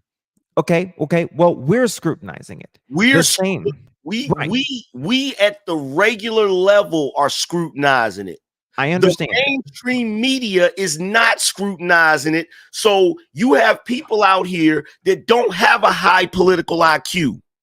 They just take whatever the media tells them. So when you have Donald Trump getting 90-some% negative coverage, while Kamala's getting 90-some% positive coverage, on which platform? This is dangerous. I don't. So unbalanced. ABC, CNN, MSNBC, ABC, all of the major networks that most people look at. No, the majority of Trump supporters, when you ask them, where do you get your news? They say Newsmax, OAN, and Fox. Wait. Y'all keep acting like the man ain't had 4 years and his ass couldn't even be on fucking social media. And he could. If he was if he was so much of a fucking dictator, wouldn't you think that he'd still be on Twitter? He'd still be on Facebook. He'd still be on private company. What the fuck are y'all talking about? That's a private company. And NBC is not. I understand all of that, but I need people to understand. And I'm going to pull up what he said. What I need people to understand is that the things that people say, just like what things that she either said or didn't say, just like when she said on like right after she got elected, whenever she said, "Hey, the border's open, come on through." I'm paraphrasing. Come on through. It has meaning. And whether or not he actually meant them or someone needs to come and try and translate for him, either way, the man literally said, I'm going to be a dictator on day one. Now, people are going to take that and fucking run with it. And you have to be mindful of the shit you say. And he said, pull up the tweet where he says suspend the conversation. On Truth Social, he says suspend the conversation. Do I think in actuality, do I think that he actually can be a dictator on day one? Actually, functionally, no.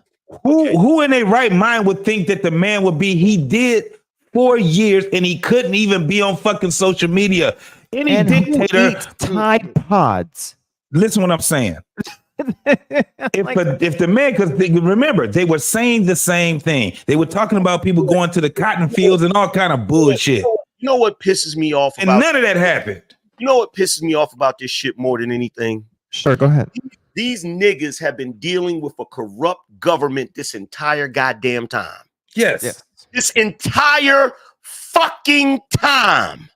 But now all of a sudden, he's going to be a dictator and he's going to If he was going to be a dictator, Hillary Clinton's ass would be in prison.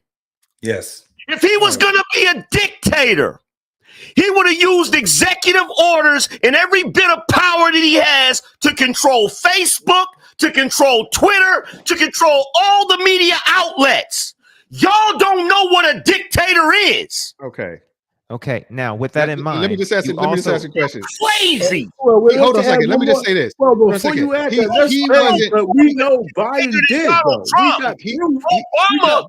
Obama was more of a dictator than Donald Trump. That's why he never got any negative media coverage. Hold on a second. Hold on a second. Wilding right now. Number one, was he talking any of that dictator?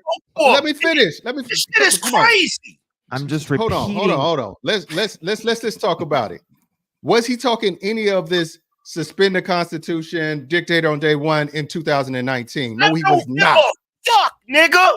Of course you don't. Of course you don't. Of course you don't. Of course you don't. Of course you don't. Of course you don't. Because you niggas voted for Joe Biden and fucked the country up. And now you're sitting there pretending like it's not fucked up. Okay. All right. You niggas are psycho. You crazy. And you wouldn't even be thinking this way if the goddamn media hadn't told you to think this way. Okay. Well, let me say this. Come on, we know for a fact that Biden and his administration corrupted social media. We got Zuckerberg making it. So why are we talking about this bullshit? You're projecting this shit on Trump. They're literally the fascists, R-Pain. The shit they're doing is literally fascism. That's just shit. Right. Yeah. All right. Okay. Come on. So what are we talking about? all I am doing is speaking down the middle and saying, but there's no middle though. No, yes, there is. In the same, all I'm literally pointing out is that in the same way that someone saying something can have an effect on some. Okay, in the same way that someone can have an effect on someone's perception, especially when you have a bullhorn, is going to have an effect either on high IQ people or low IQ people who does not pay attention to either what Angry Man pays attention to, or what Damien pays attention to, what Boss Man pays attention to, or whatever the case may be. Is the point I'm making. He does not have. Let me just say this again. Angry Man, let me just say this again. We have concrete proof that the Democratic Party censored the country. That's why when Elon Musk kicked out all of those liberals who got Trump eliminated from Twitter, and we know that Zuckerberg, everybody, first of all, the fact that shit's been minimized, that he admitted what they did, is because media has been corrupted. That's a fucking huge story. And then you're sitting down here saying all of this projection about Trump using the DOJ to get revenge. Well, the point is, we already have evidence that one party is actually doing the shit you're accusing Trump of going to do if he gets back in. Okay. I mean, now that censorship of Facebook, Twitter, and social media by the Democrats is a huge thing. That's as close as we've been to a fascism that we've. I can't say we've ever been, but it's worse than that. It's worse than that. R-Pain. Back in 2016, Hillary Clinton and the freaking Obama administration literally spied on Trump. Literally went and illegally got warrants to freaking wiretap him, which is against the freaking law. It's against federal law. The FISA warrants. And the FISA warrants. Hold on. So let me ask this question, and I'm gonna ask JT and I'm gonna ask R-Pain this question. What other political candidate have you ever seen get prosecuted like this? Nobody. If you're not talking about Nixon, who was guilty of something, and it wasn't like that. It wasn't like this.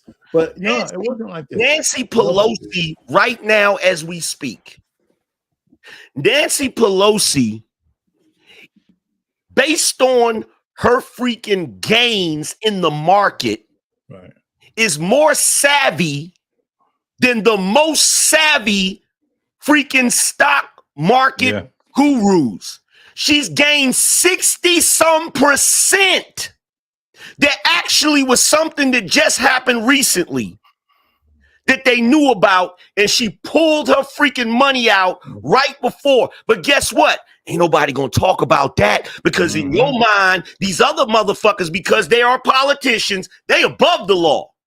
But we gonna go after Trump for everything on the possibility, and then say stuff like, oh, he's gonna use the DOJ to get back at people. You mean like they use the DOJ to get at him? That's crazy. As we speak right now, I know what we did. wow. The DOJ literally just put out a directive that the military can use deadly force on American citizens. Whose administration is it right now? Remind me. Okay, hold on. I don't know what you're talking about. Like a Biden Harris type of thing. Like I said, I don't know what you're talking about. What I'm talking about. All I'm party is doing fascism. You don't know nothing. Hold on. Dude, lower your tone and strengthen your argument, man. Your argument, you make it loud. My argument is decimating you right now, bro. That means you're losing. All you're doing is talking. All you're doing is You yelling. know when you're losing, bro. All you're doing is yelling. All you're doing is yelling. Facts. All you're doing is yelling. I said is all facts. you're doing is You yelling. don't know about the directive. All you're doing is yelling. So you All don't you're know doing is about the directive. Tell me the directive, and let me look it up and see how well you know. Tell me exactly what the directive says. I'll look at it right now. You telling me. I'm just confirming what you're saying. Of course you're not. Of course you're not. Come on, You say let's throw something out there and be like, you know about the directive? Damien, you sound like a damn debt collector. No, you tell him. Tell me. No. He brought up the directive. You shut up. I don't know about it. If you shut up, I can say it. Tell me the directive, and I'm going to Google while you're All talking. you gotta do is type in DOJ gives the military authorization to use deadly force on American citizens. That's all you gotta do. Okay, cool. I'm looking up right now. Under what circumstance? Any specific circumstances? Just say what he just. It'll tell you. It'll tell you. Okay. The military. Don't misspell a word either on purpose, God. Right. And don't ever. You need to use AI. I hope you got AI. Hold on, check this out. Don't ever talk crazy to me now that I know you're typing with your index fingers. Don't ever talk crazy. I know you're typing with your index fingers. You can use the speaker too. This is what Angry Man does. This is what Angry Man does. He throws something out there, and when it comes to the point where you might be wrong, don't worry about it. You do the ad hominem. Hey, don't worry about it. Bossman got it. Bossman got it. Don't worry about it. We have reached the ad hominem part of the conversation. Hang on, really quick, Angry Man, repeat it one more time for me. Repeat exactly verbatim. I was listening to something else at the same time, trying to find something else. Do it again. The DOJ authorizes the military to use deadly force on Americans. Okay. It's the first time they've done it in the history of this country. Hold on. Didn't Esper say that Donald Trump wanted him to shoot protesters? And then when he said no, he said, well, maybe you can shoot him in the leg. Didn't he say something like that? There's a president that shot somebody on the White House lawn. I can't remember which one it is. And that was Van Buren. And that was the other point that I was going to go to. If I really wanted to, you're bringing up stuff that presidents have said. Authorizes the military to use deadly force on American citizens, right? Did they get that right? Okay. And to Damien's point, that was a year before January 6th. That was for protesters. That was right before. Wait, hold on. That was right before his who administration? That was Trump's administration prior to him taking the photo shoot for the Bible. Angry Man, I believe you're talking about Obama's administration when that crazy person decided to just run, literally beelined directly onto the damn White House lawn. Being passionate don't make you right, buddy. Being passionate don't loud don't make you right. Being passionate don't make you right. Wait. Pause. First of all, shut the fuck up because you don't know what you're talking about. Evidently, you don't. The directive that I'm talking about was just issued. Okay. You don't know what you're talking about, bro. Now the directive. You're saying wrong. Now, the directive you're talking about is This is what lefties do. This is what lefties do. I got it, boss. Man. This is what lefties do. So if they have their fucking way, they'll be sitting there the same way they're sitting there now, looking at inflation. Okay, I'm gonna type in directive specifically because you're saying it's a Department of Justice directive. Let me get on my freaking computer. That's it right there. Oh, because y'all playing games. Oh, I got it right here. Yep. 1-16, 1-1600, and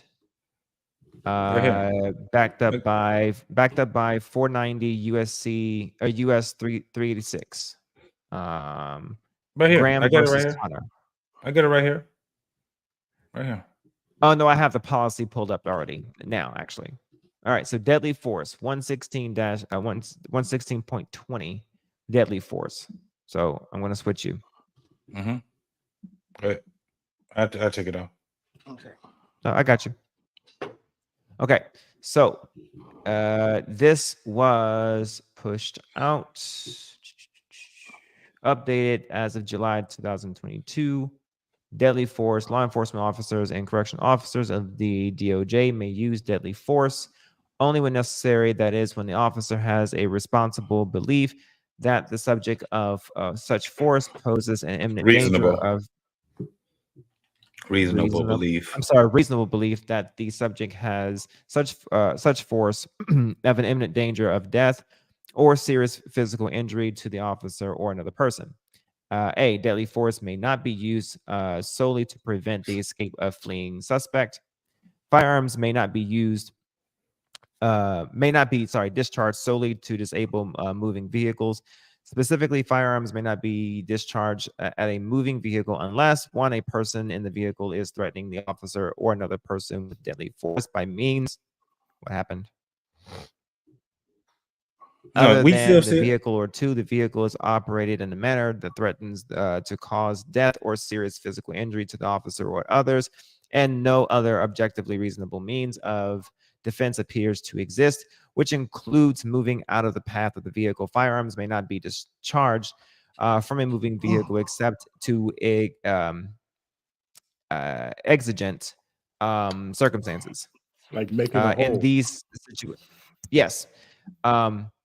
In these situations, an officer must have a articulable reason for this use of deadly force, if feasible, and if to do so would not increase the danger to the officer or others. A verbal warning to submit to the authority of the officer shall be given prior to the use of deadly force. D, the warning shots are not permitted outside of the prison context. Okay. Officers will be trained in alternative methods and tactics for handling resistance, which must be used when the use of deadly force is not authorized by this policy.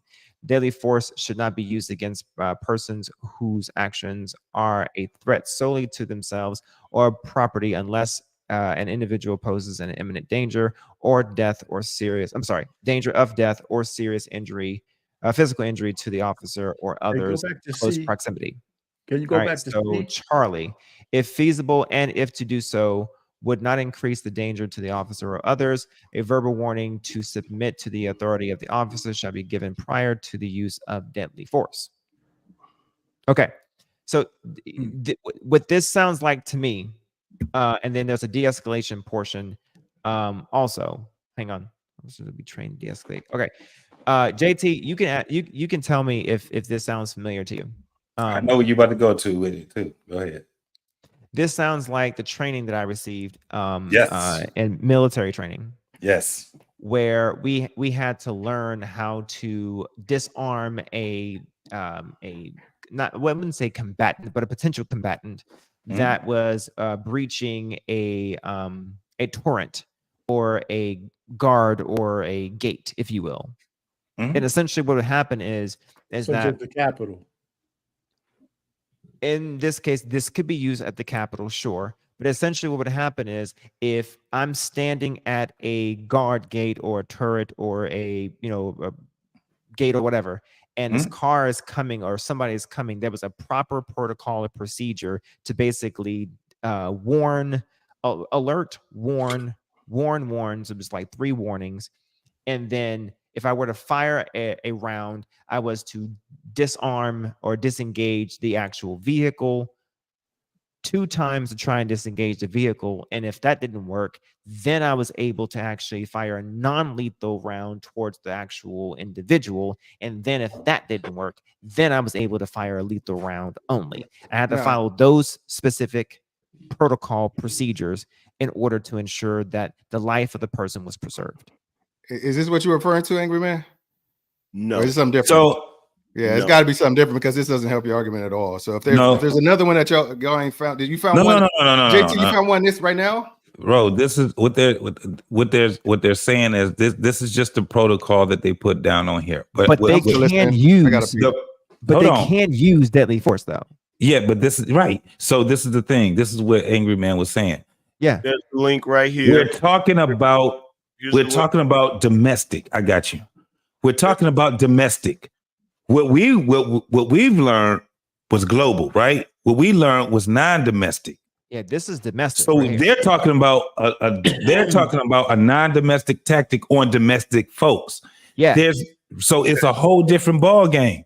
So this is that's the one that that's it right there. Because what that was saying was that you can't engage a vehicle and all those different things. Yeah, they said the same thing to us too. However, that is only away from here. But this is the policy he talked about right here.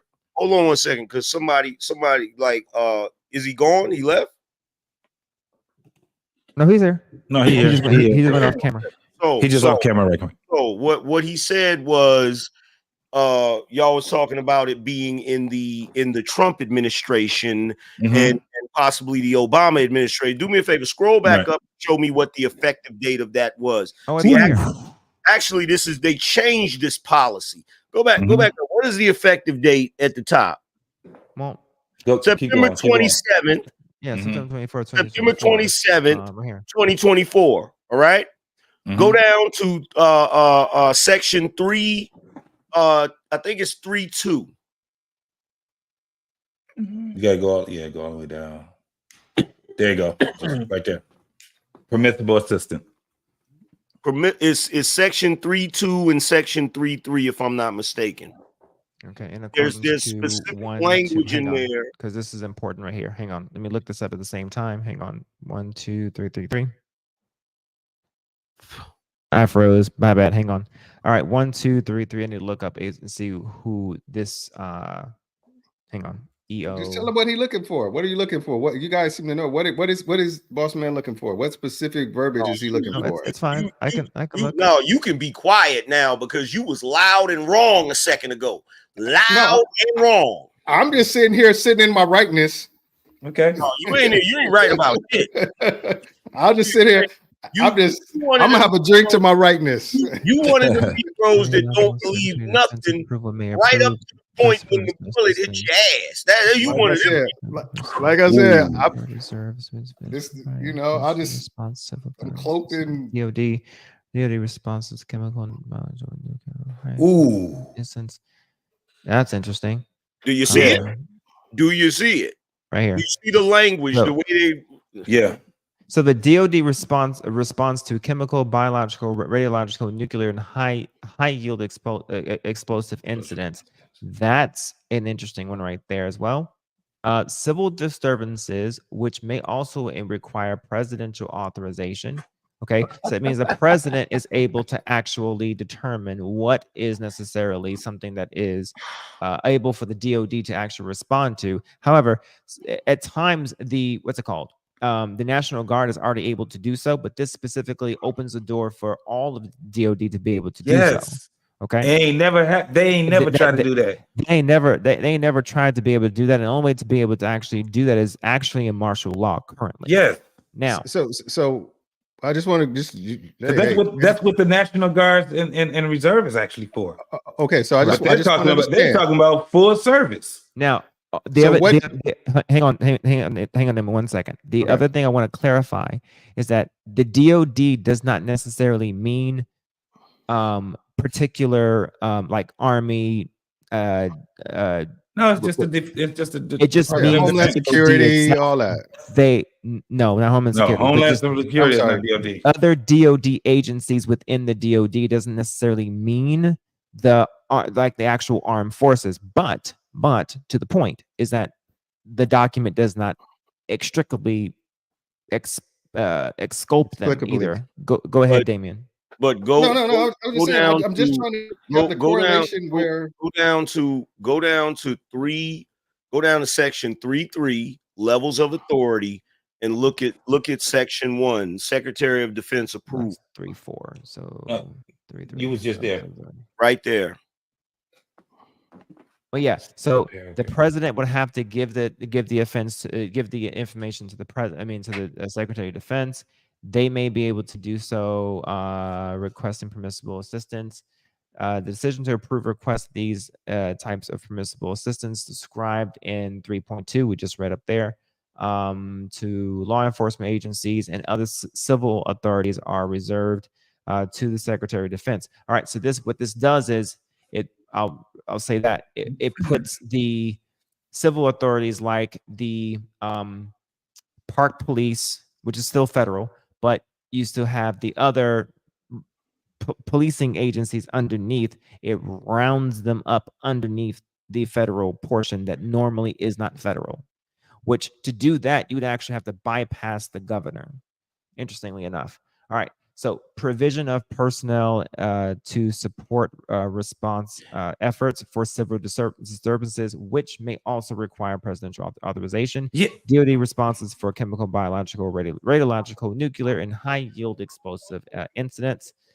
And it repeats. So I want to read this though. Assistance to in responding with assets with potential lethality, or any situation in which it is reasonably foreseeable that providing the requested assistance may involve the use of force that is likely to result in lethal force, including death or serious bodily injury. It also includes all support to civilian law enforcement officials in situations which are which a confrontation between civilian law enforcement and civilian. Deadly force. I'm reading it. I promise you, I'm reading it. And civilian individuals or groups and reasonably anticipated. Such use of force must be in accordance with DoD 521056. Okay, here's what they do in legislation and especially in regulations. DoD 521056. You got to go look that up because that says what that particular force is. Such force must be in accordance with. So that force they're talking about is in DODD, which is DOD directive, is what that stands for, 5210.56. So I got to go look that up. Which I'm pretty sure that it's going to say lethal force. We'll find out in a minute. DOD directive, Army, and use of force. Yeah. I mean, I'm looking for something that's going outside of the normal standard guidelines behind lethal force. Okay, responsible for arming, carrying, and firearms, and the use of force by the DoD personnel performing security and protection, law and order, investigative, counterintelligence duties, and for the personal protection when related to the performance of official duties, establish policies and procedures, and assigns responsibilities for contracted personnel required to carry a firearm in accordance with applicable DoD contracts, implement section 1585 of Title 10 USC. I looked that up now, which authorizes civilian officers and employees to the DoD to carry firearms or other appropriate weapons while assigned in investigative duties or such other duties as prescribed by the Secretary of Defense. This part here you got to be careful with. As assigned investigative duties or such other duties as prescribed by the Secretary of Defense. That leaves it very broad and open. That's the point. Is giving a wide berth to do things that have not necessarily been done before.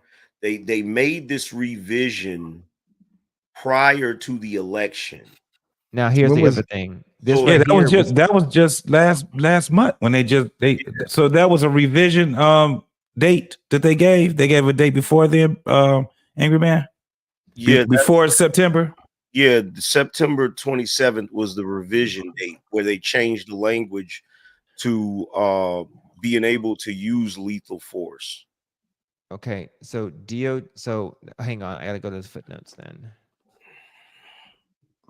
Okay, executive order, further strengthening sharing terrorism information, blah blah. Understand classified. Okay, well I can't do that. Where is this? Doesn't say when this was actually. If this was revised, then this should. I don't think this was revised. This must be DOD. Hang on. Yeah, but look where it said, because it was where we was at before, where they were saying law enforcement officers and correctional officers of the Department of Justice may use deadly force when necessary. That is when the officer has reasonable belief that the subject or of such force possesses an imminent danger of death or serious physical injury to the officer. And that part right there, that's when you use that's what was happening before. I felt like I was in imminent danger, so I had to use my goddamn firearm. So that could be anything, raise your voice or whatever, shoot the shit at you. Stand by. Okay, reissues and cancels this directive right here. I missed the whole thing. Okay, now August 2007. Who was in office in 2007? 2007 was Bush. The second Bush. Second Bush. Am I missing something? I don't know. I missed the whole point of this exercise. Well, no. Okay, and then it incorporates. No, So they're right. They had an addendum on there. So if they've redid it, revised it, I don't know why they didn't put it. Well, they just made it effective September. They said effective was essentially September 27th. all they did was incorporate a couple of things that was done, and then reissues and cancels, so it overwrites something that was done here. I froze again. Reissues and done something here, and then basically tweaked and reissued here on this date the Angry Man is talking about here. Now, here's now, mind you, this is after the whole Black Lives Matter bullshit and all of that shit. Also, I need to find out the executive order. Go ahead, Angry Man. Here's where the issue is, right? So, if Donald Trump was president right now, and they made this revision, number one, it would be all over the news. And Damien here would be saying that this is him trying to be Hitler. Yeah. But because it's not Donald Trump, he's sitting there like he don't know what any of this means. Like he's not college educated and he can't read. Well, I can, but I'm just saying, it's just like, I'm just trying to figure out how is that different from anything that it ever was. It seems like policing has not changed a whole lot as far as in the last 20 years. I mean, it's just one of those things. So the difference is prior to this, there wasn't a directive, and you guys correct me if I'm wrong. There wasn't a directive to where the military is separate from the police force. Absolutely, it is. Well, this doesn't look like directives. This is like an addendum, like an amendment. No, it's okay.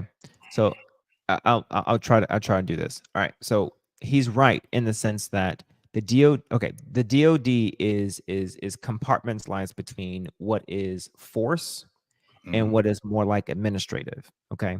Now you have your armed forces. Okay. You have the five main ones. Okay. Well, four main ones: Air Force, Army, Navy, Marine Corps. Those are your main ones, right? But then they are only able to operate OCONUS, away from the continent of the United States. Okay. Away from garrison. Then you have the homeland ones, which are your Coast Guard and your National Guard. Those are the only ones that have the ability to operate CONUS on the continent of the United States. Okay. All right.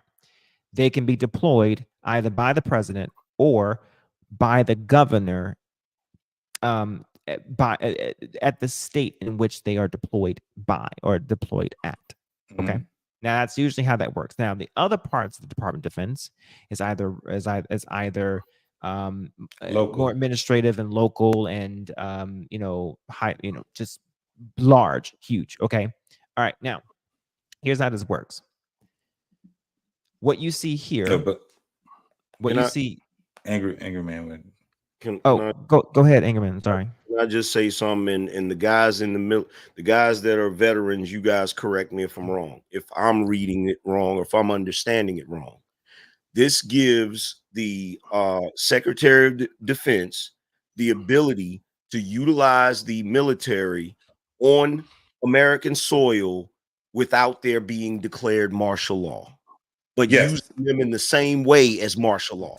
Yes, that's what the change is that you have for one, the governor of the states have nothing to do with those with the full-fledged military. Yeah, this army. This overrides them. That overrides them. They have no say so if that ever happens on CONUS. It's a done deal. That's why it's never happened before. That was the reason why you had But don't they still have to follow the procedure when it comes to deadly force? It doesn't seem like it changed anything related to deadly force. They just said, hey, if we need to call up the National Guard, we can override. We can call. If you don't do it, we can call up the National Guard. But it still have to abide by all the standards set for. Well, that's National Guard though. That's like it was. Do you really believe that?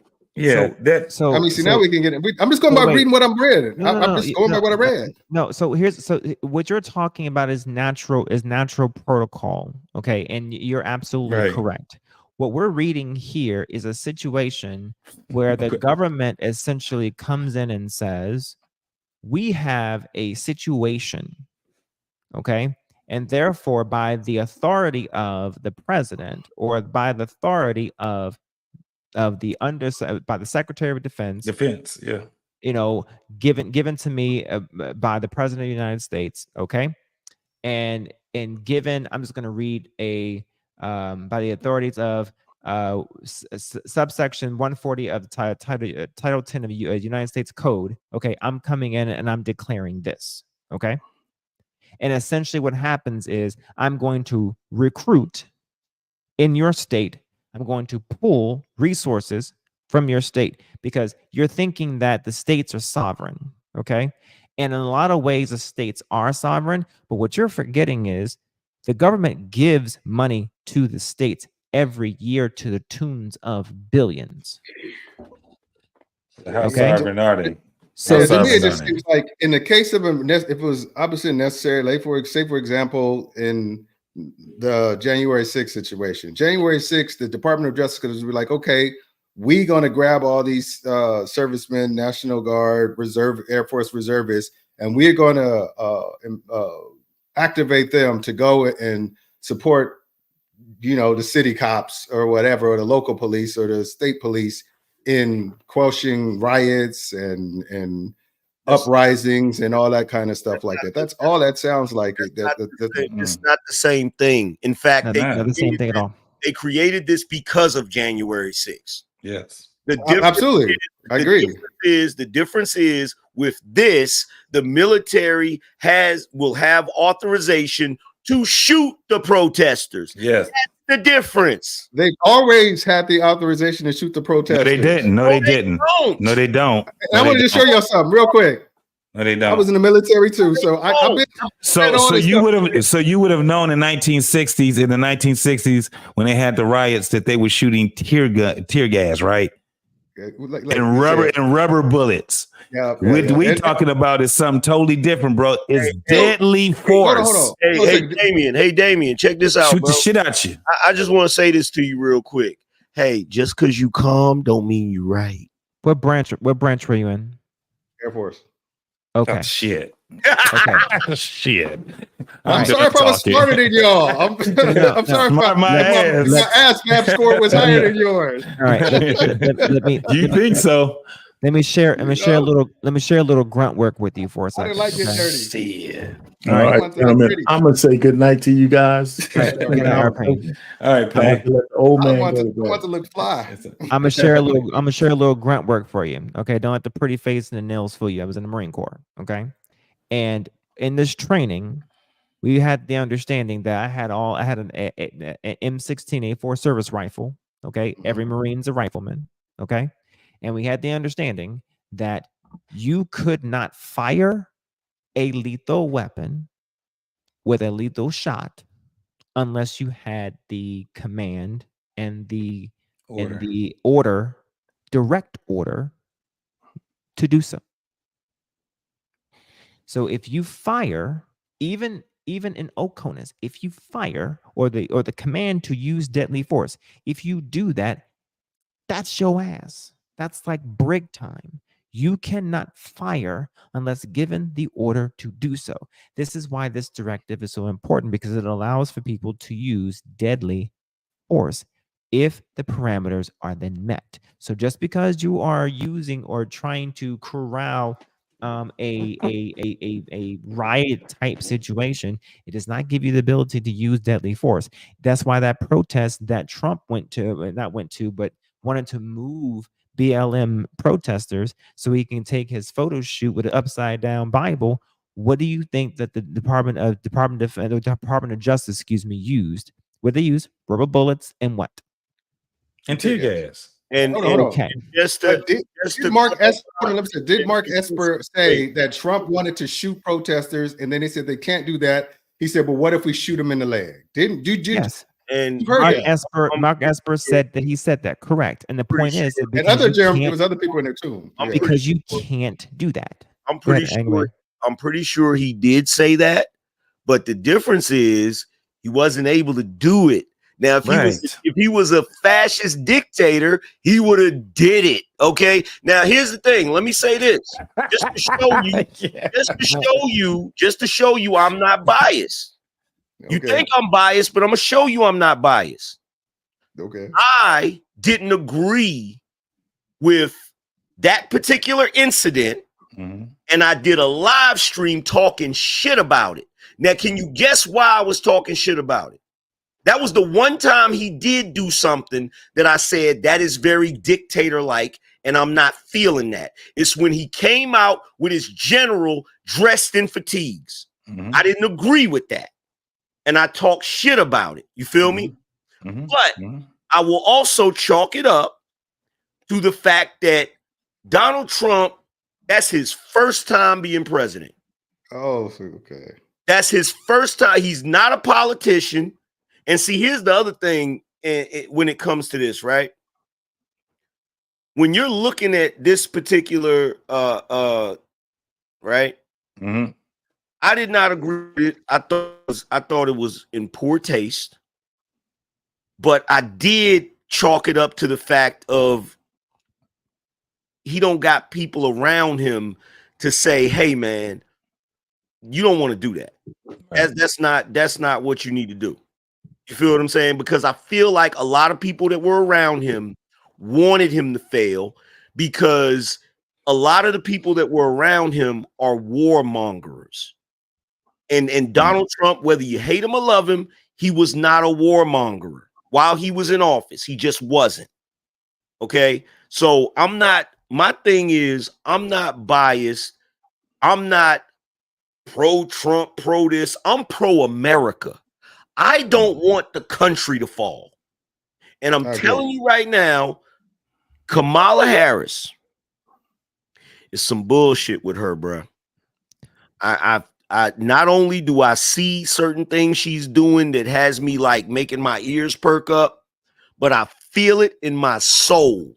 Okay. So you can agree with it if you like, Damien. All I'm gonna say is this. If it's bad, I won't get to say I told you so, because it's gonna be so screwed up. Thinking about it. Can I answer some questions? Hey, listen, and when she wins, and it ain't as bad as you think, we're gonna be on the panel, and I'm just gonna be like, how's life, angry man? All right. I wanna answer some questions really quick. All right. So Blackhawk, Yes, the document that we showed was definitely a DoD directive. That's question number one. All right. Next question is does martial law supersede the presidential authority? So martial law is actually enacted by only the president. Now, what ends up happening is that everything from there, the Congress only then turns into basically a nice fancy building for Parliament at that point. Okay. The governor can't enact martial law. No. Okay. No. You know something,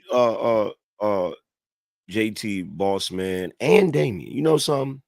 I don't know why people think I just pull shit out of my ass. I don't get up here and say stuff unless I've read it or researched it. I don't do that.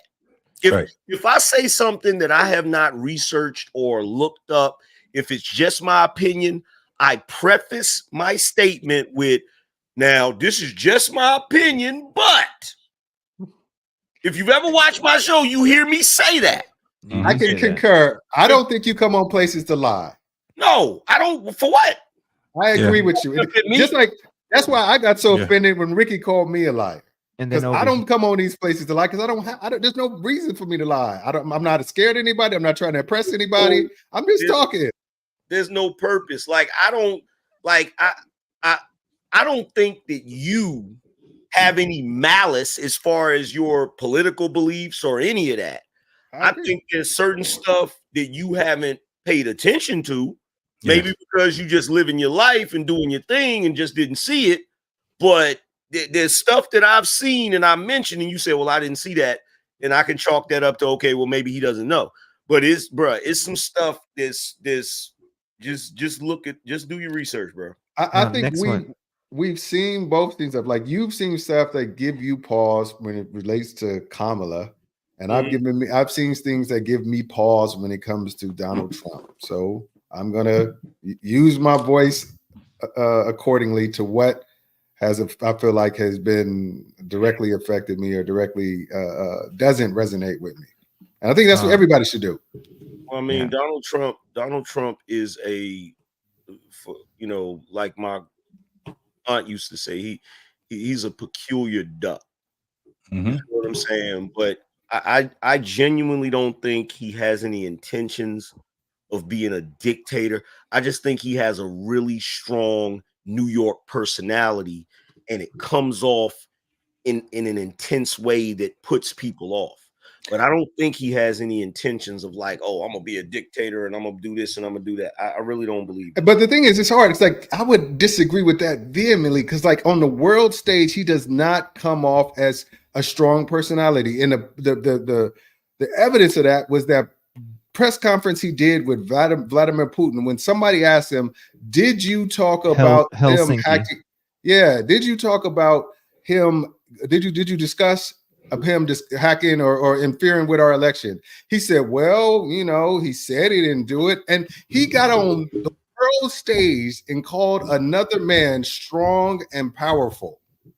He said he was strong and powerful, so I got no reason. Even though every intelligence agency said they did, he got on world stage and aligned with what is considered by most people in the military as our enemy, even if they're frenemy, and he aligned with our frenemy over the people who are dedicated their life to service to the United States. Okay, so but that's the hard part with me. But Damien, while he was in office, Vladimir Putin didn't go to war with anybody.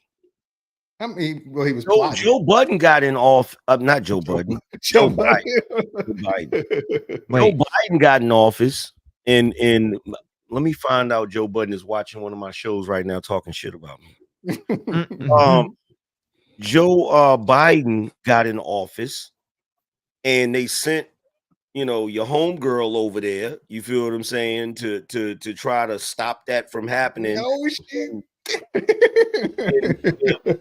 And like I told everybody, that blowjob must have sucked. But dude, she went to talk to Zelensky about saying, "Here's some things you can prep yourself because this man is coming." That's what she told him. We're going to offer his assistance. Went to go. when I say she went over there, I don't mean she went to go see Putin. Oh, okay. Went over Some there people to try to defuse or warn whatever. him. Yeah, no, she didn't try to defuse. She just tried to warn him. There's shit he could do, but she could do about it. She had to warn him. Bring that last one up. Well, I wanna know what I'm wrong about, because I don't know. The last thing you said was you can't use the military on the American citizens because we're not a military state.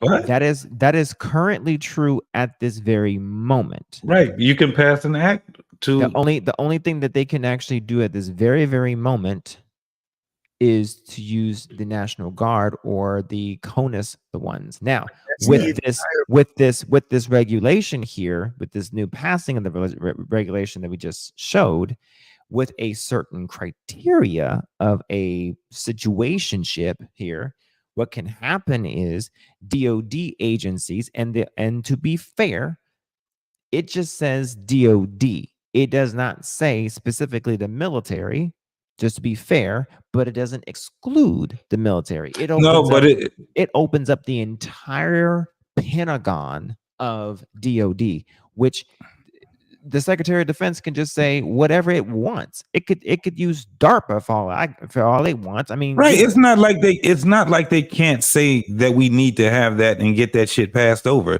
That's the craziest part. But that's what Angry Man was saying, was that they were saying that they can use deadly force. And the thing is that when we were reading the DOJ and with the DOD, what they were trying to do was say that you got to feel like you're in imminent danger, or you can't, disarm all these vehicles. They trying to put all them that stupid ass wording in there, knowing goddamn well when the shit hits the fan, niggas about to die because they can use deadly force. And all it takes is what, boss man? An order. An order. That order can be done when it comes from your first sergeant or your captain, just like that. And guess what? When you have that going on, and there's some sort of protester situation, and I know how some people feel about January 6th. I'm not going to get into a whole thing about that. Right, I would have a problem with it whether it's Trump supporters protesting or Kamala supporters protesting. It doesn't matter to me. I have a problem with anybody having any type of leeway or carte blanche to use the military on American citizens. Hell yeah. You see what I'm saying? Because guess what? If something happens and they start shooting or whatever, guess what the soldiers is gonna say? And you know where that's from, Damien, because you said something about Mein Kampf. You feel what I'm saying? All of that other stuff. You're gonna say we was following orders. I hear you, but and we ain't looking for nobody coming with no 9mm. These niggas got switches and choppers and all kind of shit. Hold on a second. So we bringing the switches and choppers too. But if it's not going to be okay. Then my bad. The most practical application of it will be like moving forward. If Trump gets into that mass deportation he's trying to do, you don't think that if he's going to utilize the military for that, because that's what he's going to use it for. He's going to take that provision and say, all right, we need to find every illegal in here. And you don't think there's going to be some fighting and stuff like that where these people, it's going to probably land into some gunfire. So Black Hawk kind of made a good point on the point where, I mean, it's just not a good idea to use that type of military and deploy them on soil, because it's going to look like a third world country. First and foremost, what happens is that we're going to turn everybody's neighborhood into tent city. Yeah. You got to get the fuck out the way. That's why the problem I have with it is, one, the language is kind of vague. Mm-hmm. And anytime, the government start working with vague language, you feel me? Because look, I don't agree with it regardless of who gets in office. Right. You feel me? I don't agree with it either way. Mm-hmm. So because it's certain lines that should not be crossed. I don't care who the hell it is. Because we don't need to end up being one of these countries that operates like that. We don't need to be Venezuela. We don't need to be Cuba. We don't need to be any of these countries where all that extra crap is going on. Mm-hmm. Now, I do want to take a moment, because I didn't get a chance to comment on the on the video Video. The video, and I got a lot. I forgot about that video. Yeah. Oh no. Oh, you damn it! I didn't forget shit. All right. I'm gonna say this. One, and I'm sorry if I'm gonna be long. I don't want to be long-winded, but I'm just gonna say it. The audacity of any church to look at the splinter of the eye of another church when you get a whole plank in yours. That's number one. Okay, that's first and foremost number one. Don't let Ricky hear you see that. To specifically call out. No, I'm gonna go a different route. I'm gonna go a different route. But you're right. To specifically call out the black church. Okay, when you have ecumenical institutions such as the Catholic Church, don't need to go any further. You understand I'm going with that. I said that, yeah. Anywhere where there's high rate, he mentioned that anywhere where there's black churches, there's demonic this and demonic that, so on and so forth. Anywhere where there's high masses of mass shootings. One could argue that mass shootings typically happen in predominantly red states. It happens in blue states too, but it happens also in red states. So you can't say that, oh, well, only bad things happen in areas where there's black churches. Well, there's bad shit that also happens where there's red churches or white churches. Get the fuck out of here with that. Number one. Okay. Now, as far as mutilating, as far as kids are concerned, okay, I disagree with the whole mindset of the LGBTQIA plus community doing anything to I wouldn't say doing anything to minors, but promoting any augmentation to minors in the first place. I did a whole segment on how Medicare, Medicaid shouldn't pay for any of that at all, or shouldn't promote any of that at all. Okay, if anybody's going to transition, they should do that on their own insurance after they're 18. Okay, I agree. That's my premise on that. All right. And someone say, well, why would you vote for Kamala then? Well, I would prefer to have a Democratic Republic left to be able to work with someone on that trash. Now, that may be hyperbole, but that's my mindset. Okay. Neither here nor there. However, back to the church. Doesn't the church support circumcision? Now, some would say, well, circumcision is supported in the Bible, so on and so forth, yada, yada. The mindset still is that it's a surgery that is done on a male child, that is still an operation done on a male infant's genitals. So it is done for a different reason. Sure, I'm not going to be disingenuous. That's not my position. But the point is that what was stated was mutilation. Okay. If you're going to use an argument, you might want to quantify your argument a bit more, because it can then be quantified back to you in the same way. That's the point.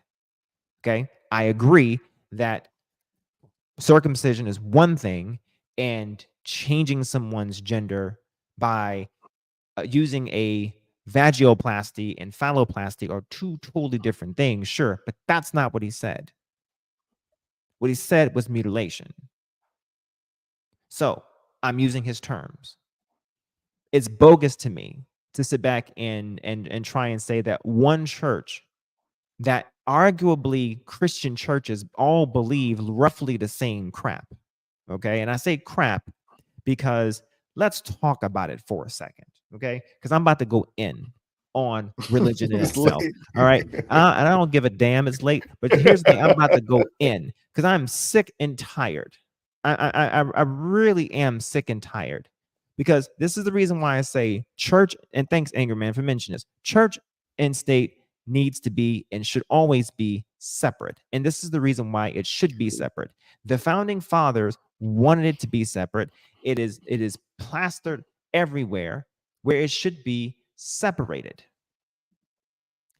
And I'm sick of it. I really am. So when we talk about, just for 1 second, when we talk about what do Christians necessarily believe in, I want to take a moment. When someone says that something else is demonic that someone believes in, okay? Before you go and say somebody else, what they believe in, what they do is demonic, I want you to take a look in your own Bible just for a second. In your own Bible, King James 1900 version, because of course no one looks at older versions anymore. Everyone always looks at the new current version. I've never seen a scripture where it constantly needs revisioning all the time. God's word should never come to me void, right? And anyone who makes any changes to thy word, what happens to them? Never mind. That's your word. You should repeat that. These are the things, say it. This is also Revelation 3:14-9. These are the things saith the Amen. Now, for the Christians in the back, I want you all to understand, what does Amen mean? It's supposed to mean, so mote it be. It's supposed to mean a stamp of approval of a what is it? Of a prayer that says it's supposed to get it to the Father, right? That's what everyone always says, right? Am I getting it right? For those who maybe I'm wrong, but these are the things saith the Amen. I didn't know Amen could speak. Did y'all? Yes. Oh, thanks, Angry Man. I appreciate that. The Amen is referring to Amen Ra, the sun god. Now, everyone believes that God, I'm sorry, everyone believes that Lucifer, Satan, is going to be, it says he's going to deceive the whole world. Everyone believes that, right? He's going to be the greatest deceiver of the whole world. Would it not be funny if all the churches and all the Christians in the world believe in worshiping him in disguise? Wouldn't that be amazing? Hey, I'm gonna let y'all have this conversation. I gotta go. Go right ahead, because I'm about to go in. Yeah, I know you are. That's right. It was Angry Man. Always a pleasure. Go right ahead, because I'm about to go in. Boss man, yep. I got you. I'll tell you next time. Yo, because I don't like it when churches, when people do this. I do not like it. I do not like it when someone goes in and says, hey, these other churches, black churches in particular, they say, oh, well, they're evil. Well, here's the thing. When you don't know your own history about your own religion in itself and how young it is and how much it has any connections to everything else, I have a particular problem with that. It actually infuriates me to some degree. Okay, so just really quick, and just roll with me just for a moment while I try to find where I stored this, just for a second. So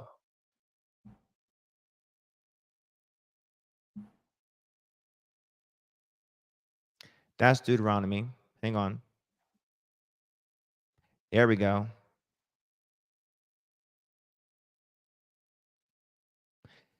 Here we have Revelation 22. I, Jesus, sent mine angel and testify unto these things in the churches, that I am the root, I am the root and the offspring of David and the bright and morning star. Pause. Who else did we understand was to be equivocated to the morning star? Angerman? The morning star. You're not gonna pull me into this blasphemous conversation. I'm Don't just worry. Wouldn't it be Lucifer? Bingo. How art thou have fallen, O Lucifer, son of the morning? How thou cut down, which didst weakens the nations. So I find it very interesting that in the book itself, it can tell you that it can tell you in so many words that the Amen is not who you think it is. And possibly, just possibly, in just about 10 minutes, I've stricken down who the personification of what Jesus is in just 10 minutes. Now, I believe Jesus existed, but I don't believe he's a personification of Jesus, of God's Son or the Creator's Son. I believe there's a creator and I believe there is a deity, but I do not believe that Jesus, the created, should be worshiped, because if we're going to look at it, let's look at it. What does the 10 Commandments say about worshiping anything that is, thou shalt not make any engraven images or any likeness of anything that is in the heavens above, or that is in the earth beneath, or that is in the waters beneath the earth. That means you do not worship anything that's above, in, or below the earth. That means the cross that you wear as Christians, it is a constellation called crux or crux in Latin. It is a constellation in God's firmament. In 10 minutes, I've crushed an entire religion. So when I see another part of religion going off on another part racially and saying they're demonic, how dare you? But he's not wrong. He's not wrong, no, but he's also wrong too. But the problem with that argument on an intellectual level, sure, let's go, is when you're dealing with black people constantly use, let's say you made that argument, right? You made that argument. The problem is the side effect of your argument. Wait, I'm sorry, Anger Man, 1 second. Hold that thought, because you're right. Hang on. Blackhawk, I am not trying to prove trans nothing using the Bible. That is not. What are you doing? I didn't say anything. No. All I did was try to suggest that who Christians have suggested or believed the personification of what Jesus is in today's culture has been fooled to believe that there's one thing, and it's not, based off of the words that has been provided, because greater or lesser magic, what it has to do is it has to put the words in your face and tell you what it's doing in order to work. And it's forcing people to actually worship the Son as opposed to worshiping the Creator. That's why people worship Eastern Star, Ishtar for Easter. Okay, that's why they dyed the eggs. Instead of dyeing them different colors, you would dye the eggs of an infant's blood. They since changed that to, I don't know, drinking the blood on an ideologue level, drinking the blood of a died savior, the infant savior that rose, and then eating the bread, the body of a died savior, okay, on the summer solstice, spring solstice, which is the same day that you would worship Ishtar, which is the day that the Eastern Star, not the sun, the Eastern Star, Venus, is more visible above the summer solstice.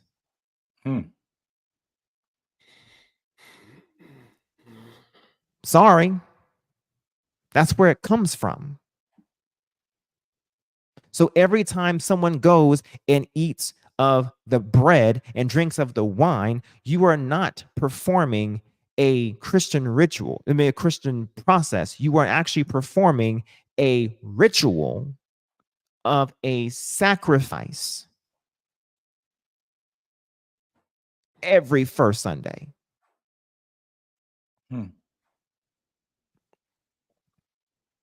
So,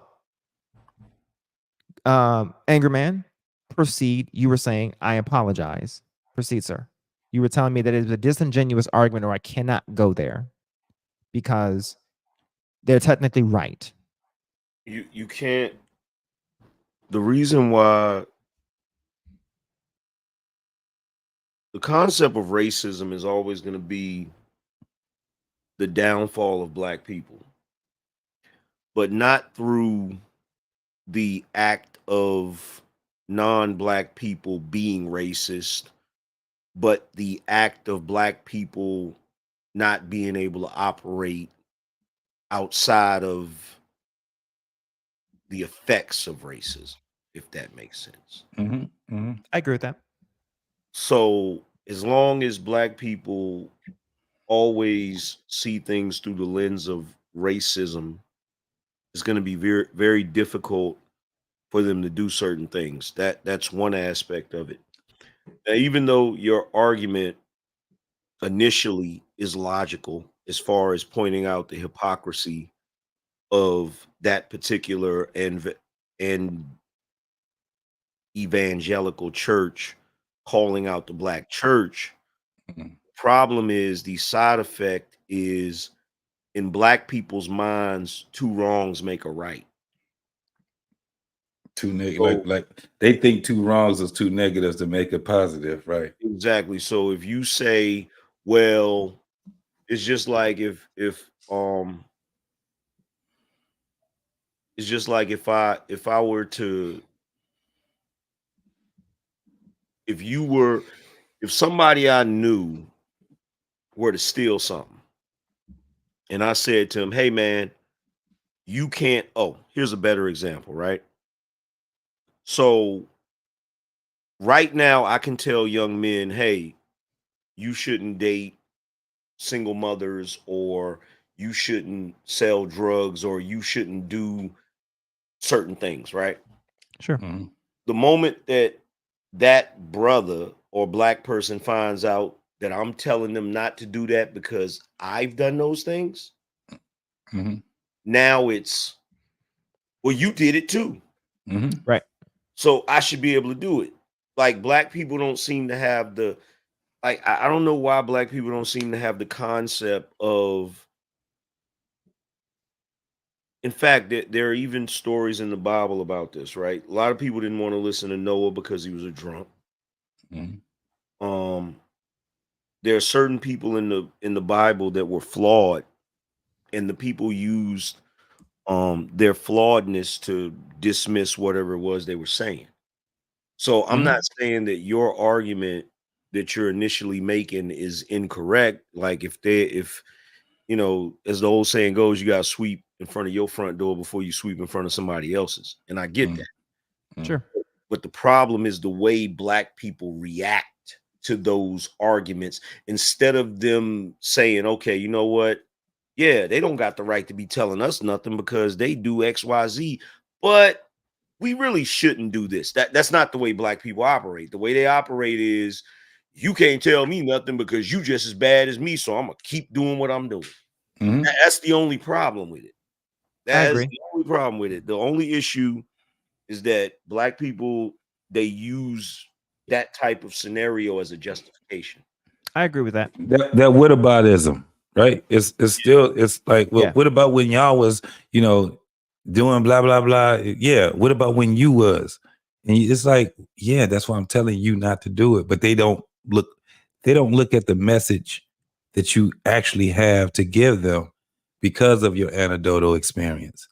They look at your anecdotal experience as, well, that disqualifies you for telling me anything. Shut the fuck up. You know what I'm saying? That's crazy.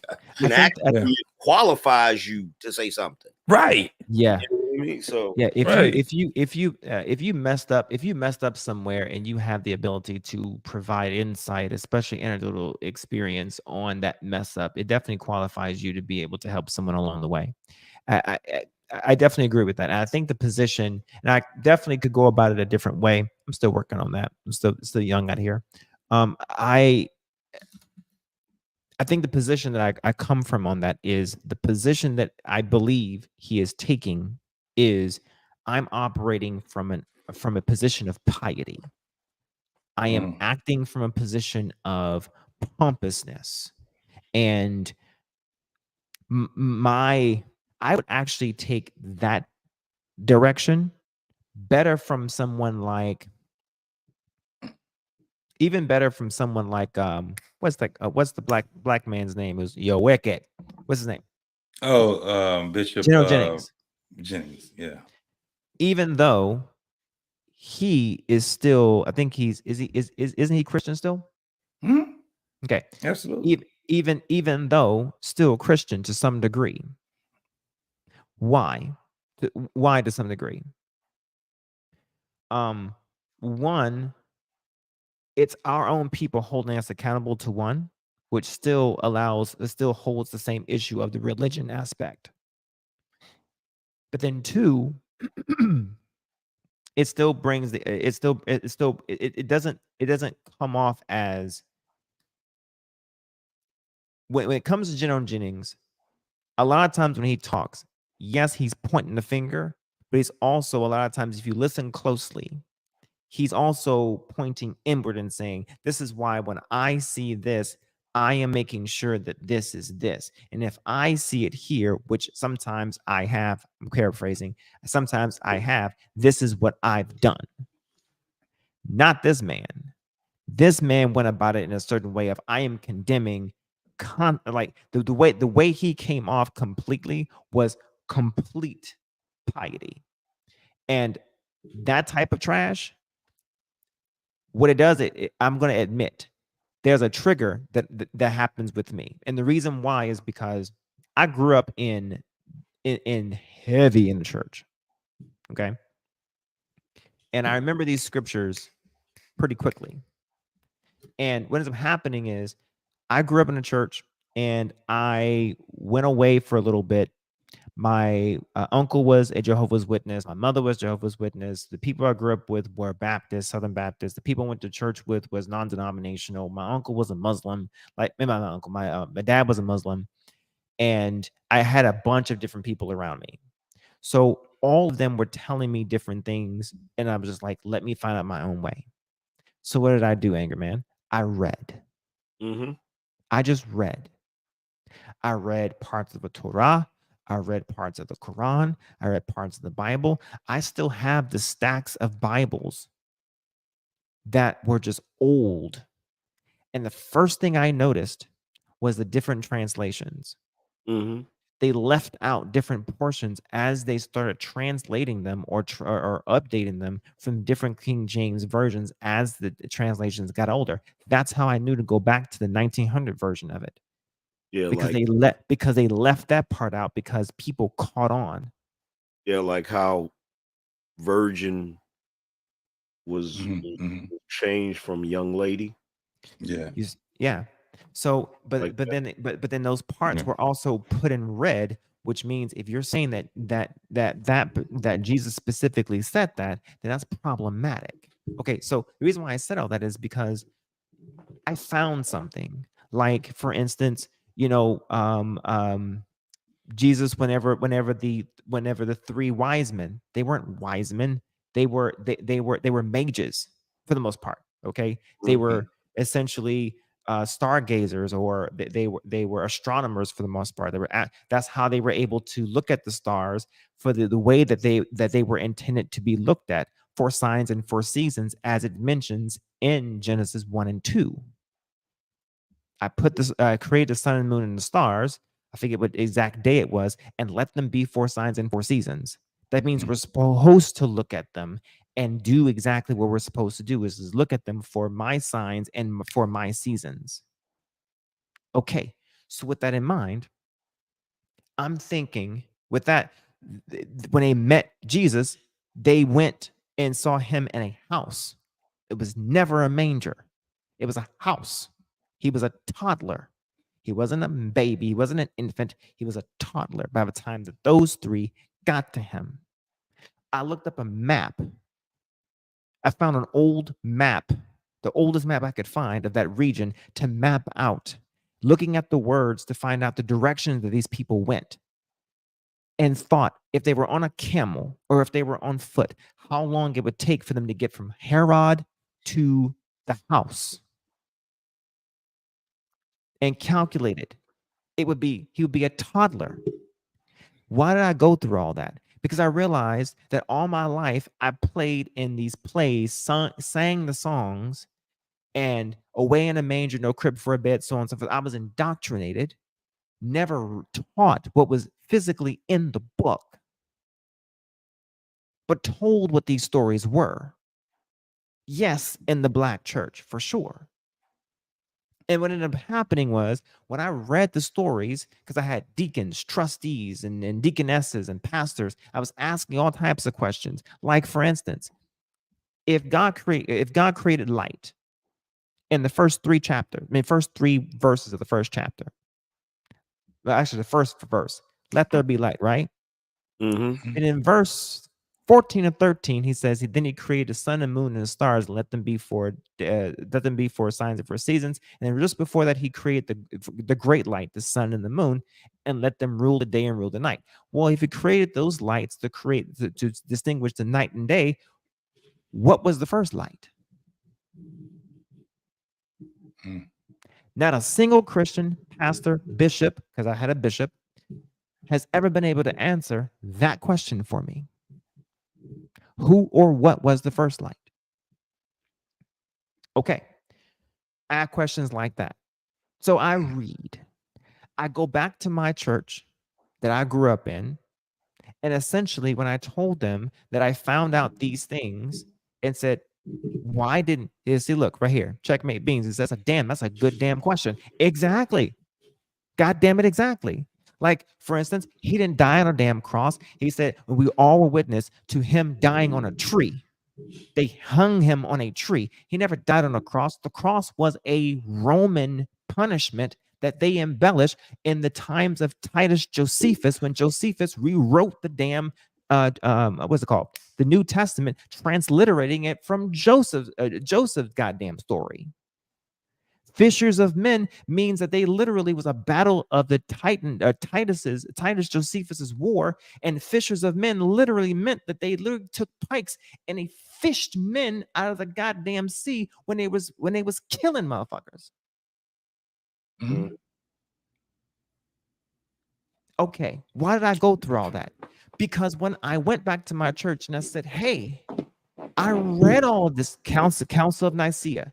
When I went through that was after Josephus. By the way, went to my church and I said, I read all these things. Anger Man, JT, do you know what these people told me? When I believed that was I can't, no, I'm gonna stop there because now I'm gonna sound crazy. Stop.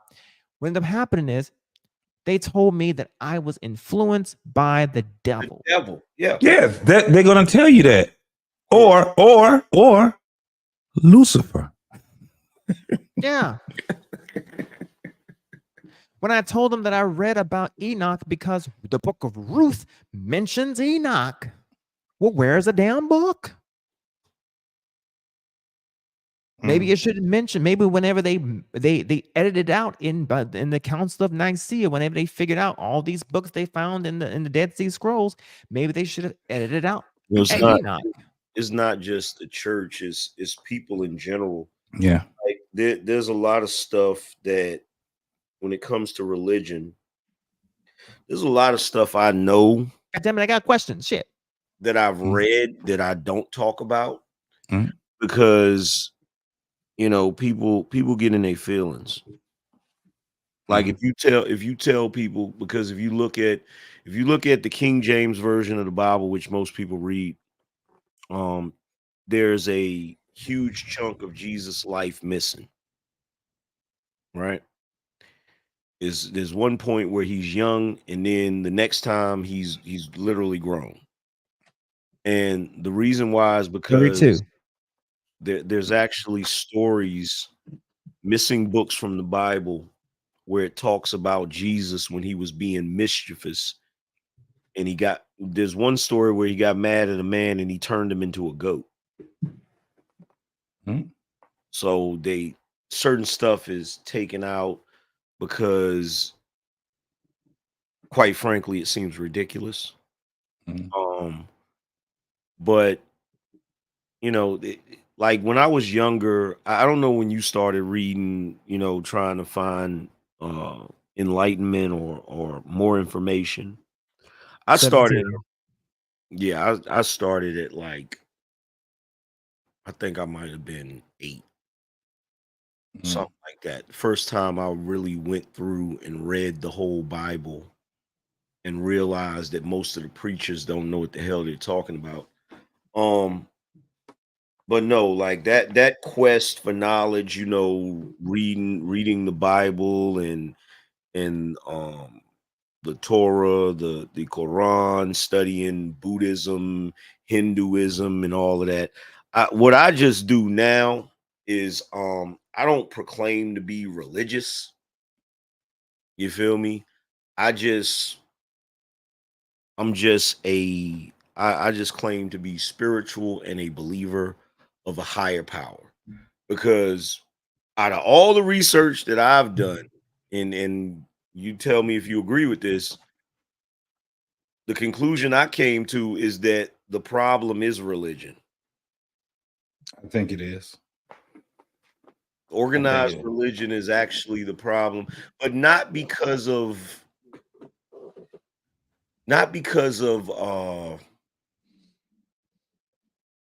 what's a good word for it? Not because of anything celestial or anything that would be considered higher powers. Organized religion is problematic because of man. I think, and that my biggest thing was that it's man. Because man realizes the power that religion has to control people. Yeah. So it's always being used in a very corrupted way. And me personally, I don't think anybody on earth right now knows the true origins of all of the religions. Right. I just notice a commonality between them, and the commonality that I see between them is what I adhere to.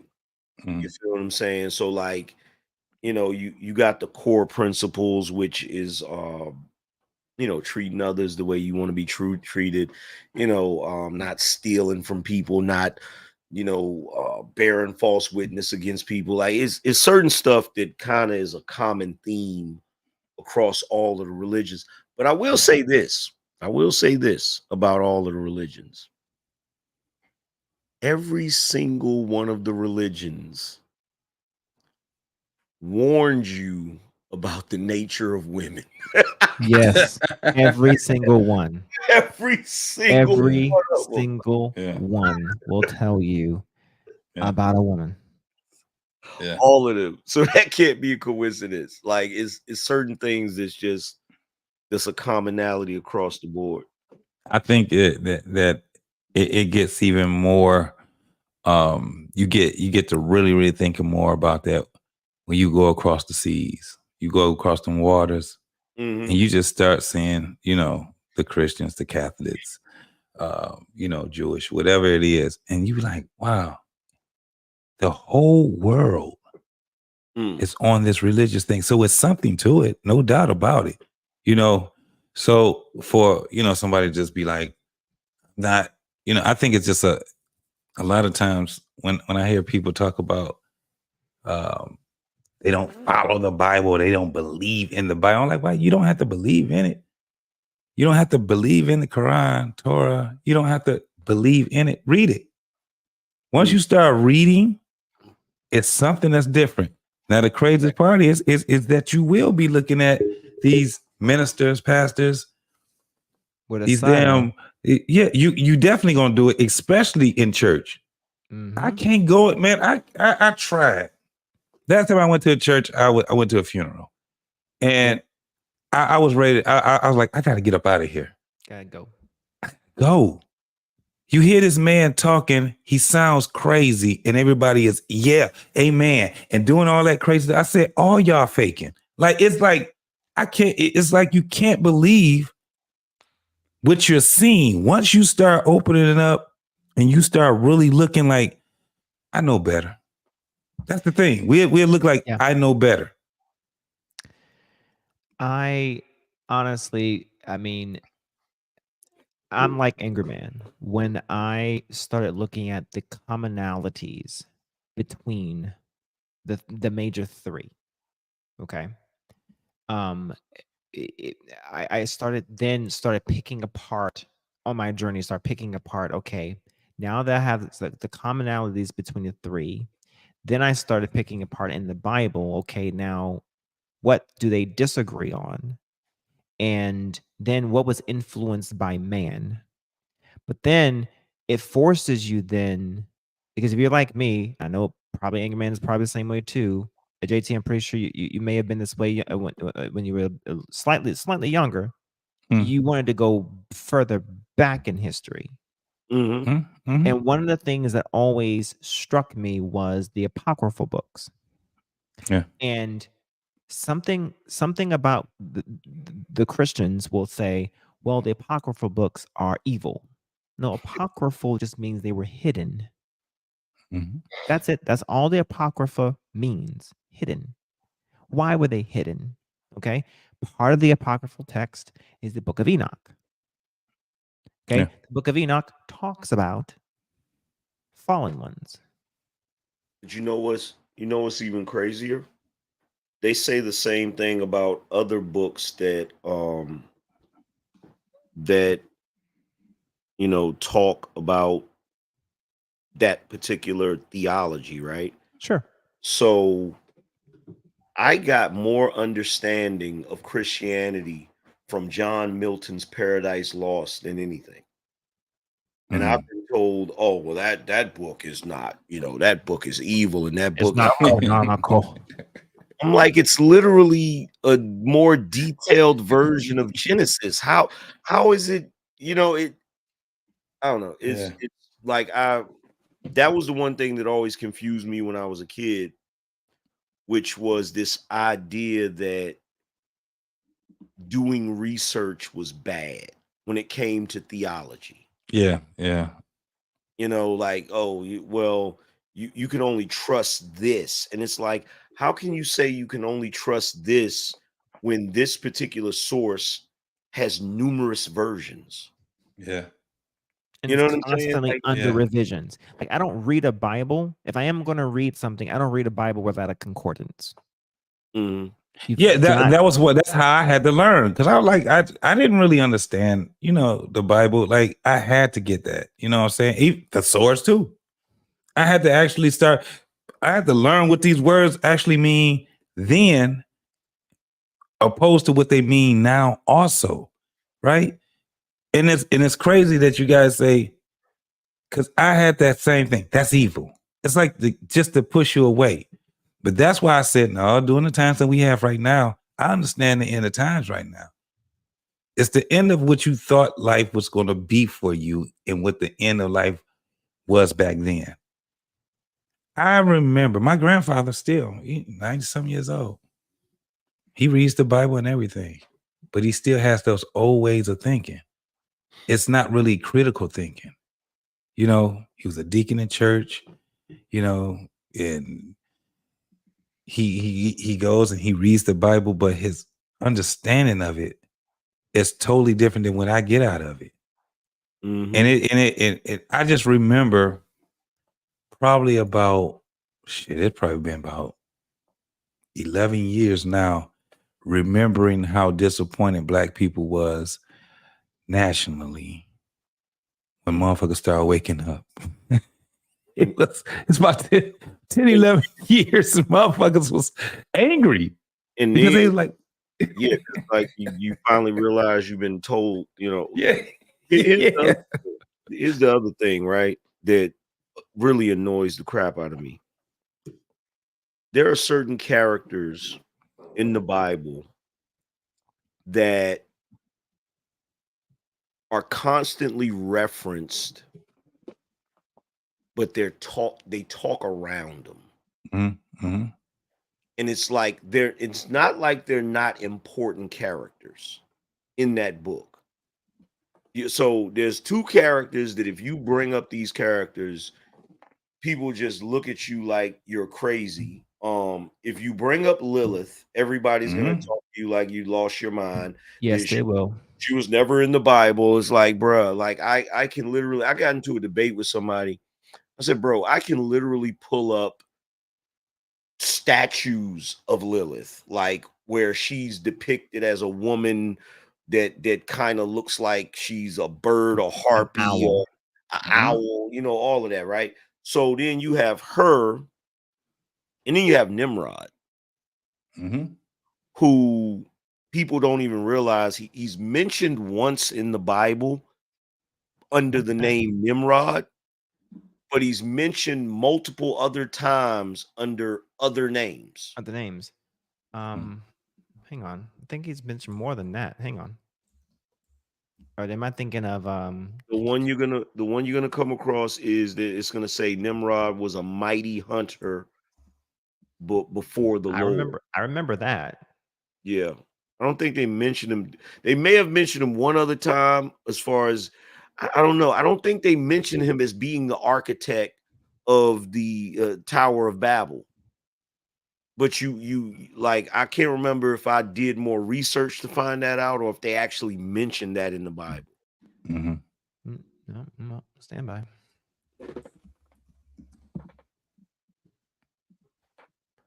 Apparently, I'm the research guru. Don't act stupid. And the craziest thing, Braxton, he was saying that what are you saying? He was like Christianity was forced upon our ancestors or whatever.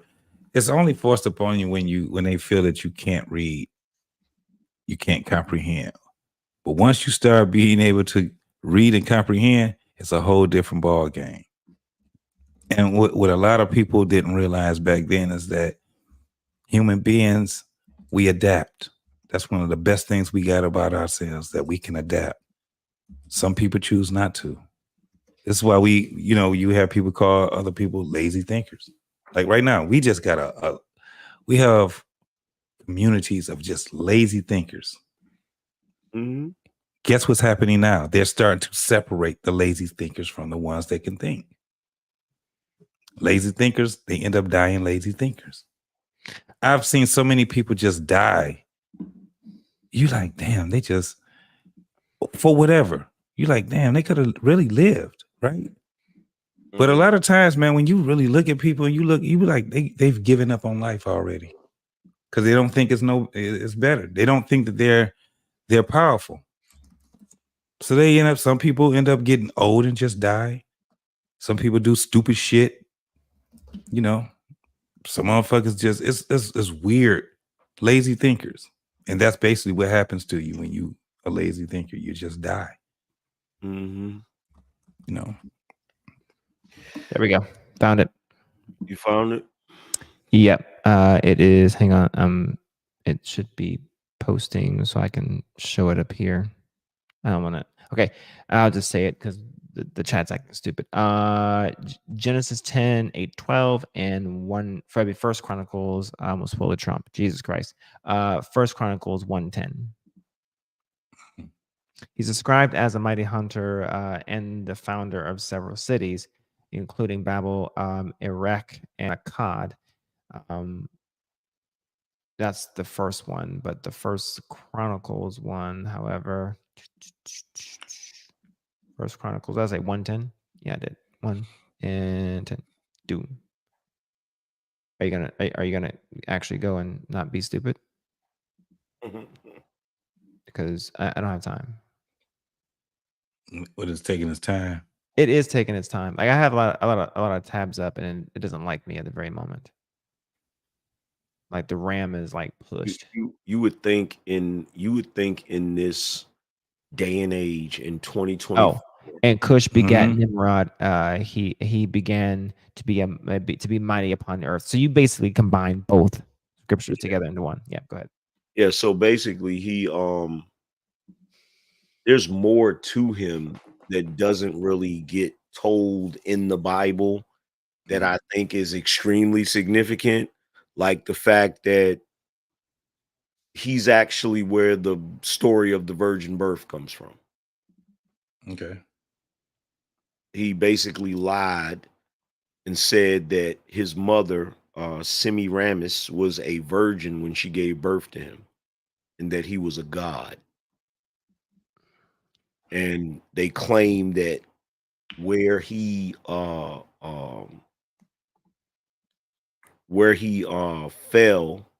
or where he was defeated, they say an evergreen tree sprung up.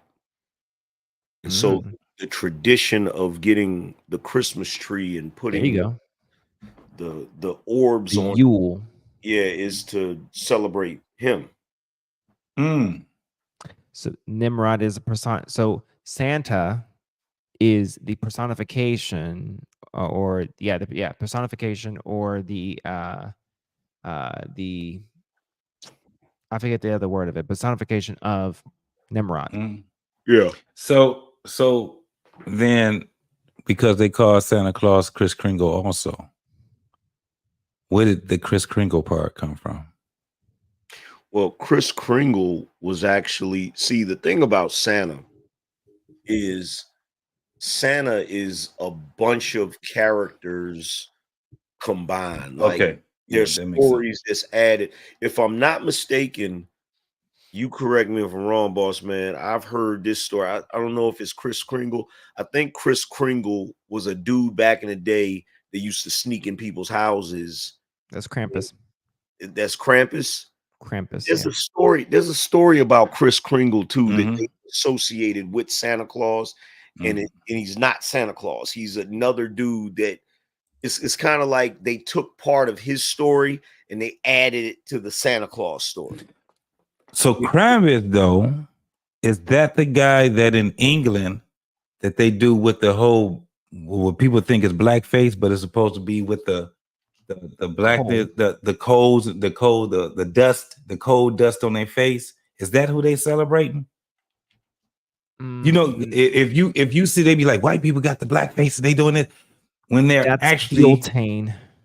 Okay, so I know it wasn't what motherfuckers was saying it was.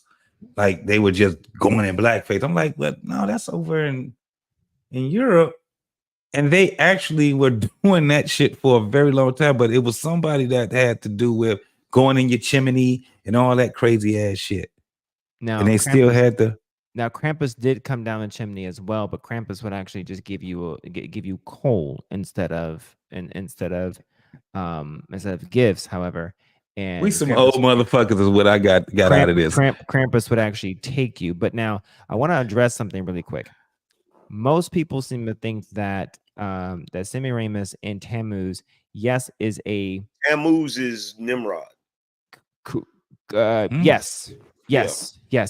Nimrod. Tammuz. So Tammuz is the original name for Nimrod. Yeah. So Tammuz is old.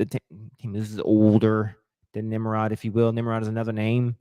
But yes, same exact thing. And yes, it is from a Christian's perspective, it is a false religion. And yes, it is looked at through the lens of Catholicism. It's an anthropomorphized version now of what they would now call the mother goddess.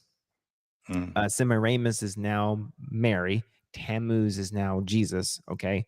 And it's represented in the format of the moon, the sickle moon. And she's looked at as the queen mother. That's why they pray to Mary, because she's looked at as the one who's able to control or provide counsel to the baby king or baby Jesus, if you will, or baby Tammuz, if you will. And that's why they pray to Mother Mary, because she's the queen mother, if you will. Okay. But the reason why I mention this is because, going back for 1 second, because she mentioned something else really quick. And Nimrod. She mentioned this. Nimrod was the descendant of Cain. No, Ham. Ham was his grandfather, I think. Either his father or his grandfather. Reversed. What he was. Nimrod was first. You sure about that? Because remember, Nimrod is the timeline is the timeline is odd because when the story was told in the Bible, you got to remember the story was told in the Bible, but the story was told relative to an old text that was found in biblical time frames. So Nimrod is a retelling of the Tammuz storyline. If you look at the king's tablet, Nimrod is on the king's tablet. And the king's tablet tells you that there was found, I think, in ancient where they believe it lists all of the ancient kings, ancient Samaria. Nimrod was on that tablet, which is well before the biblical time frame. Yeah, I can't it's been so long since I No, it's fine. So the Tower of Babel was well before biblical time frames. What we see in the Bible times in the pages in the contextually speaking was a retelling of the story that happened anthropomorphically, like previously, like well before that. So on here it says, and I don't know how true this is, but it says in the Bible, Nimrod was the great grandson of Noah, the grandson of Ham, and the son of Cush. I understand. That's what I had read. Like, yeah, here's the slight complication with that. Look up the king's tablet. The king's tablet is what they found that had Nimrod's name on it. The king's tablet is basically a chronological order of all of the ancient kings that goes well back older than the biblical text. Oh shit! Yeah. Now, it tells the story of, yes, the deluge that was in the Bible, but it also tells the story of another deluge. The Sumerian King's List. The clay tablet dated. Yeah. Okay. So with that in mind, it's the original. Yeah. So some of these names might be true. What might be happening here is that the names might either be transliterated or the names could be correct, but the timing that is mentioned in the Bible is incorrect. Yeah. Because that tablet right there tells you that the kings listed on there was actually listed for thousands of years. Like some of these kings lived for thousands of years. And it would explain if the book of Enoch is correct, it would explain how if the angels fell, mingled with the people, it would explain how some of these god kings were able to. There we bingo. Yeah, what they're showing this is that it was the Babylonian stone. Babylon. There we go. Put it together. Whoa. And I would say tablets of thought, but we're not going to go that far. And then here we go. Here's somebody right here. Opening up a bunch of shit. God damn. Which that stone you're looking at is actually older than Egypt. Egypt's relative. Yeah, that stone is older than Egypt. So whoever said that the concept of one god was not, it didn't come from an Egyptian pharaoh. What you're talking about is Pharaoh Akhenaten. And he didn't come up with that himself. His wife came up with that because his wife was a foreigner. His wife was Nefertiti, right? But she wasn't Nefertiti. She wasn't originally an Egyptian. So that was part of the reason why they hated her so much, because she actually influenced him into monotheism. And that wasn't something that they were used to. That's crazy. Again, goddamn women. Goddamn women. I mean, isn't the love of women what brought King Solomon down? Yeah. Yeah. Yep.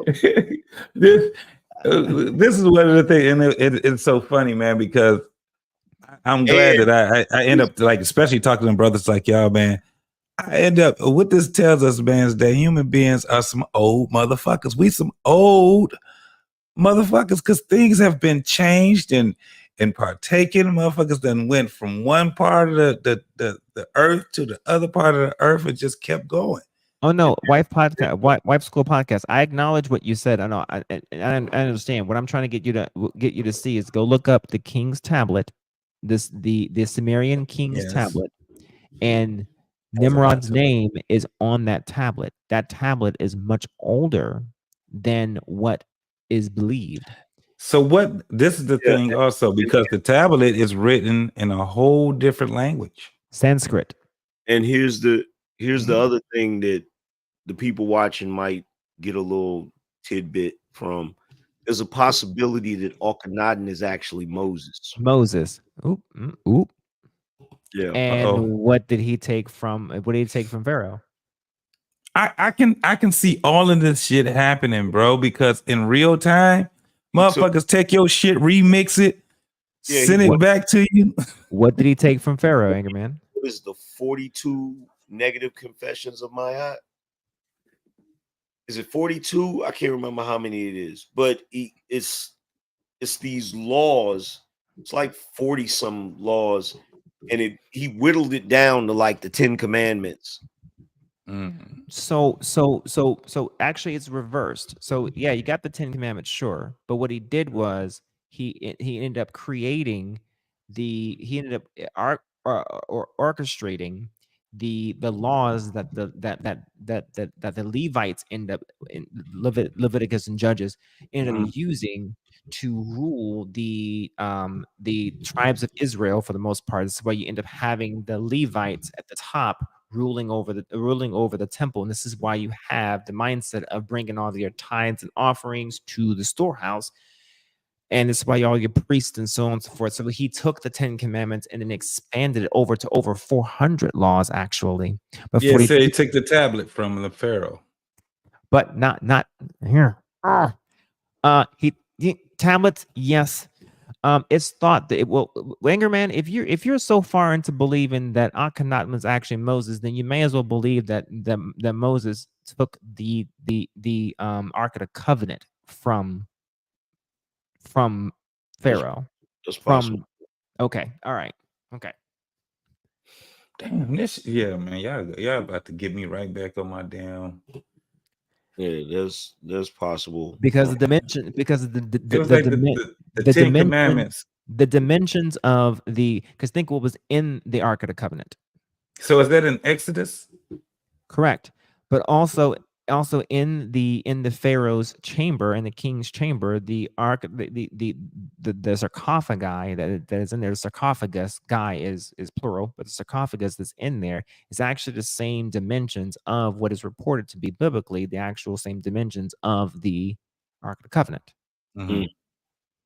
And what would happen if you were actually to touch the Ark of the Covenant, if you were not wearing the breastplates that was enthroned with all of the 12 stones that represented the 12 zodiacal signs of God's Ark? You would die. Zodiac. There you go. Mm-hmm. You got it. Okay. If you weren't wearing that stone and protected, you would die, right? Okay. So it had to have been powerful or radioactive. Probably. So why were they saying that zodiacs were not in the Bible? It's because a lot of people saying that.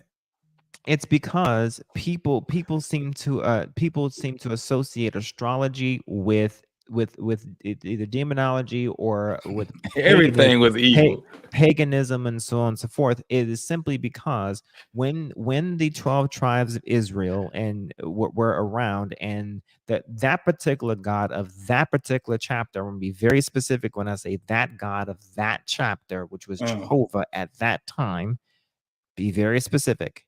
That God was basically pissed off at them about all the things that they weren't doing, so on and so forth. So if you remember, whenever they were at the bottom of Mount Sinai and they were worshiping a bull, when Moses came down, what was their punishment? Do you remember? Death. Death by what? Was it stoning or fiery snakes? Fiery snakes? Correct. Fiery, poisonous, viperous snakes. But let me ask you this question. So I don't Okay, go ahead. Go ahead. I don't get to have this type of conversation with anybody. Okay, right? here we go. I'll answer your question in a minute, JT. Go ahead. So have you ever heard of the theory about the God of the Bible being the child of a higher God? Yes. You've heard that theory? Correct. So it's really interesting because there's this theory that human life is Pandora's box. And the theory is that all of the human beings were basically there were elder deities, a number of elder deities. In some kind of way, this child deity was able to destroy the elder deities by separating them into multiple souls and trapping those souls in a cycle of life and reincarnation. And in order for that deity to continue to have power, is he has to convince those souls to constantly worship him. You've heard that theory?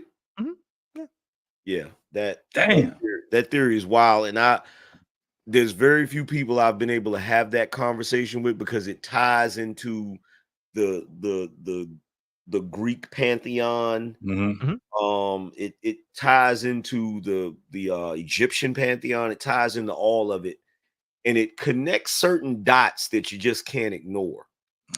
Well, think about what the ancient gods were. Okay. So okay. Let's tie it to the Bible really quick. Okay. The Bible mentions that the angels were birds of God, sons of God, or stars. Okay. The stars fell. When they fell, they kept their powers for the most part. They just weren't able to return to their original state, except for one. Okay. The one was not a watcher. The one was an archangel or a ophanim. Yeah. Okay. So Lucifer or Satan or Halal or Halal or Halal. We'll get to that name in a second. He was not a watcher. He was a ophanim. Okay. All right. So because there's different choirs of angels.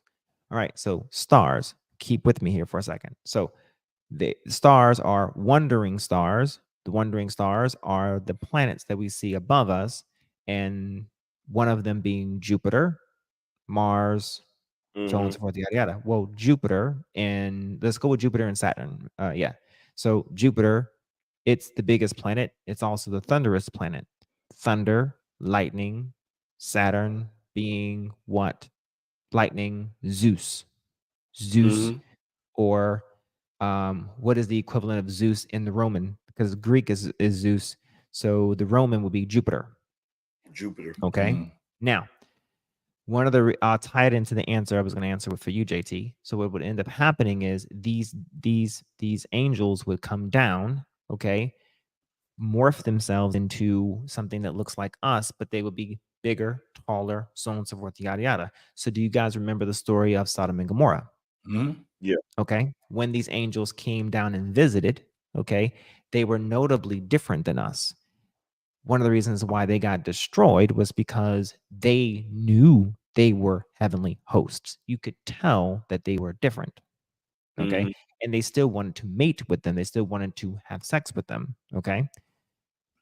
That was the reason why they were destroyed, is because that was post flood. Well, the reason why God flooded the earth, why, was because pre-flood or antediluvian, pre-flood or intradiluvian, excuse me. The problem there was you were having these fallen ones were mating with humans, mating with fish, mating with fawn, mating whatever. They're Basically, just fucking everything. Let me ask destroying you. everything. Let me ask you this question. Let me ask you this question. When the fallen one started mating with earthly creatures, is that where you get the children of Oberon? Yes, Or and minotaurs, centaurs, and the fair folk such correct, as fairies and correct. There you What go. the fuck? Is this the age of Aquarius? So there you go. So this is where you get all of your weird beings, like your mystic creatures, your cryptids, your mermaids, your different things that of stories of old that you used to hear about. This is where you get these creatures from, because they had no place, they had no soul, they had no things, no place, because they were a mixture of heavenly or spiritual and corporeal or earthly, or made of light and made of clay. Okay. And creatures that basically have a hatred for humankind. Correct. But we've made these cute, cuddly stories to make them seem like they're happy beings and stuff. There we go. Now, the original beings of these beings, so others call them others would call them Anunnaki, some would call them Elohim. Okay. Well, the Nephilim were the children of these individuals. Oh yeah. Okay, so from the sky they came, the Anunnaki, Anuki, okay, or the Elohim, or Benai Elohim. So they were the ones that were the gods that they would actually worship. So Jehovah, for instance, is ideally thought of to be one of them, like no different than a Zeus. Now like no different than a because you gotta think, and this is gonna really ruffle some feathers, but think about it. In Judges, he sold the people of Israel to the Amalekites. Why would a sentient being who is all powerful, all knowing, all wise, so on and so forth, yada yada, need to sell or do anything that is physical or corporeal? Why would why would a sentient being that is all knowing, all powerful, that was able to create everything that we know of and see and feel and everything be jealous? Exactly. But let's take it a step further. Let's take it a step further. This is the scary part. The scary part is, are we creations of them or creations of the Almighty? Okay, because in Genesis it says, "Let us make man in our image, our likeness." Okay, so then let's break that down. So in the beginning, the earth was, so it was already there. Okay, and then there was the creation story, right? Now in Genesis 1, you have the establishment of beings that were, well, Genesis 1, you get Genesis 2, where there was man and woman, right? And then there was he, she, them, right? Then later on in Genesis, there was another creation story. Yep. Of Adam, right? Well, maybe. So there was another slight creation story where this is where the bifurcation between where the first creation story was Lilith and Adam, and the second one was where the surgery of the pulling of the rib came to establish Adam and then Eve. So to pull to your point, there was already creation here. Okay. Yeah. For science purposes, we'll just say Homo sapien. Yeah. And then the second creation, Homo sapien sapien. Science has already proven to some degree that there was an adjustment made to our telomeres to reduce our lifespan from 400 years to just 100 and some odd years. Yeah. Our telomeres on our DNA. Yeah. Okay. That's why the longest person's ever lived was Methuselah. Mm-hmm. Okay. So could the rib actually meant that it was the DNA? Yes, or the first experiment to impart the, I don't want to, this part I can't say online, so I'll say because it leads to it. I'll just say it leads to a bloodline. Yeah, I got you. Okay. It was the first probable experiment to lead to where they imparted themselves to create their image, Mhm. and it was the first time that their involvement was done was on the woman. Mm. And then that's why in the Bible it says that your seed will bruise the heel of one, and your seed will bruise the head of the other one. Did you see what I just typed? Are you talking about the creation of that in the private chat? That is different. I'm talking about this.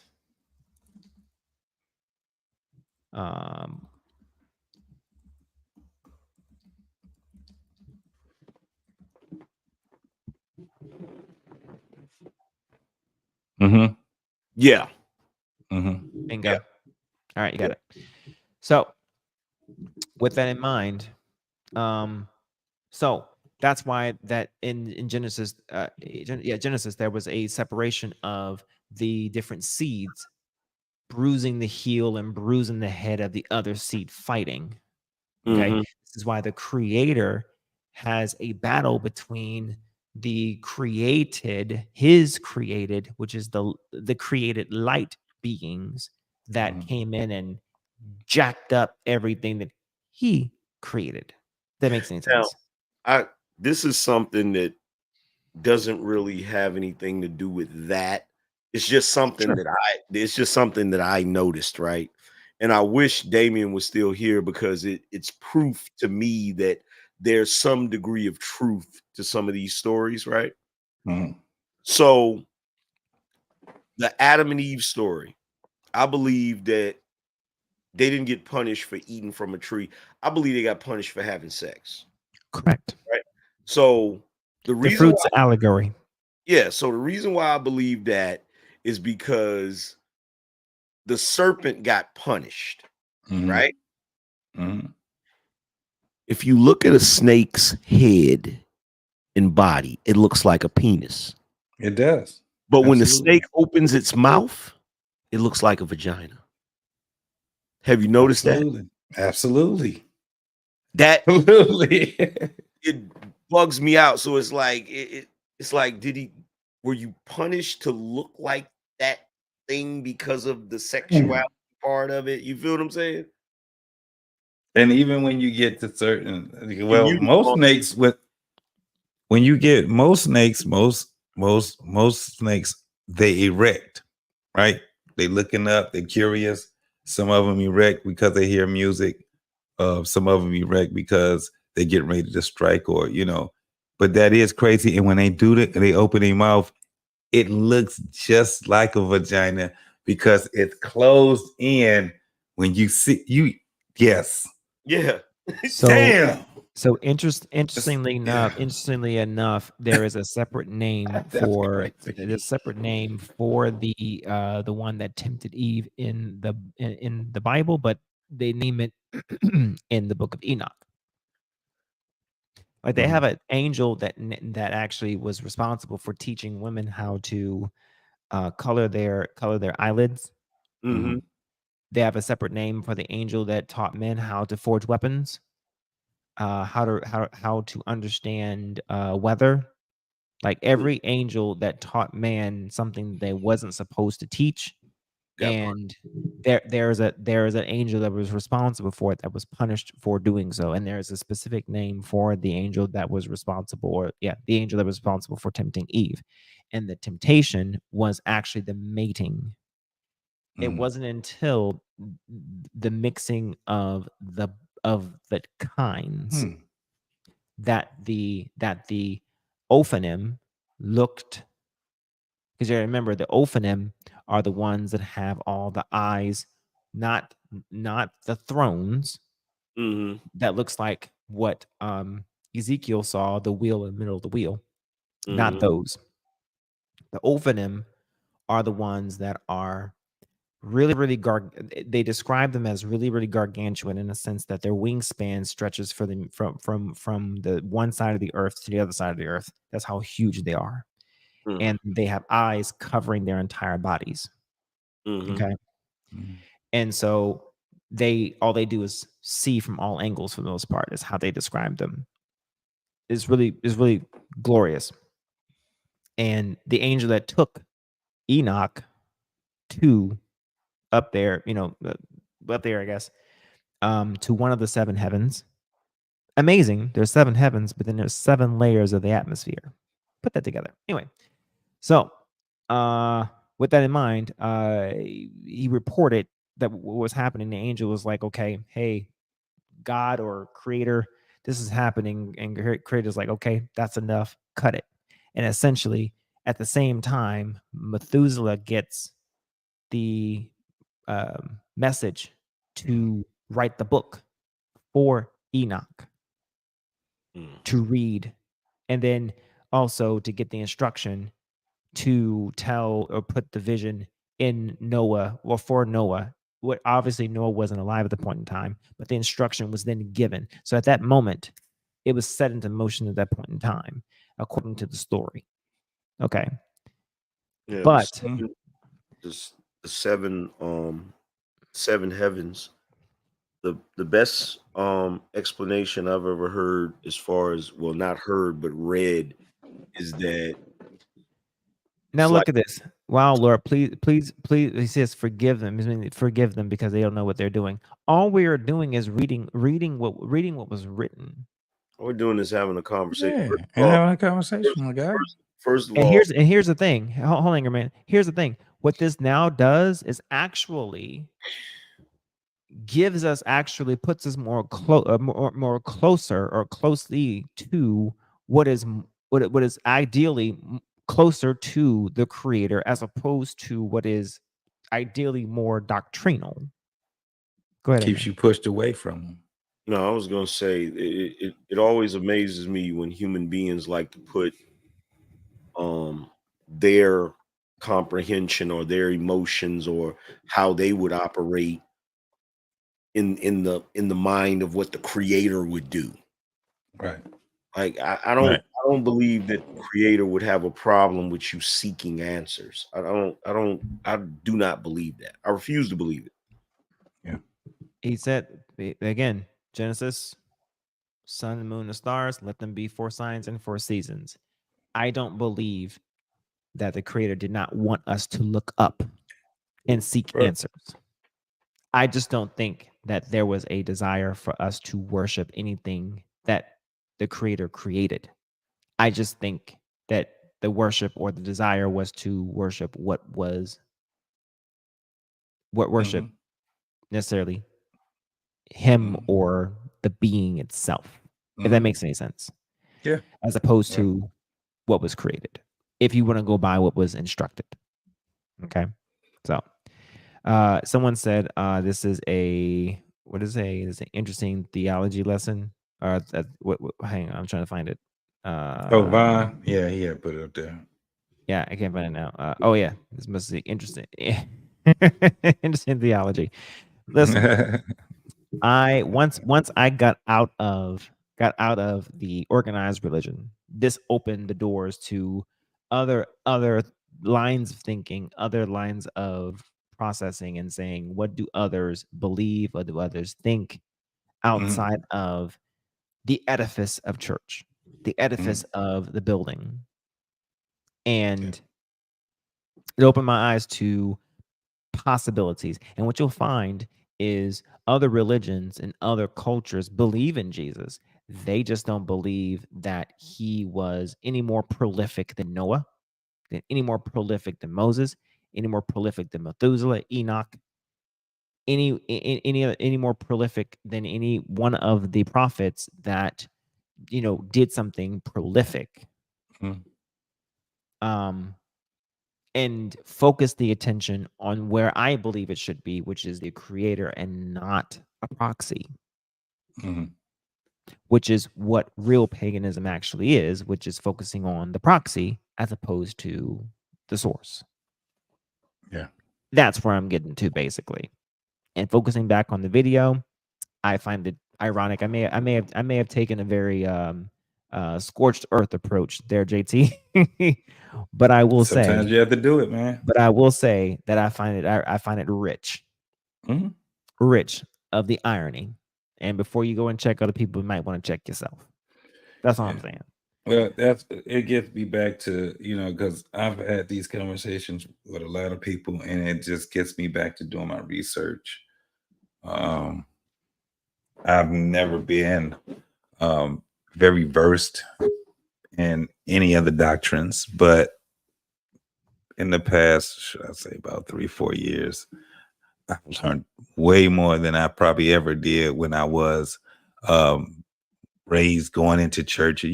Most of us been like that. I ain't learned nothing when I was going to church. I learned it was a bunch of bull, and I'm glad that like my mind is a lot more open. How some people, they get indoctrinated too much, and then when somebody gets to speaking, they can't be open-minded to anything. So being able to talk to, probably some of the most prolific things that I get a chance to talk to people about is the ones that's not religious, right? The ones that actually are the bigger studiers, the ones that's not even as religious. And then the ones that are religious, a lot of times that they start having a different type of way of how they're looking at what it is that they're reading. And you got to have these type of conversations, because this is what they were doing. They were having these conversations, so these conversations, I'm telling you, because now I got to go to sleep, and when I wake up and I go to work, I'm gonna be having all these tabs that I got open right now. It's on your brain. Yeah, I'm gonna have to do it all over again. For me, it's like a data dump. Yeah. Well, mine is more like I'm taking it in, so it's kind of like. Hey, ever get a chance, look up the origins of Christianity and Flavius Josephus. Okay. Yeah. That's an interesting story on YouTube. I actually went to sleep listening to it multiple times. And what I typically do is I go to sleep listening to things. And what it does is it downloads in the brain. Yeah, that's what I end up doing. Yeah. Half the time I don't even realize that I've subconsciously picked it up. Yeah. But we're going to get out of here. If you have anything else, final thoughts, JT? No, tomorrow's your show, right? Tomorrow's your show. Tomorrow's my show. Yeah. We're starting to talk about dating in the battle of the sexes. I thought that's one of my favorite. Yeah, that's one of my favorite. The dating part, it ain't like I'm actively in it no more. It's a bunch of bullshit to me. But I have younger family members, and I got kids, and I got a lot of young adults. Appreciate it. Have a lot of questions. Smitty, they have a lot of questions. So, I like being the sensei, being able to get them to break the monotony, not to be doing the whole hustle that you see all these kids are doing right now. So, yeah, I'm definitely going to be tuned in tomorrow, man. Most definitely. Yeah, gonna bring up a couple things. I don't know if I'm gonna have any videos because it's mainly introductory into the world of dating, especially since I'm starting to loop together part 1, mainly part 2, part 1 and part 2 of everything of the series. But looking forward to it. But as we close, I guess the general message, honestly, is as for tonight is to study to show thyself approved. All right. Yeah. And pick the candidate that suits you best. All right. Vote informed and not off of feelings. But if you do vote off of feelings, make sure your feelings are informed. I think I said that correctly, right? Yeah. That's it. Start just be at a point, start practicing thinking for yourself. The reason why I like these conversations is, yeah, I can, we can get passionate and things like that, but I don't take it. We don't take these things, to heart. We just have the conversation. So it's a beautiful thing when you can let out your passion for a little bit, then really back in, and then start having these type of conversations, man. Because just think about this: in 2 more weeks, what we gonna be talking about? We're gonna be talking about whoever is the elect, and then it's gonna be. Man, we gonna have to talk about who going to jail for voter fraud. You know how it's gonna go. It's gonna be some indictments going on. It's gonna be somebody pointing a finger. It's gonna be, it's gonna be that. We already know what we're gonna be looking forward to. Nothing shit would be over after the election. Nah. I've never been so tired of an election all my life, bro. When Trump was in office, I hated it. I hated going to work. I hated because all you heard was people complaining. Everybody used to start off their conversation like this. What you think about that asshole we got in office? That's what we heard for 4 years. Did you see that tweet? Did you see? Yeah. Yeah, they got his ass now. He can't even get on Twitter. Now they got him off. I don't want to talk about that shit. Robert While at the same time, they wasn't even paying attention to anything that was actually going on other than, did you hear what he said? Yeah, he's an asshole. That's all we kept hearing. I'm like, this shit, I don't know. I have no idea what this is going to bring, but the whole thing is this. We still got family members. I got a grandson, bro, and I don't know what he going to look like. What the world's going to look like when he turns 20. I don't know. One thing's for sure, taxes is still going to be high as hell. Can you imagine? Think about this. Well, you probably, how old are you? 34. Okay, so 34. Chips, it used to be a small bag of chips used to cost 25 cents. That was with a small bag of chips. Gas used to be 99 cents. Yeah, it was just something totally different. I remember when McDonald's was a treat to go to. Like the food tasted good. People liked going to McDonald's, Burger King. It was a treat because we mostly ate at home. And you can go to McDonald's and for $3.59, you get a whole meal. What you getting for $3.59 right now if you go to McDonald's? Not even coffee. Not even surprise, dude. You're right. You can't. That frappe. What is it? A frappe that they got some crazy stuff like that. No. I said some coffee, my dude. Some yeah, coffee. You're right. Coffee, okay. And they might charge you for the cream and the sugar. Now, I know for a fact that a lot of these fast food restaurants, if you didn't order any nuggets, they're gonna charge you for the sauce. They're gonna charge you for the sauce. 35 Yeah, cents. Hey, Lena Navoa, that's my girl. She say $1 menu. Shit, you ain't getting nothing. Them sandwiches don't be looking the same no more. Nah. But yeah, times have changed then. So I've seen some things have changed big time. Used to have to go to the store, get my, mama cigarettes, right? $1.25. I think cigarettes is probably how much? I think somebody said that they were like $10 or something like that now for a pack of cigarettes. I mean, why are people still smoking? That should have been enough. You definitely live in the Midwest. Okay. Yeah. The East Coast over here. Totally different story. Man. Pop, you know, soda, however you call it. Yeah. See, you just said pop. Yeah. Yeah. Oh yeah. No doubt about it. But You yeah, just said pop. life has changed. So imagine 20 more years. I gotta say 20 years for me.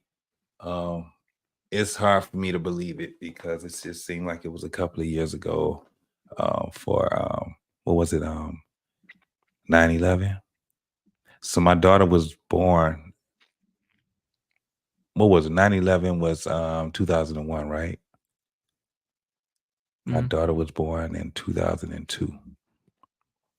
My youngest daughter was born in 2002. Yeah, 9/11. I was in 7th grade. No, Yeah. 6th grade. 6th grade. And my youngest daughter has now graduated from college. That's crazy. Congratulations. My oldest daughter graduated from college 3-4 years ago. So yeah, I'm old. We old people. Well, hopefully I still have this by the time that happens. We'll see. Maybe, hey man, yeah, you got to preserve yourself. That's all. Maybe a little salt and pepper. Anyway. Yeah, that's it. That's it. I can still do 50, 60 push-ups in less than 2 minutes. So don't worry about it. You be all right. That'd be all right. You be cool. Yeah, you be all right. Don't worry about it. Just can't let it get to you because don't let that weight get to you. Oh no! I've lost. I can still fit my uniform. I fit back into it, and I lost. Shoot. At one point I was 225 pounds. Really? At one point, yeah. And I'm now at like 166 now. So yeah, I lost almost like 85 pounds. Yeah, ooh-wee. Yeah, man. Yeah. 198 is the highest I've been. 198. When I had that, I was looking pregnant. I was out here. I was like, man, I couldn't do it. Even my 2-step looked old. Not the 4-step. Not the. It was slow, and I was getting off beat. Yeah, no. I fast every day. So intermittent fasting, and usually about 15 hours or so a day. Like today, I only ate once. Now I ate whatever I wanted, but I only ate one time a day. And water, tea, and that's about it. And I keep the weight off. And now I'm kind of like that. Hardly exercise actually, but I still stay pretty nice. So yeah. I normally I would do 1 meal a day. That's basically where it's at. And I don't eat until after 11 o'clock. So I don't break my fast until after 11 o'clock. And there's no eating after 7, 8, something like that sometimes. All depends. But it was a time where I was eating because of the type of job I had. I was eating at night. And yeah, that belly started coming out. And then you talk about a guy that had really, I had the 6-pack. You know how it was. You in the military, you get I remember. You got the cut-ups and I ain't had a doggone 6-pack. I got a keg now. Man, straight up dad bod. I ain't had a 6-pack since Marine Corps, man. I got the 6-pack in the pictures. Right. I'll show you the pictures. And my daughter, they like, yeah, no 6-pack.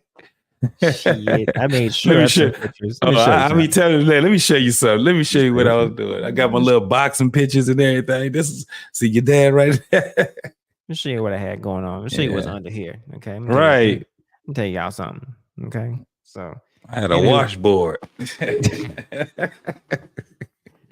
Anywho, well, people, we will see y'all tomorrow. Stay tuned for tomorrow. It's the 1-in-1 sports show tomorrow, and yours truly's show, Staying on Business, talking about dating. And we're gonna get into that. We're gonna stick on that for a little while, so we'll see how that goes. So stop on by and show some love and support. And obviously, if you can and if you're able to donate to the channel. But if not, hey, like and subscribe and share the live stream and comment. I want us to try to do our best to after the show posts keep the conversation going. tell us what you think in the comments, even if it's something more than just a simple summary, or tell us, just a simple comment to let us know how we did. We like the feedback and we'll try to respond as well. All right. But it's been real, JT. I usually don't get a chance to host these shows here, but hopefully I do it some justice. But we are out of here, and until next time, peace. Peace out. It's going down like a rodeo. It's going down like I told you so. It's going down like a rodeo. It's going down like I told you so. I hope you're all here for the ride. Come inside, cause it's going down tonight. Only here for one night, no lies. Come and saddle up a ride. Need a yeehaw, you know how here for one night and we just wanna party. In a fast car, a Ferrari. It's a push start, I don't need a car key. Slide on Broadway, and it's gnarly. On a late night, but I'm not tardy. Right on time for the parties and Barbies. Strolling with a chunk of green like a golf swing. Hey, hey, hey, hey. Bottles on ice, mess around these skates. Hey, hey, hey. If I gotta say it twice, then I got nothing to say. It's going down like a rodeo.